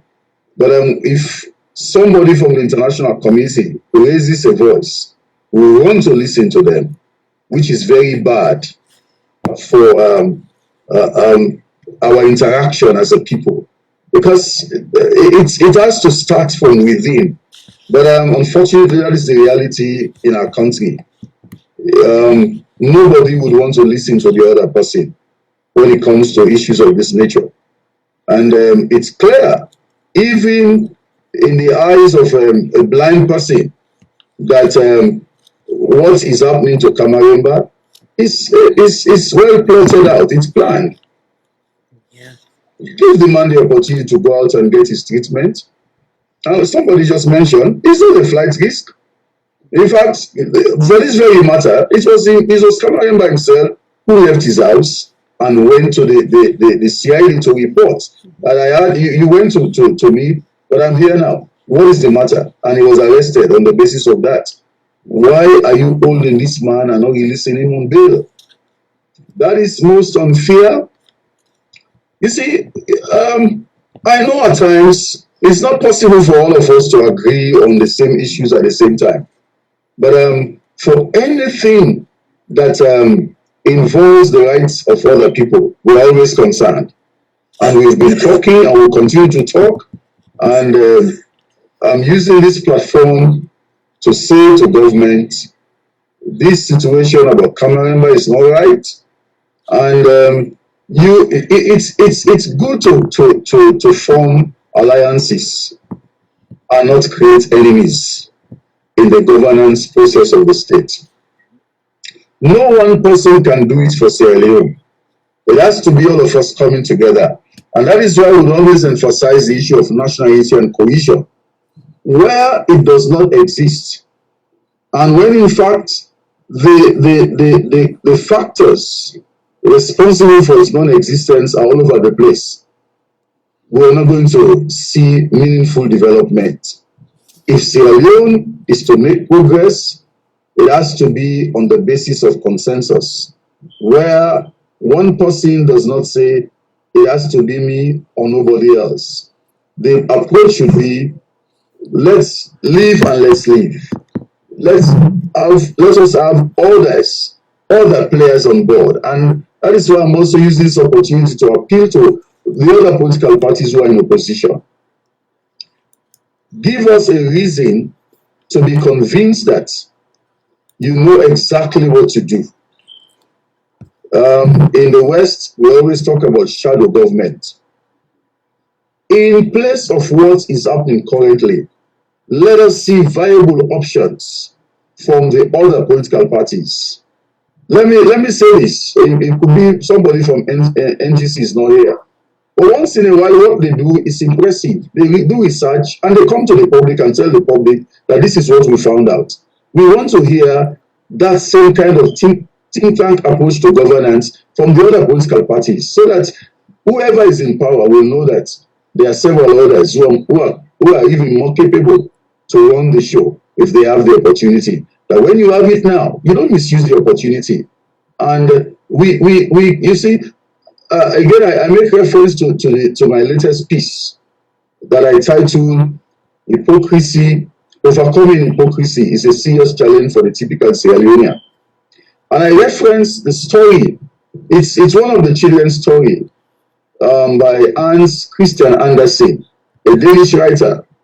The story is titled "The Emperor's New Clothes." Because the king then focused attention more on ostentation than delivering to the needs of the people, swindlers came to the palace. And they said they were going to put together a suit for the king. But that suit can only be seen by people who are competent. But meanwhile, their intention was to just swindle the state. And they got themselves busy with some kind of work to say they were preparing the suit. And all those who were working with the king, they would come to the king and go, "Ah, yes, it's a nice suit," because they did not want to be seen as fools or not competent. And so they decided to be hypocritical, they decided to be sycophantic, and they were telling lies. A day came, these swindlers went to the king and pretended to be dressing the king with this new suit. Meanwhile, the king was naked, and they had a state parade. He paraded the city of his country. None of them had the courage to tell the king that he was naked. It took a child in the crowd to say, "Oh, king, you are naked." See that? That was when the king realized that he had been exposed. See that? And I state this story. The moral is this: don't wait until it gets too bad. It might be too late. The embarrassment might be too much. So if you try to put the pieces together, now that there's still time, let us reach out one to the other and govern Sierra Leone as a united country. As it is, if it is clear and obvious to all that division is evident in our body politic, Whoever hesitates to say that does not love this country. And I go back to say, like what I wrote, that those who condemn the state at times are not even the enemies of the state.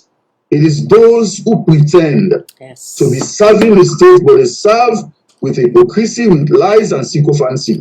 They can't face, like in that story that I just told, they can't face the leader to say, hey, sir, this is not right, because it will not order for well for us.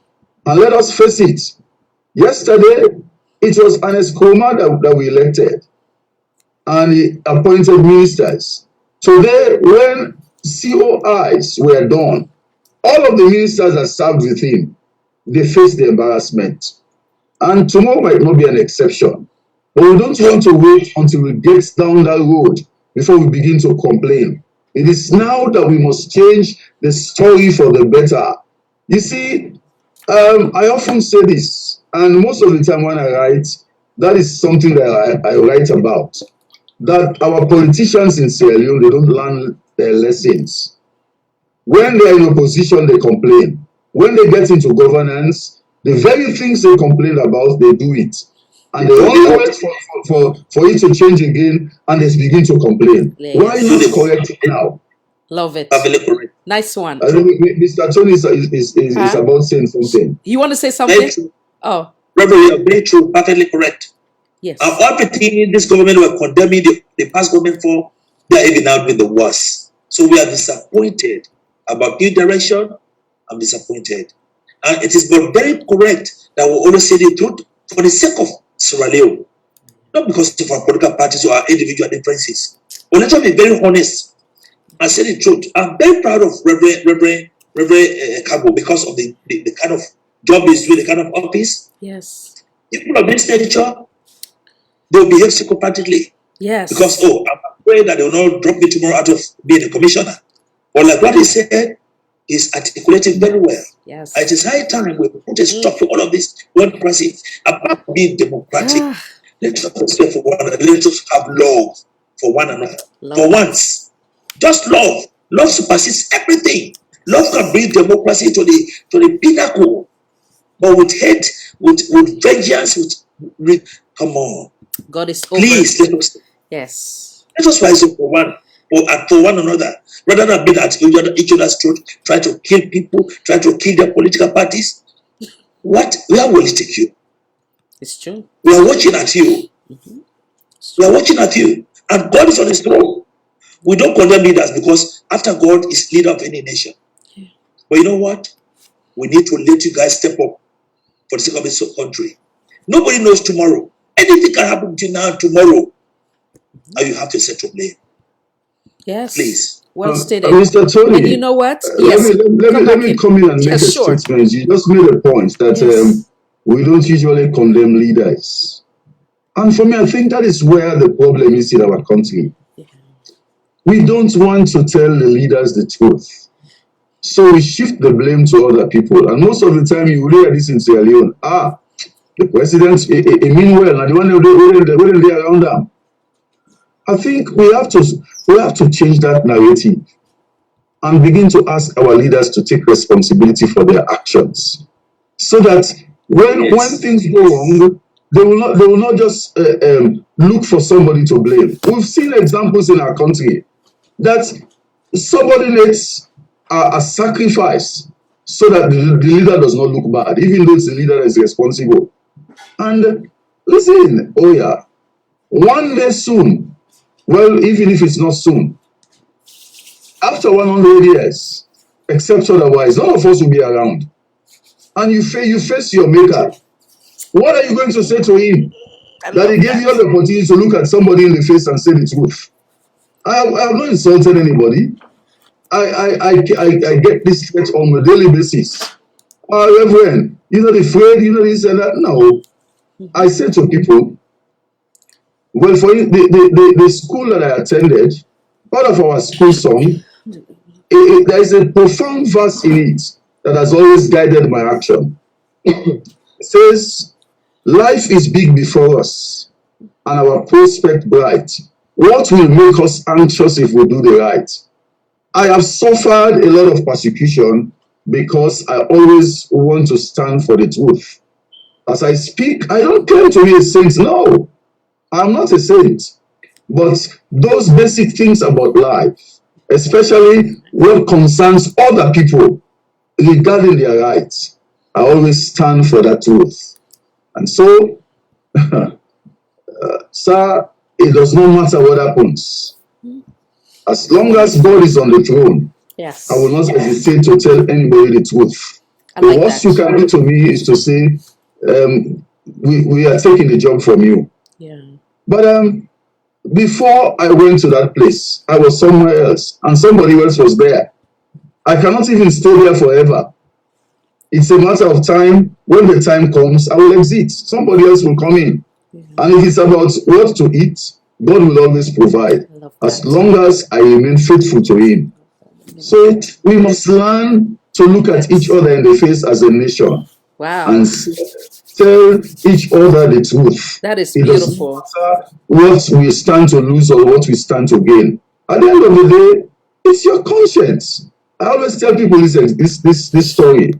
When I was growing up, well, locally we call them bites game. I was the referee. My elder brother came to me after somebody else had given me money. He said I should say that he was the one who first gave me money. I said, no, you were not the first to give me money. It was somebody else, and it is team. The next team that should go in is the team of that other person. And he said to me, I will drive you out of my house. I said, go ahead. A small boy then, not as old as I am now. If I consider doing that thing to my own elder brother, telling him to his face that, Mister, not you first give me money. The person who gave me money, that's the person, and that is his team that should go in next. And he kicked me out of his house at that particular time. And I did not regret it. It's a long time ago, but I always tell people that story. One day in my class, I told this story, and somebody said to me, well, Reverend, there should be an exception. And I said to him, it is because of that approach to handling issues. That is why fighting corruption in our country will continue to be a problem. Absolutely. Because we are more comfortable when it is the other person. Yes. When it is our own, we want to protect them. And how fair are you? And you are claiming that you are fighting a genuine fight, but you don't think that if your own person falls foul of the law, that person should be punished by the law. It is the other person. So you create enemies instead of friends. Because if people know that you are fair, no matter what happens, you will have people that will support you. Yes. And in this political game in our country, we must look for friends, genuine friends, and not just those that will support us because of what they want from us, but those that will join us to ensure we turn things around for our country. And that responsibility is on our shoulders. Every one of us, every well-meaning Sierra Leonean has a stake in moving this nation forward, including the present government and all those that are in opposition. What we must look for is a common ground where we can all agree and say, this, no matter what, whether I am green or black or blue or red, this is not right. And we all disagree on what is not right. And we all agree on what is right for our nation. At times, I know it's difficult to come to that consensus. But with patience, with diligence, and understanding the issues, we can get to that particular point. And speaking from the background of a civic educator, I can say to us, let us endeavor to educate our people. When there is high level of education, for instance, political education, most of what is happening around won't happen. It is because they know that for most of the time, our people are not aware of the issues. That is why the things that are happening, they happen. But where you have a public that is conscious of their rights and responsibilities. Good point. Good point. They don't even need politicians to come and tell them what to tell somebody who comes with a lie. So we must do our best wherever we find ourselves to ensure our people are taught civic consciousness. Let them know their rights and responsibilities. Even in their little corners, they can defend themselves. And we will have a nation that will be proud of. Thank you, sir. So that brings us down to Mr. Mfaji Kaba. before we go to a last topic now. Come on in, sir. Give us an update on or the detail on Mr. Mohammed Kamarimba Mansari's health. Thank you, sir. Yes, my dear sister. I think I will just add to what my colleagues and Reverend have said, because most of the issues that they spoke about centers on Mohammed Kamarimba, his health and his human rights and the legal proceedings and everything. But you know, we've been talking a lot about the judiciary, I mean, the laws and all of that. This Mohammed situation, before this last incident that happened at the PPRC, whenever I go to the media, even in your platform and other places, I always say, let's allow the party. They ask this question: what is the party doing? What are you guys doing about Mohammed Kamarimba's situation? We said, well, we're not here to exonerate him because we don't. People are talking about being politicized, but we don't have something that we can lay a finger on until the recent developments. And that brings me to the issue of on the 25th when Mohammed went to court of January. And that morning, I remember I went to court and he has already got the information. And when he saw me, he sat there, he looked at me and he said, so, Chairman, what's in the situation? I said to him, I said, leader, you know what? I said, it's a fight. I said, but it's obvious to me now that your detention and being incarceration has political undertone. I said, because this decision that PPRC reached now, the timing is wrong, it's out of place, especially, I said, a lot of things that happen, that have been happening, I don't normally come so I can actually add up to the way you feel and how depressed you are, especially when I'm aware of the fact that the man is seriously sick. And when he went to court that afternoon,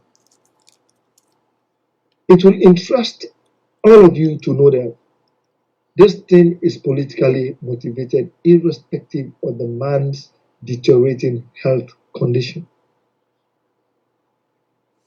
At the beginning of this whole trial, there was a conflict here, wherein the defense team for Mohammed Kamarimba, they applied for his bail for the trial. And the prosecutor was trying to say that Mohammed doesn't have the right to elect whether a a judge trial or a judge trial. In my presence, my people, the judge said, yes, it is enshrined in the Constitution, and it is Kamarimba's right to elect whether to have a judge trial or to have a judge trial. And the defense chose judge, jury, trial. And he said, fair enough, you got that. Bail denied. Coming the next day, you will be surprised. That very judge reversed his pronouncement, his judgment of granting of Mohammed electing a jury judge trial. He said, no, that's the court's right to determine. No, and that is going to be purely judge trial. The whole court, journalists were there, other observers, the lawyers, both from both sides of the aisle, the defense and the prosecution. Some of the prosecutors that were there, they were just looking at. So that is where things started going bad. But coming to what is actually natural, when Mohammed started complaining about headache and the way he's feeling, his heart, he's not feeling good, he's feeling weakness, dizziness, and every other thing. And The medical doctors at the prison here, they wrote a letter to this court stating that Mohammed is not well and he needs medical attention. The prosecutor, just like we have the registrar here, calling the shots, not the judge, and said, that party but in bail, I don't close her. Then she gave orders to the court that it is only a state employed medical professional, a doctor, that will have to give an analysis of Mohammed's health condition, only based on that, not a private doctor, no matter where that person, it has to be a state employed doctor that should come and testify in court that Mohammed needs serious medical attention. It is on that basis that they will consider. She wrote lengthy orders that they have to follow, even at the prisons, to change his condition, to change the room the cell where he's been locked up, and all of that. That happened in that court. Until finally, when Mohammed Kamaremba, one day in court, he had to collapse. But they had to break the cage, the dock where he was in the court, because he's a big tall guy, before they could get him out of there, and they had the ambulance. He was hospitalized, admitted at the military hospital at Wilberforce for over a month. As the deputy chairman of the party, they've already got my profile. I went there with some of our colleagues. Chairman Wadi was part of that, Dr. Jonathan Sandi, and other leaders. We went there to pay him a visit. We were not allowed to see him. They referred us to the director of prisons. We went there for us to get permission. The director refused to see us. They got another junior officer to come and talk to us and say, well, the only thing we can do is we have to wait when the man is back in prison, then we can go and make an appointment. You have to go and register to see him the following day. We made several trips to that prison headquarters. We were not granted. No pass, no nothing. When he was taken to Pademba prison, I went there. I was not given the chance to go and see him. Mohammed was sick. Now, this very court, this very judge, made a ruling that it is only the doctors that will come and testify about his health, and he subpoenaed these doctors to come and testify in court, working from a government hospital or a government medical institution, the military hospital. 3 times. The 3rd time when they got there, that was on the 25th, on a Tuesday, well prepared, both 2 of them went there to go and testify. We can't believe it. Before they could give their testimony, this judge received a call, had the court on recess, and went in, and when he came back, he said he's not going to allow these medical practitioners to testify, and that he was not going to grant Mohammed bail.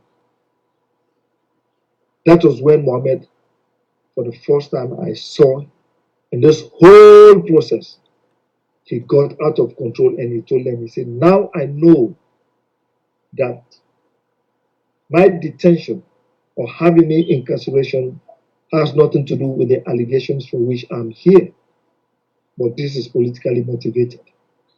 He said, and today, you guys have decided to destroy and to take my party.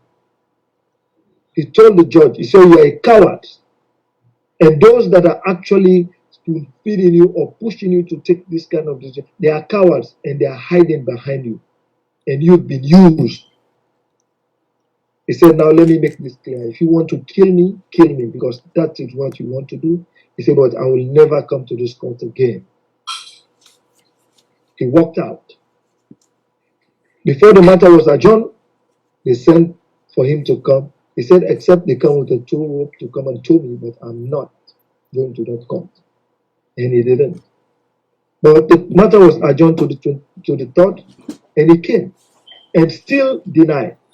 Now, what Mr. Tony was mentioning about the effort, the legal effort made by the legal team, just imagine where you have about 7, 8 lawyers representing one individual.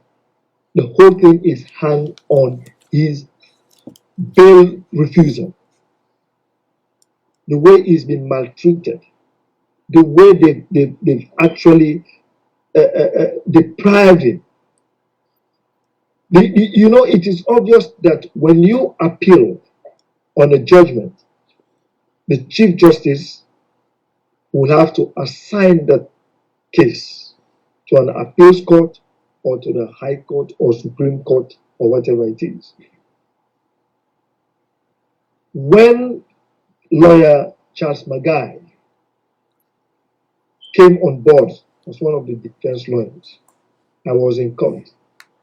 He did not only limit his quotations or references to the Sierra Leone Constitution, but he went as far as to the ECOWAS Charter, went to AU Charter, and did all the quotations that this man deserves bail. It is his right.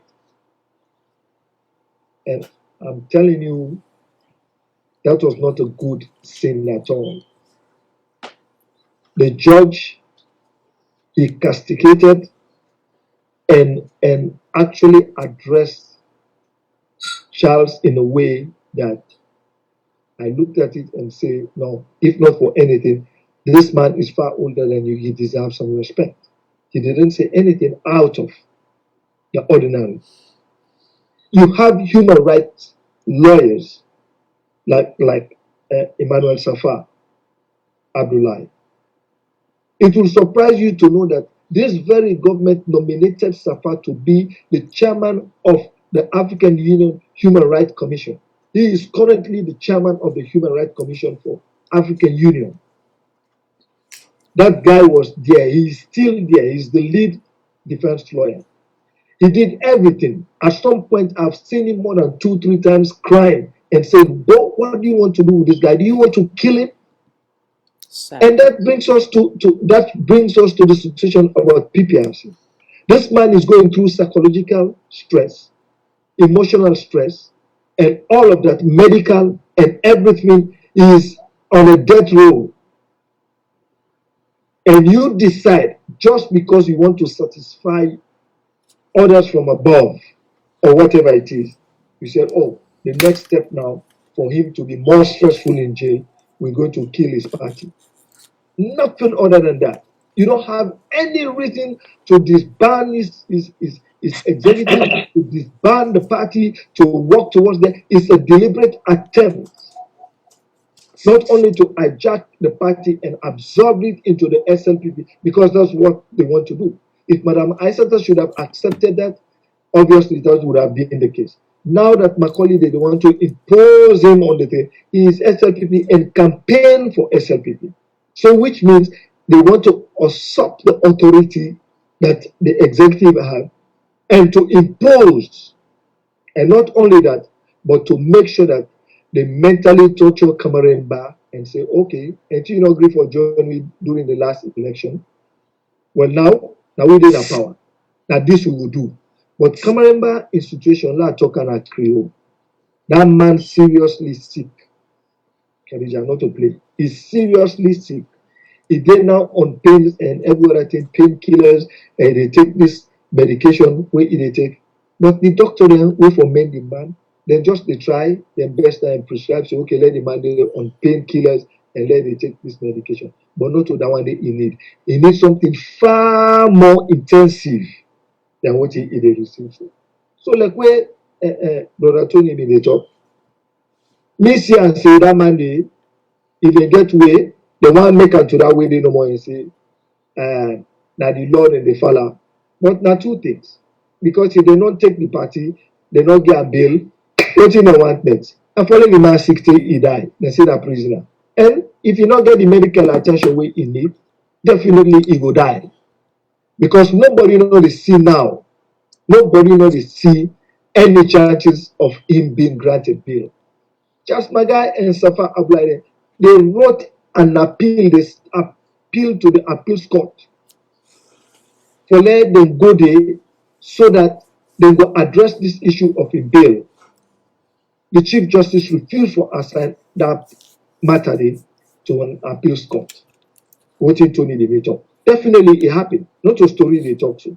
Now me they coordinate, now me they liaise with the judges, with the lawyers, with everything that has to do with the party and Kamaraba in well-being and party members. Then they so much concern. They don't even demonstrate peacefully and everywhere that they don't do all kinds of things. But I'm telling you, when you look at Mohammed Kamarimba, you go see and say he did in good spirit because he's a strong personality. But I'm telling you, my dear, that guy, they really suffer. They suffer seriously. And that make now this decision where PPRC take. Now that don't make civil society organizations, legal links, and all internet, they don't begin a question. The media don't begin a question, say, well, why would I hold this man? Why would I get an detention up to 6 months plus? Sad. The man they suffer. We are not agree at all kind law, they don't quote all kind of no. The judge can just sometimes they say if you know they appear, just they send the court clerk, the registrar at the high court, or can say, well, the case adjourned. Like the third. In a court, you know, can. And interestingly enough, Khadija and viewers, there are people like where Tony didn't talk, where Chairman Wadi didn't talk about.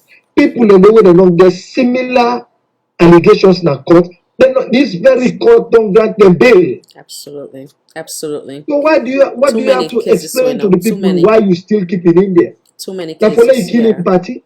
Now for let you bring strangers. So I'm not surprised at all where somebody like Aisata come outside there and say no. But that brings us to the thing. If you don't deny that person it, when the person go can and go give you say no, I not get you later. Then you don't APC don't can. No, I not get them. C4C no, I not get them. So you want to tell me say them people are all or their institutions still or their organization they not actually know what they do. They go about they sit on a the document, then they actually say they don't care and go to PPRC. This not the thing. Now they don't be conspiracy to this whole thing. PPRC has been a conspiracy to make sure that Kamarimba goes early to his grave. We pray that would not happen. Now God gets the last say, not so. Now God say, we will continue you don't say more time man again, man. Yeah, we'll continue to do our very best, and the world is watching, just like Mr. Tony said. The world, they watch. The world, they watch. At the end of the day, there will be no excuse because the obvious was there. The opportunity was there for him to get medical attention, given the obvious of the severity behind his medical condition. If you continue to refuse, we know that it was a deliberate act.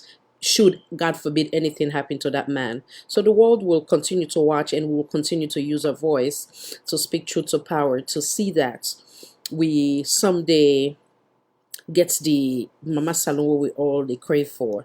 We will also tell, I think you mentioned lawyer Charles Magai and lawyer Safa Abdullahi, where they do rights by him, correct?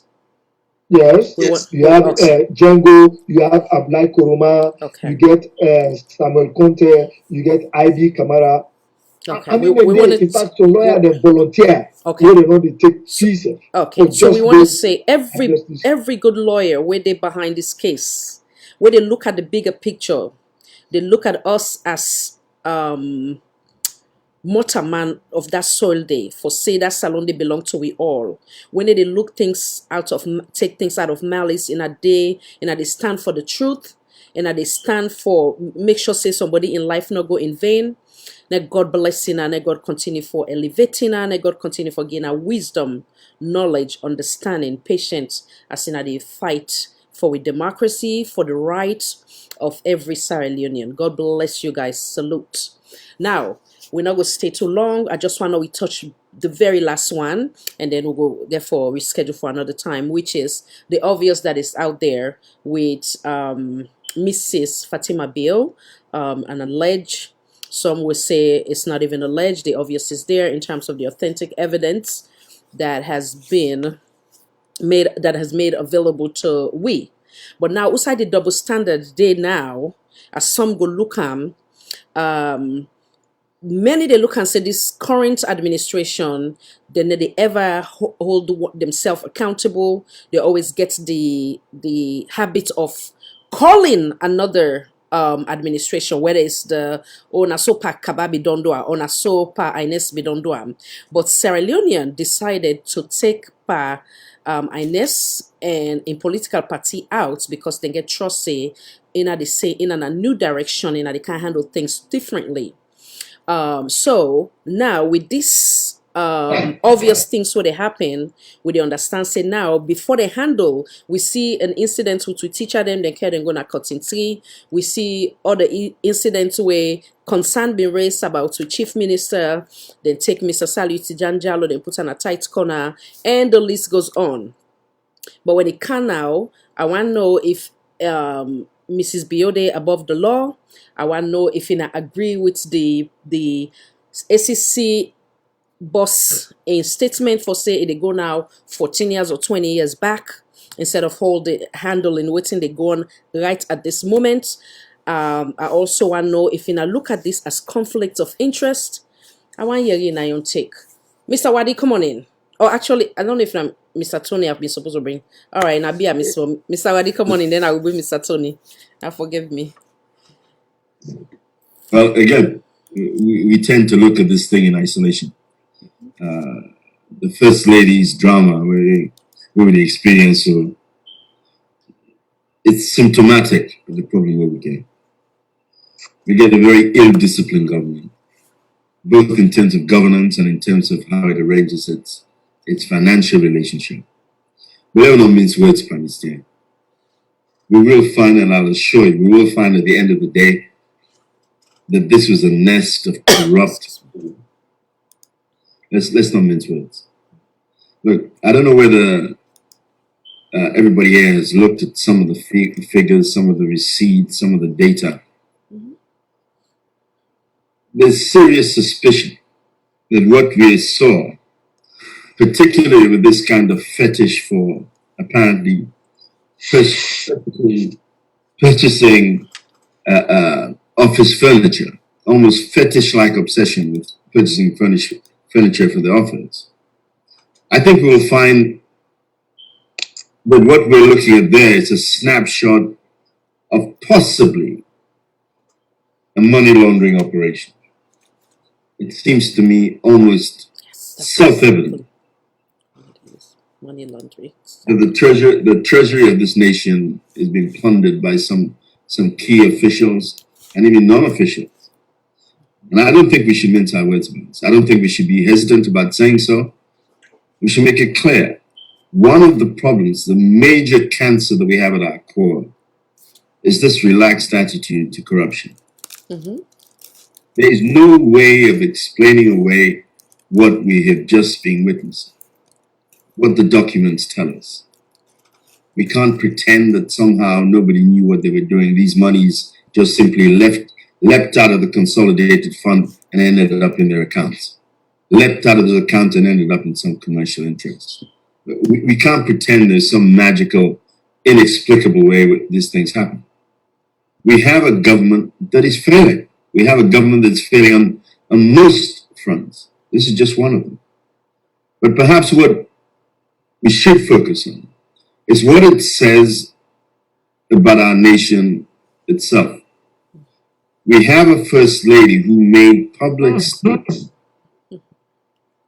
We have a First Lady who made public statements. Yeah.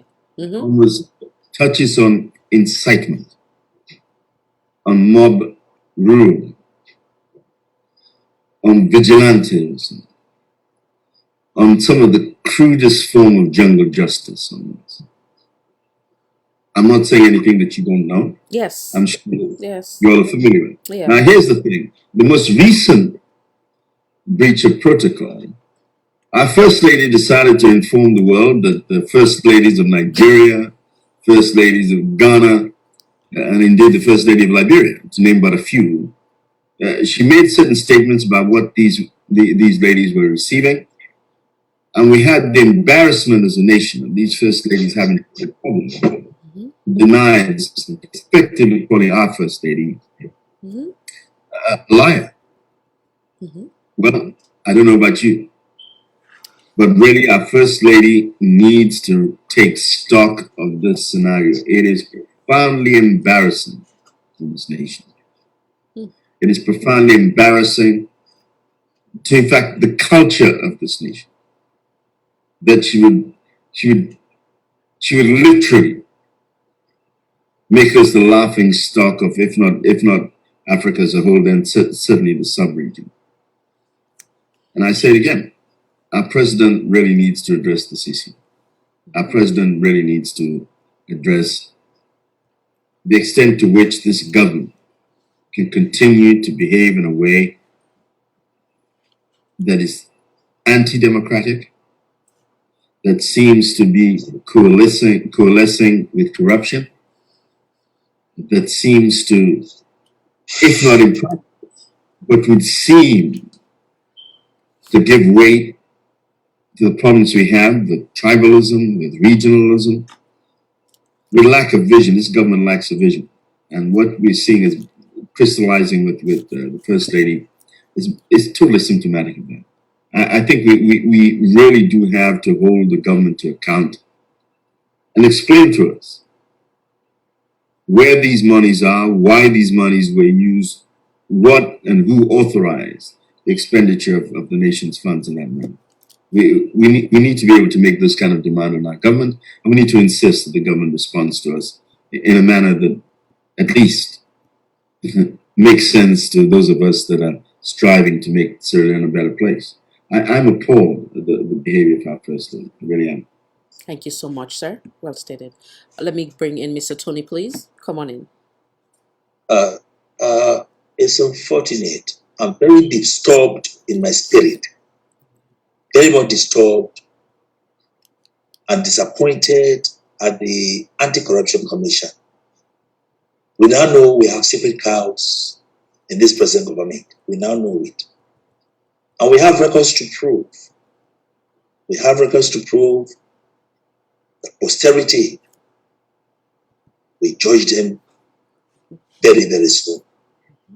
It's very unfortunate the kind of First Lady we backed for this nation. Instead of building this nation, she's bent on destroying this nation. Arrogance, corruption, and the likes. With no fear of God and no respect for Australians, I don't have really much to say on this. I want them to know that we are watching and we have records. Australia is a small country, we all know each other. We have brothers and friends in almost all of the offices. They could be SLPP members, but they could not be happy with what is going on. They could be on the side, but they could not be happy with what is going on. And we are not happy as a nation. We are nagging all over the place about our economy. And by records, somebody is out there destroying the economy. It's unfortunate, very unfortunate.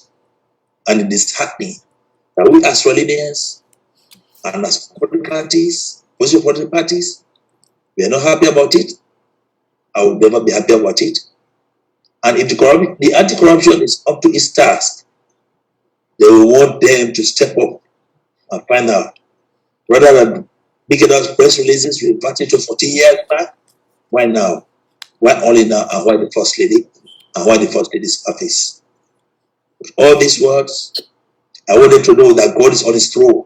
Indeed. Sierra Leone belongs to God. Indeed. We are all under the government of Sierra Leone, of God Almighty.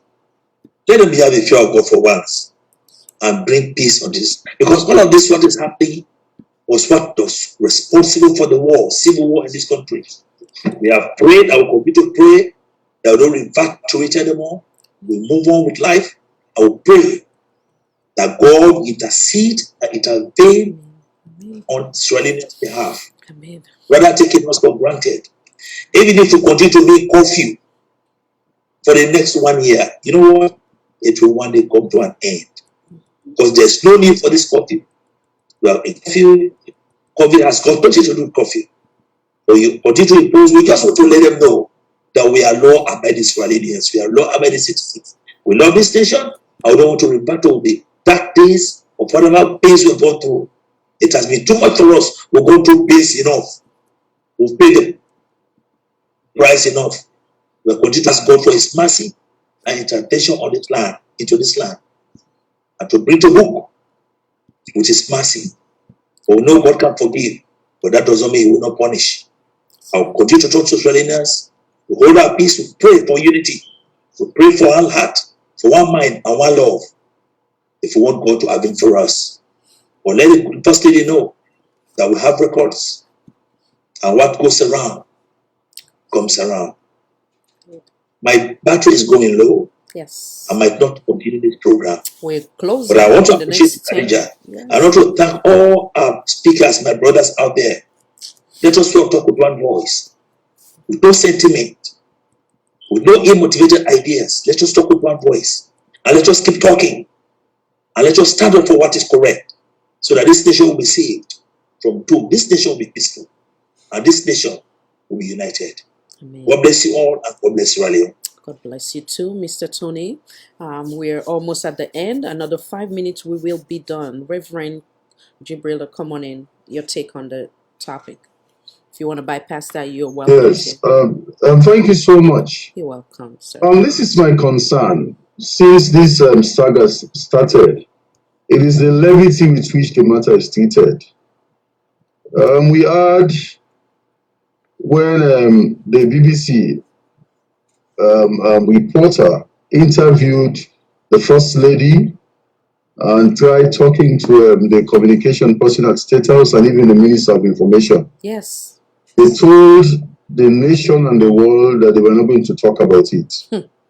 That for me is not correct. That an allegation as grave as that, at least say something that might appease the people. But to just dismiss the matter like that, hey, what the last thing that any leader would want to do is to take the people of the nation for granted. For goodness sake, it was the same people who voted you in to become president.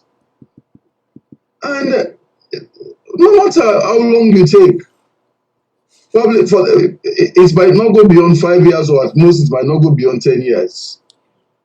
You are going to exit that office one day. For goodness sake, maintain the decorum of the office. That is the highest office in the land. And whatever way we handle it, that is contrary to accepted standard of practice, it will tell on us as a nation. And you don't want us to be the ones that are out there, especially internationally, for bad reasons. And this saga is not presenting Sierra Leone in a good light. Whatever efforts we are making to ensure we bring in people that will support our development process, this kind of story will not encourage them to come. We pray for the best to happen in Sierra Leone, but it has to be with the consciousness that everything that we do has got consequences. The things that we say, the things that we do, our actions, we don't want them to haunt us. And that is why, as a patriotic Sierra Leonean, I'm appealing to the president and his wife. There is a better way to handle this matter. Let us look for that better approach and ensure we don't look bad to the international world to just dismiss an allegation as grave as that. And to make matters worse, honestly, I know they might not need my piece of advice on this, but judging and going by the sensitivity of the situation, ACC would have just told us that they're investigating, and not to tell us, well, they'll be investigating the last 14 years. You know, I read something, somebody said, if there was anything adverse beyond now, the GTT report would have raised that. But it never came up. And nobody has been saying anything like that until recently. So let's be careful how we handle each other as a people, as a nation. You see, the golden rule is always appropriate to address every situation. Do unto others as you would have others do unto you. Absolutely. But if you are making allegations against others and it is treated with every seriousness, why is it that now an allegation is made against you, you don't want to treat it with seriousness? Please, this is state governance, and it is not, we're not running a private institution or some personal business. We are running a state, and it puts on us certain responsibilities, regardless of what views we hold about ourselves or about others. Interesting. It puts responsibility on us. When we wake up in the morning and we all go about doing one thing or the other, it is because we have regard for the fact that there is something that we have to do. And at the end of the day, we are accountable, we are answerable. And the office of the president is not an exception when it comes to accountability and transparency in the governance of the state. We continue to appeal that it is right to treat the people right. And at the end of the day, when you give account of your stewardship, you want to be proud to say, I recognize the importance of people and I delivered in that direction. But it cannot be done this way. Let us ask that the approach be changed. Because an offense as grave as this one, or an allegation, as grave as this, it should be treated with every seriousness. And, you know, it is not difficult to know when something is not right. And common sense should dictate to us that we must do what is right to each other. And that is what our common humanity deserves. Thank you so much. Thank you. So, Yes, Mr. Anfajina, give you 1 minute. yes. Now you safe talk Okay. into it before we give Okay, it a call. let me just say something about this thing. Yes, sir. Go ahead. You know, from a journalistic point of view, is that some stories, the reason why the Minister of Foreign Affairs and other public or strategic communication department, even the First Lady's office have not responded, from a journalistic point of view, is that some stories that are in the media, you allow them to go or die naturally and don't respond to it, it will die. But like the previous speakers have said, this is not an issue that will die easily, and it's not going to die.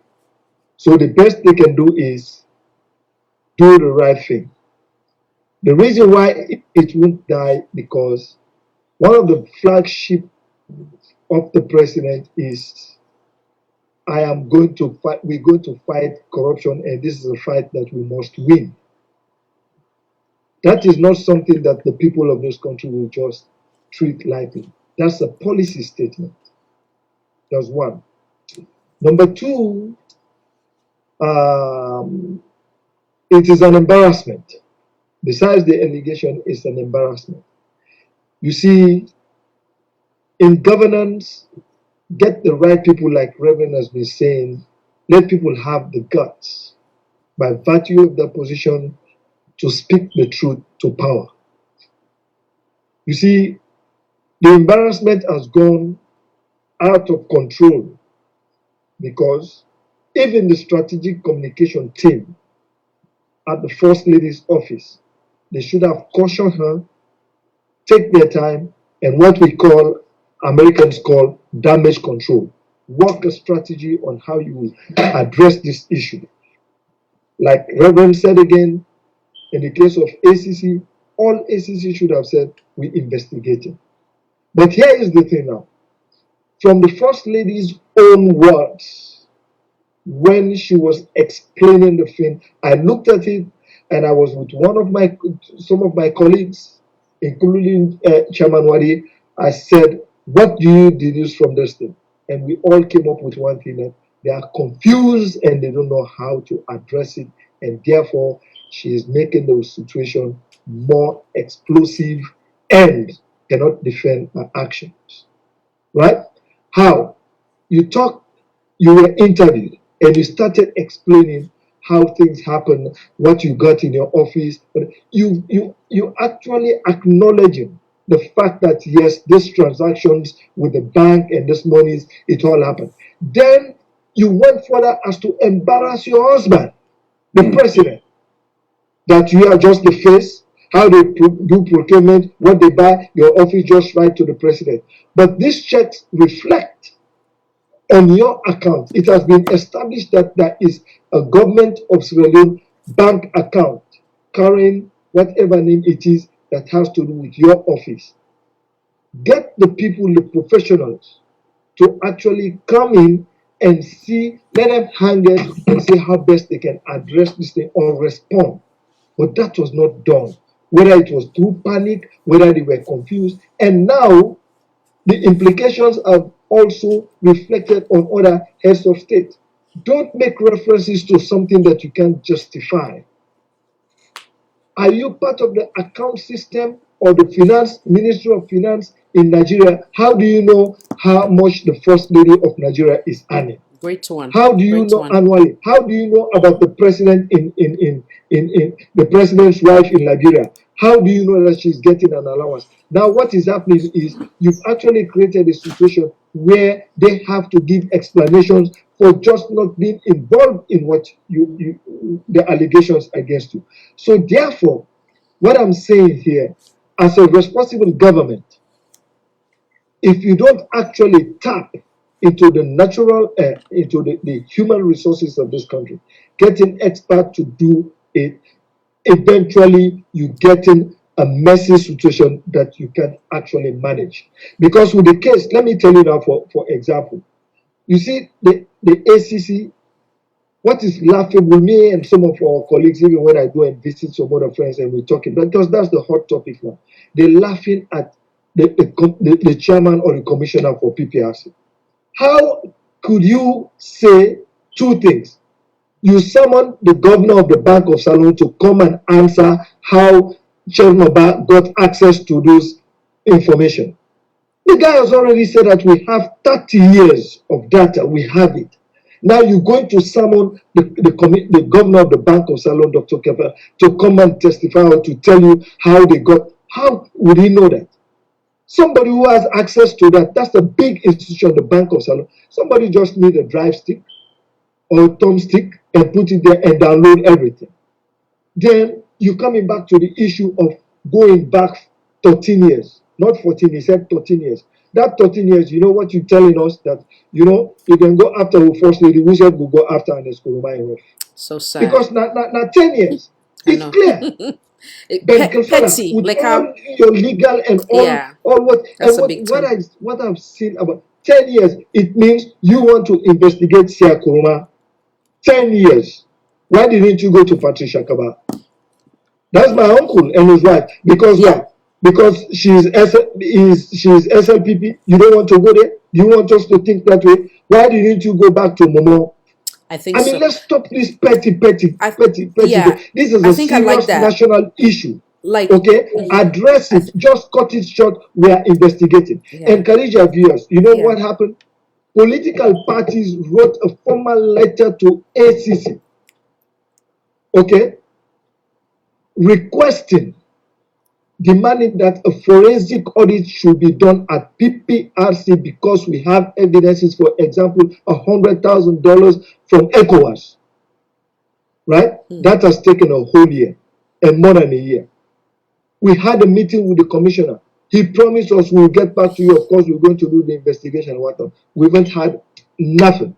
So for me, right, the ACC is actually defending institutions or people that they need to defend and actually not doing what they've been doing. And lastly, in regards to this, I'm telling you, I don't know the direction that we are going, but it's a concern. Few days back, the worst ministries in this country were awarded.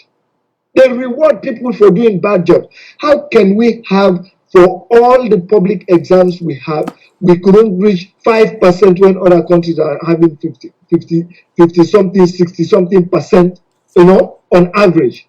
And you're going to award the Ministry of Education as one of the best ministries. For lack of better term, I love what Mr. Kutubu said.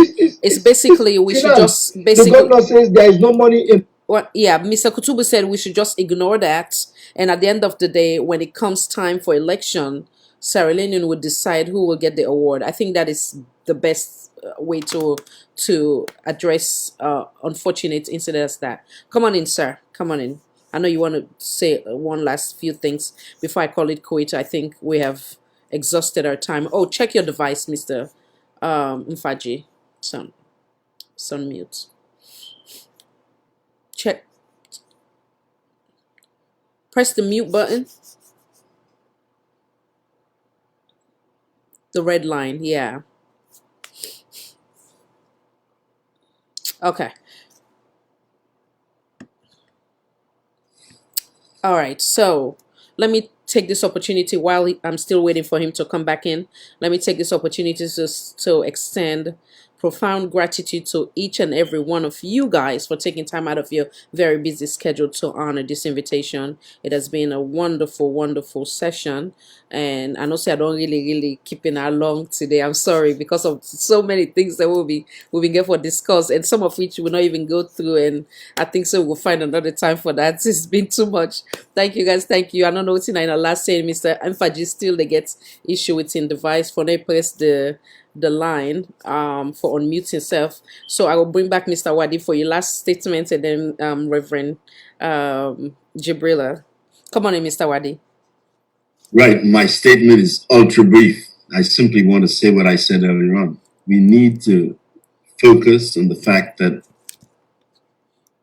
the will of the people is greater. Let me say this again, please, because I think we need to understand what is being said here. The will of the people is greater than those in power, our current elected leaders in power. We must make sure that they uphold the tenets of democracy. Namion, one obsession, man. I feel say Salon we get the opportunity for really fashion a wonderful and incredibly democratic society. And some of the things about it today, clear. So we get people that we not only get the vision, but have the ability, have the integrity for making this thing happen. Absolutely. We get to ask ourselves now, what is to be done? And Khadija, people like you and what you're doing are key components of what needs to be done.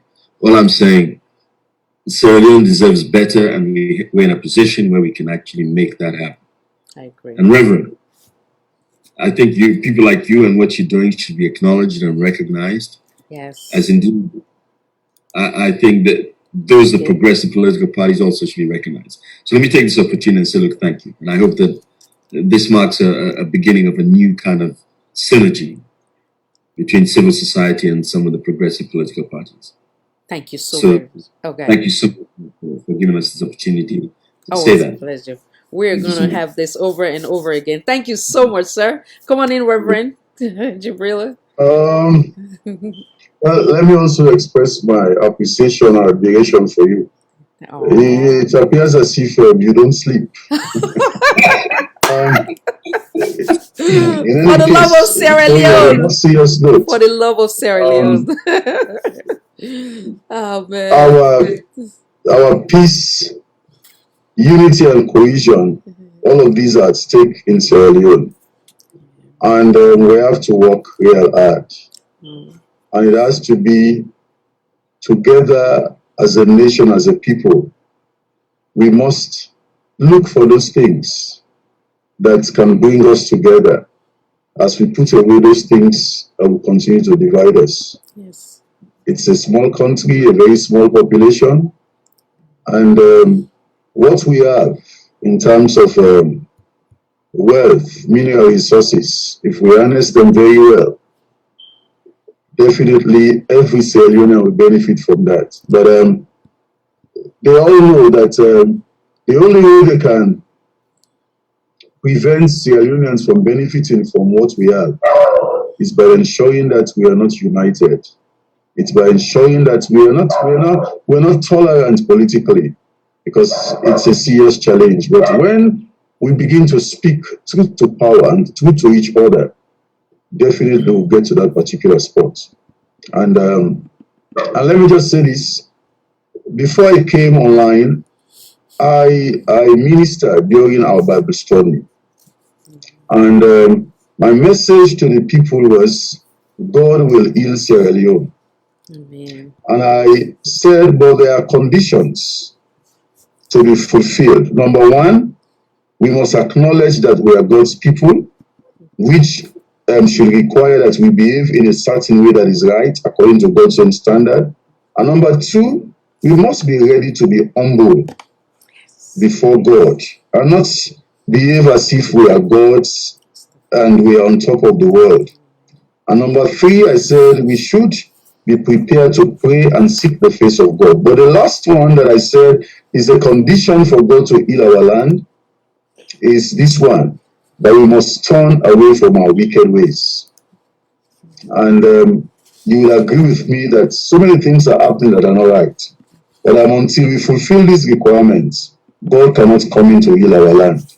And so it now depends on us. By following these preconditions, that's what we allow God to come in. Because at times we take God out of the equation and think, well, we can do it by ourselves and see what we're doing. But if we turn to God and turn away from our wickedness, I believe we can make Sierra Leone a paradise. And together it is possible. Thank you very much for hosting me, and I look forward to another opportunity. Definitely. We will definitely be back, God willing. Thank you, sir. Mr. Mfaji, come on in, sir. Yes, ma'am. Yes. I Finish can't what you find were what to saying. express my. Yes. I can't find what to express my appreciation for Thank the you. job that you actually doing. It's just outstanding. I mean, you showing patriotism here. You dedicating your life to a proper cause to fight for your people. That is good. Fight not physical, but engaging and informing and educating the people. I mean, that is a very, very, very crucial role that you're playing, and may Allah continue to bless you.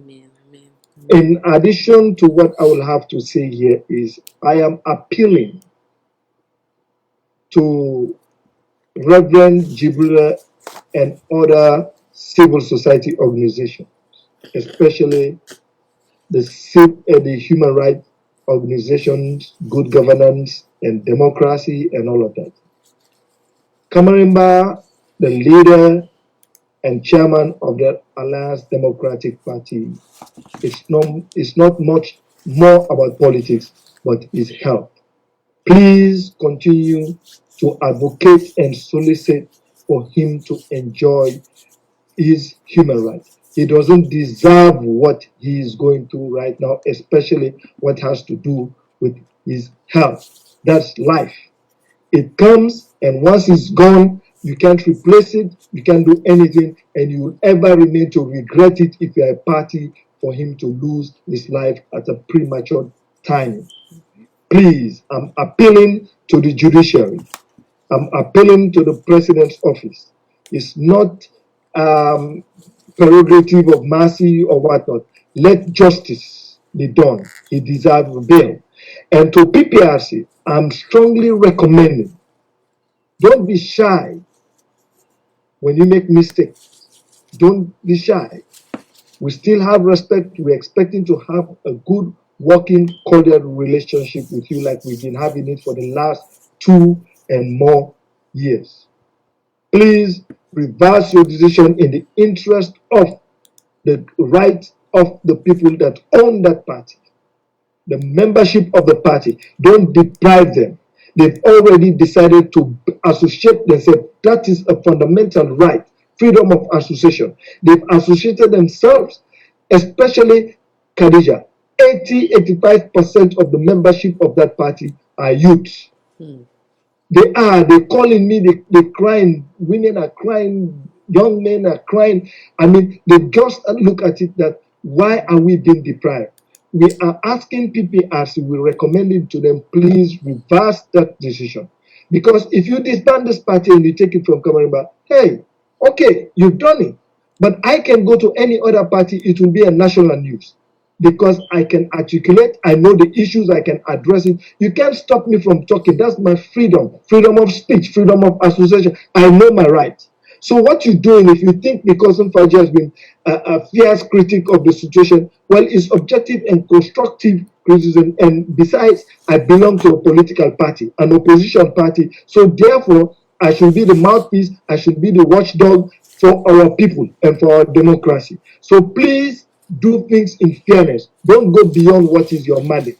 And coming back to this issue about what is happening around our financial situation, what has to do with the First Lady's office, what has to do with State House, please allow the professionals, especially the strategic communication, be less seen on the media, madam, if possible. Because now it's an embarrassment for the president's office. You've already come out with an allegation that the president's office, the presidency, that is our president's office. You can't just be saying things like that. You know, now you get in every other institution, Ministry of Information, ACC, the President's Office, the Finance Ministry, the banks, I mean, internationally with our neighbor countries and friendly countries. I mean, if they decide, like, let's say I have my wife and I'm the president of that country and the other, if there is a bilateral situation where I have to handle, or your husband wants to visit, that's a sovereign state. I can simply say, no, we're not welcoming these people because he will have to come with his wife. I don't want to see his wife. How can he embarrass me? So you've embarrassed the whole continent. This precedent you've set, madam, somebody has to say, somebody has to tell you the truth. I've not had this kind of thing happen. Even Grace Mugabe in Zimbabwe, you know, didn't go that way. Less responses, at least you have a communication team. Please, please, please. We have to respect the office of our president. Don't say the president should explain what has to do with you. There is nothing mentioned there about the president. This has to do with your office. Handle it within there. If you don't know how to handle it, go through the Ministry of Finance, go through the Ministry of Information. Get these bodies, this is that's why they are there. They will set up, they will come up with strategies and accurate responses. But if you get panic, or if you don't know how to do the damage control and implicating the highest office of our country, that doesn't go down well with us. So please, that's my take on this whole thing. Please, let us respect the rule of law. Let us respect our citizenry. Let us respect a public institution, try to strengthen public institution, and let them exercise their autonomy without any biasness. Let it be fair because you pay. Tomorrow, like they say, tomorrow you will be held accountable. You will have to explain for your stewardship. And we don't want that thing to continue. And finally, I am praying, and this is an advice I'm putting here for all Sierra Leoneans. Please, in the future, if there is a change of government, please don't come with this same mentality of revenge and vengeance. Change the political dynamics. Make sure that you treat this country as we are all one people. No witch hunting, no going back, looking at this. No, you can't say because Mr. X or when APC was there, they did this. So when SLPP comes, they're going to do it. Now, if NGC comes or ADP comes, I'm going to go back, and we don't need that kind of thing. That's the disappointment that I have about this government. The new direction I was looking at it, that it will be more of a progressive focus. They took their eyes off the ball. Focus on development and positive agendas. You understand? A government can come up with a policy that is unpopular. But if that policy is for the general good, go ahead and do it. At the end of the day, look at Kagame in Rwanda. He was involved in the war and other things, but eventually look at what he's doing. That is what we are expecting, especially when we have a president with a coming, his background is from a disciplined institution like the military, and now you are a civilian. Please, please, please, let them change their approach and direction and take this country and try to forge ahead with everybody on board as a nation, as a people. Thank you. You're welcome, sir. Thank you. So I will be taking a break and then come back and give my closing statement. By then, the fine gentlemen them will be gone. We'll be right back. Thank you. Good morning, compatriots. My name is Francis Ben Kaifala and I am Renaissance. The Sierra Leone Renaissance movement has called on fellow Sierra Leoneans to wear black on Monday. We call it Black Monday. It's the Monday where we are supposed to show our dissatisfaction at the way the country has been run. Since independence to date, the Sierra Leonean has had a life that is less than what we would desire. We wake up in the morning worrying about the basic things that the rest of the world has forgotten. We worry about electricity, we worry about water supply, we worry about food, we even worry about security. Successive governments have failed us. This is the time for the Sierra Leonean to refuse to accept less and request more. We have to show our leaders that poverty is not a way of life. It is something which is man-made, and men all over the world have fought to change it. In Sierra Leone, it seems things cannot get better. Why? Why do people vote governments? Governments are voted to make the lives of their people better. If they cannot make their lives better, then that is a failure of social contract. And when there is a failure of social contract, the counterparties, in this case, who are the people, need to demand from the governments that what is done is not what was agreed. We have to stand up for what we believe in. We cannot accept this way of life. We have to reject it.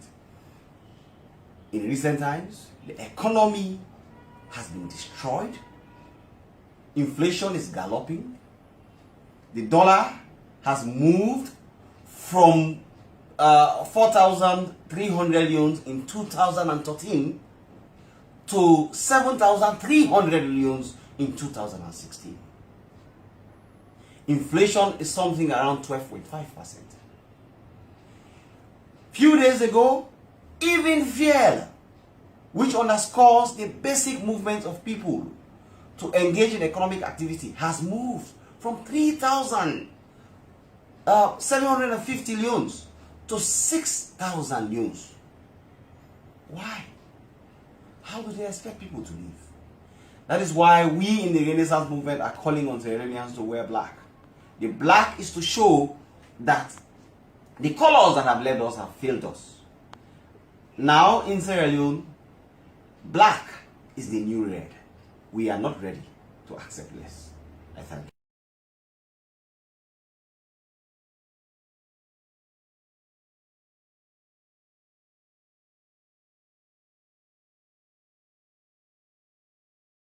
Welcome back. Welcome back. I want to take this opportunity to say thank you so very much. So each and every one of our panelists on tonight. It was indeed a wonderful, wonderful discussion.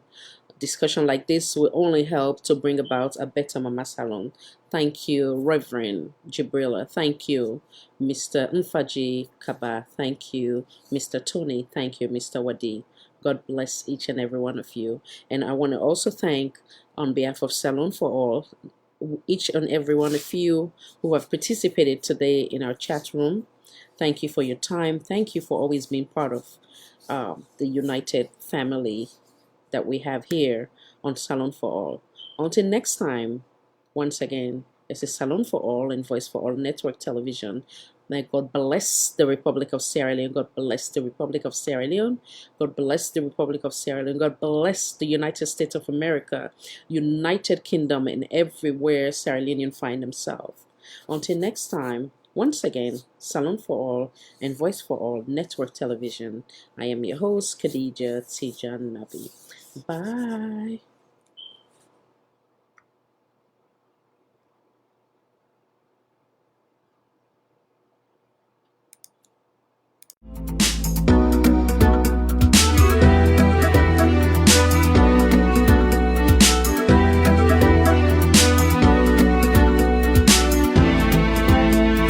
Welcome to Salon for All and Voice for All Network Television.